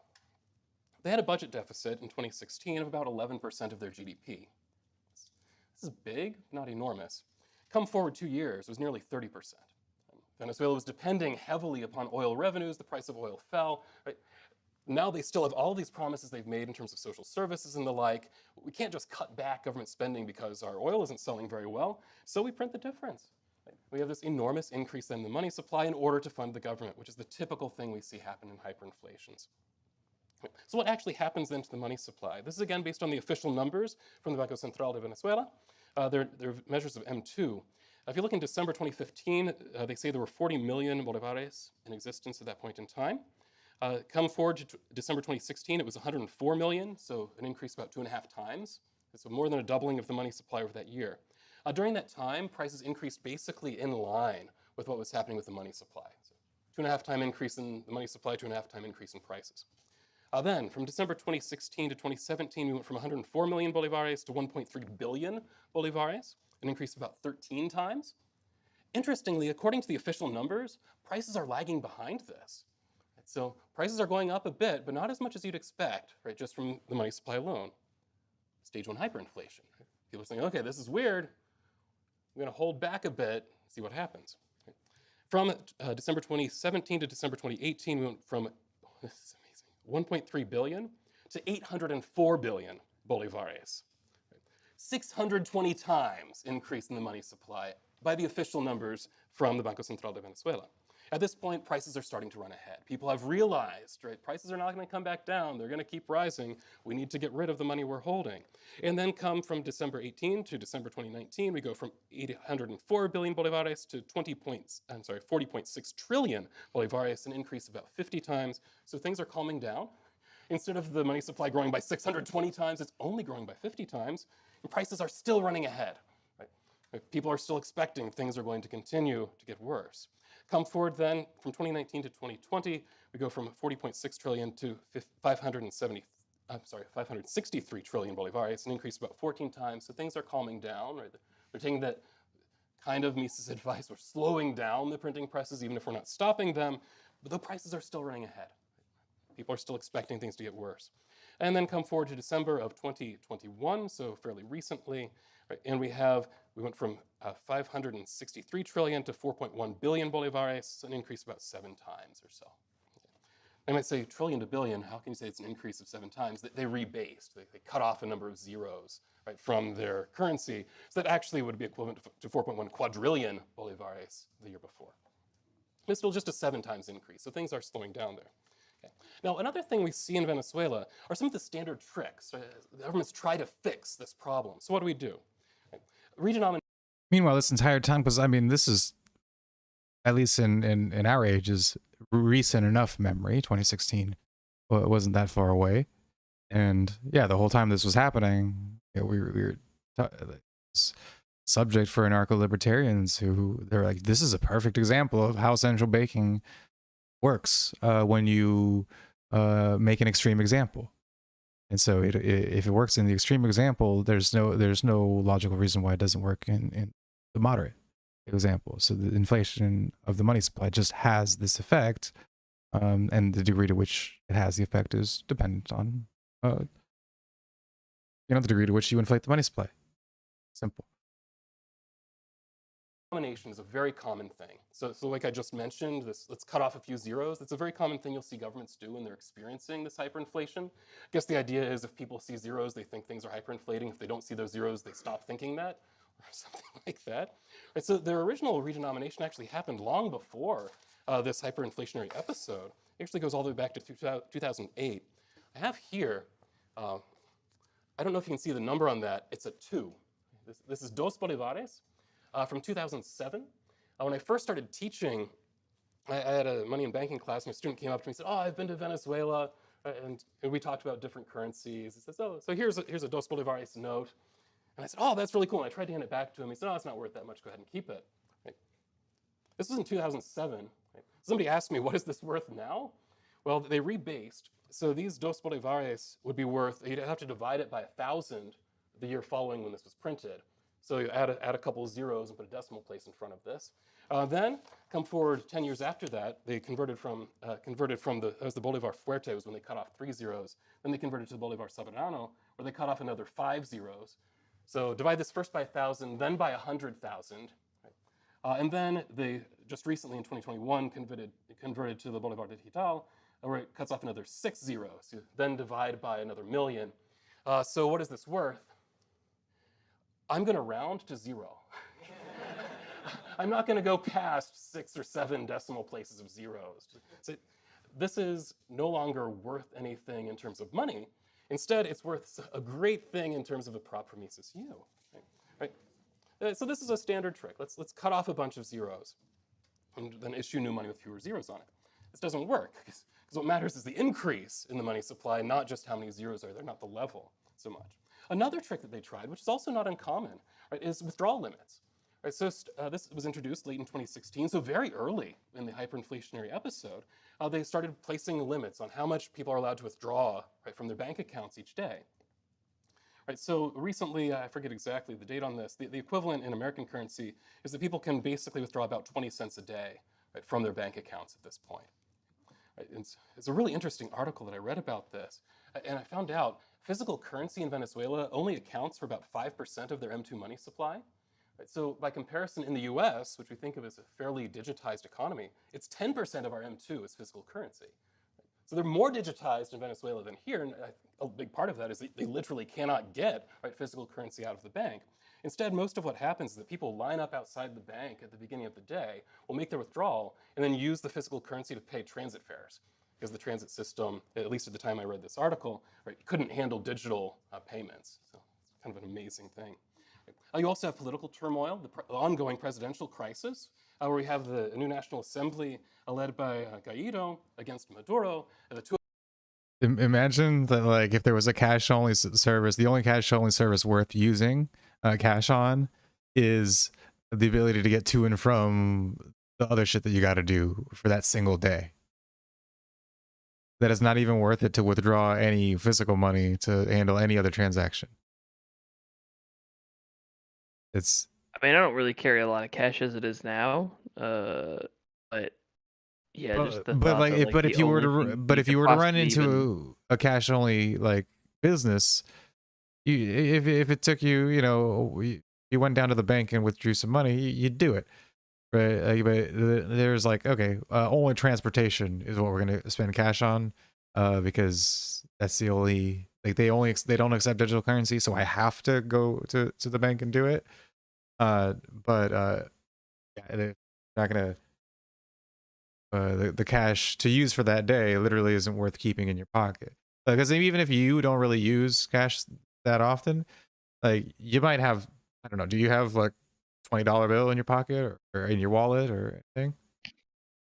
I think I have like a $5 Right. right now. And I you think I just have like could a keep $5 bill that, somewhere. you could keep that in your wallet for like 2 weeks, and it makes no difference to you whether you keep using digital currency and keep that dollar in there.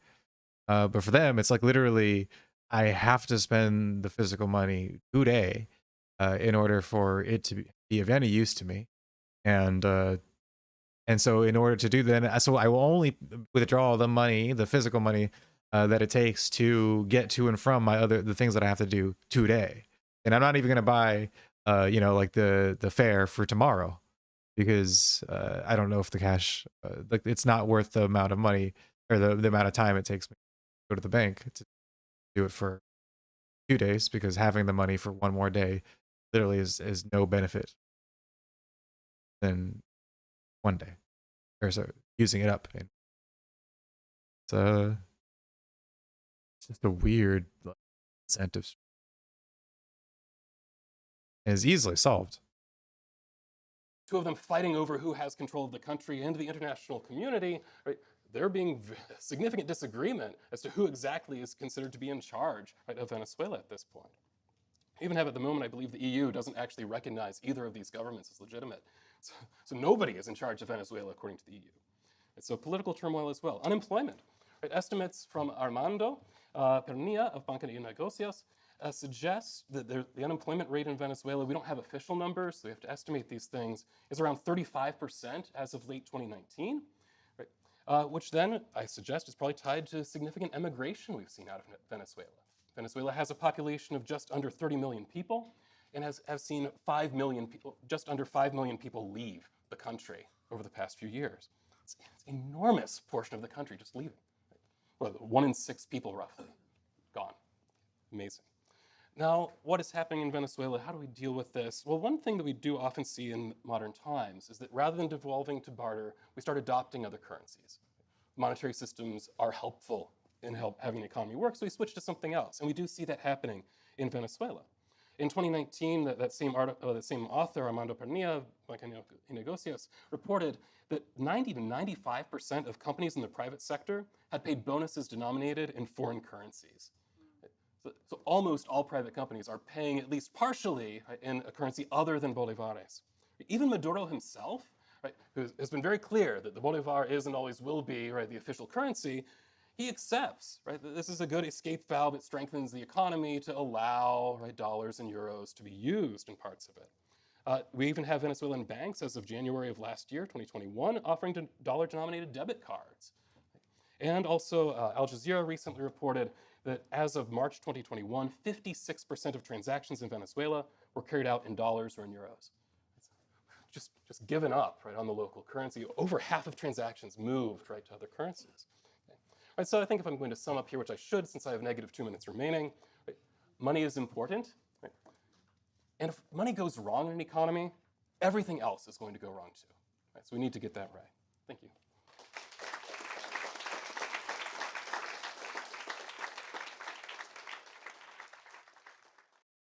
All right, so yeah, that's our monetary policy primer for the day.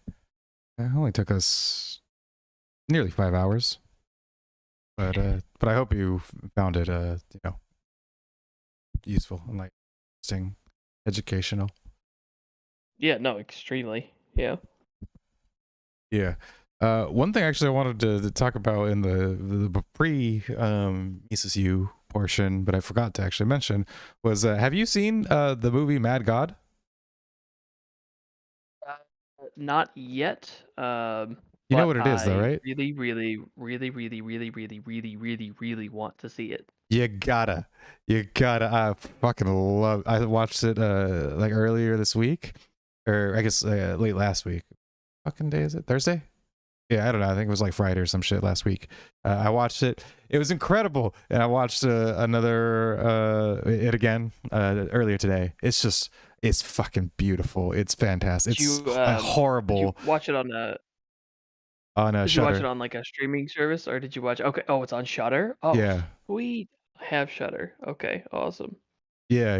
It's on Shutter, available on Shutter. So Incredible. you Okay. gotta fuck it and times the time, Yeah. dude. There's I've zero been there's looking zero forward to that one. dialogue in the whole fucking thing. It's all just environmental storytelling and just some incredible set pieces, these horrifying creatures and characters, and just it's nuts. It's so Exciting. fucking cool.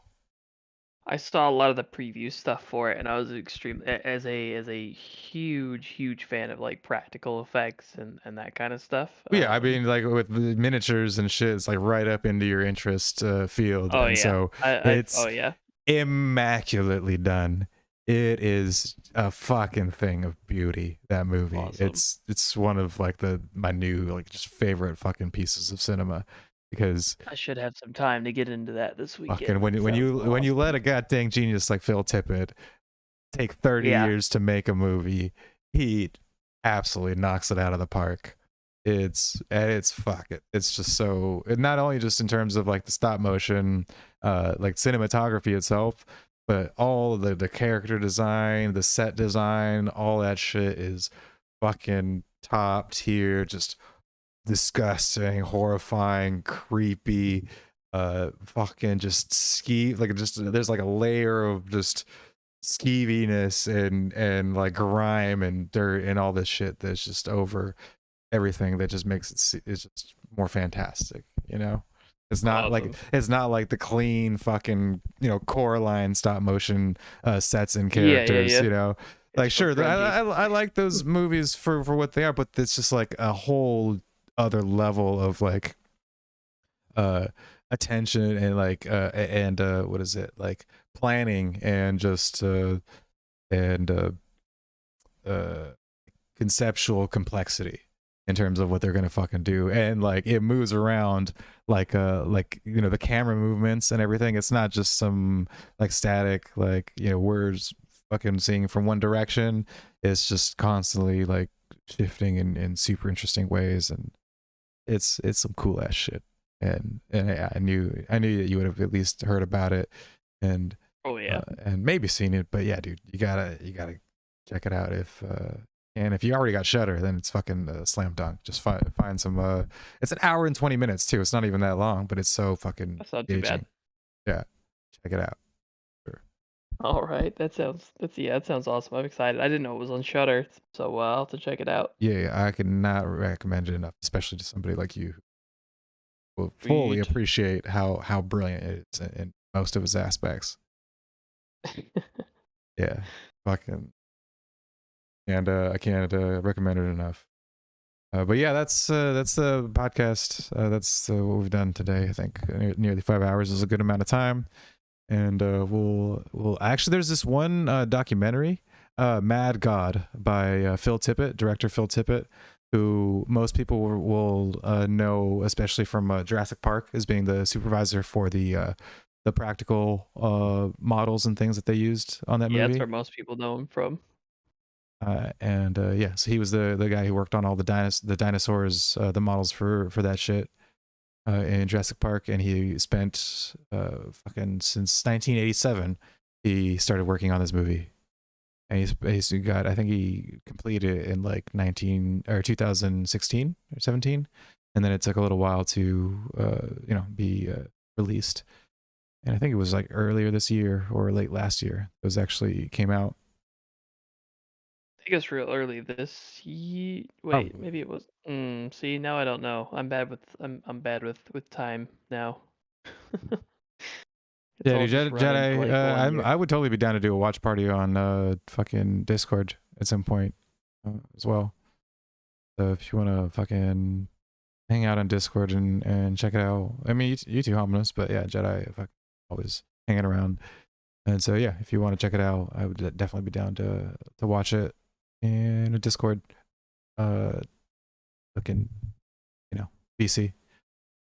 But yeah, again, that's a fucking podcast. That's what we'll do, and we'll. What I was gonna mention before we leave is there's a documentary that I just discovered today called Donbass, and this French reporter, she basically spends like 2 hours discussing the history of what's been going on in the Donbass from 2014 to now, and using on no, not tonight. I can't tonight either. Fucking, I'm not about to jump on Discord right now. I just meant in general when we got some free time, if you want to watch it. But yeah, so for maybe next week, that documentary Donbass, because it's like on the ground stuff from Donetsk and Luhansk, from this reporter who's just determined to tell exactly what the fuck is going on. And I've seen a couple of clips. I don't know if they're from the movie itself or just other clips from her like reporting career where she's been there, and she's just so fucking pissed off at the fact that like this stuff is not getting reported properly.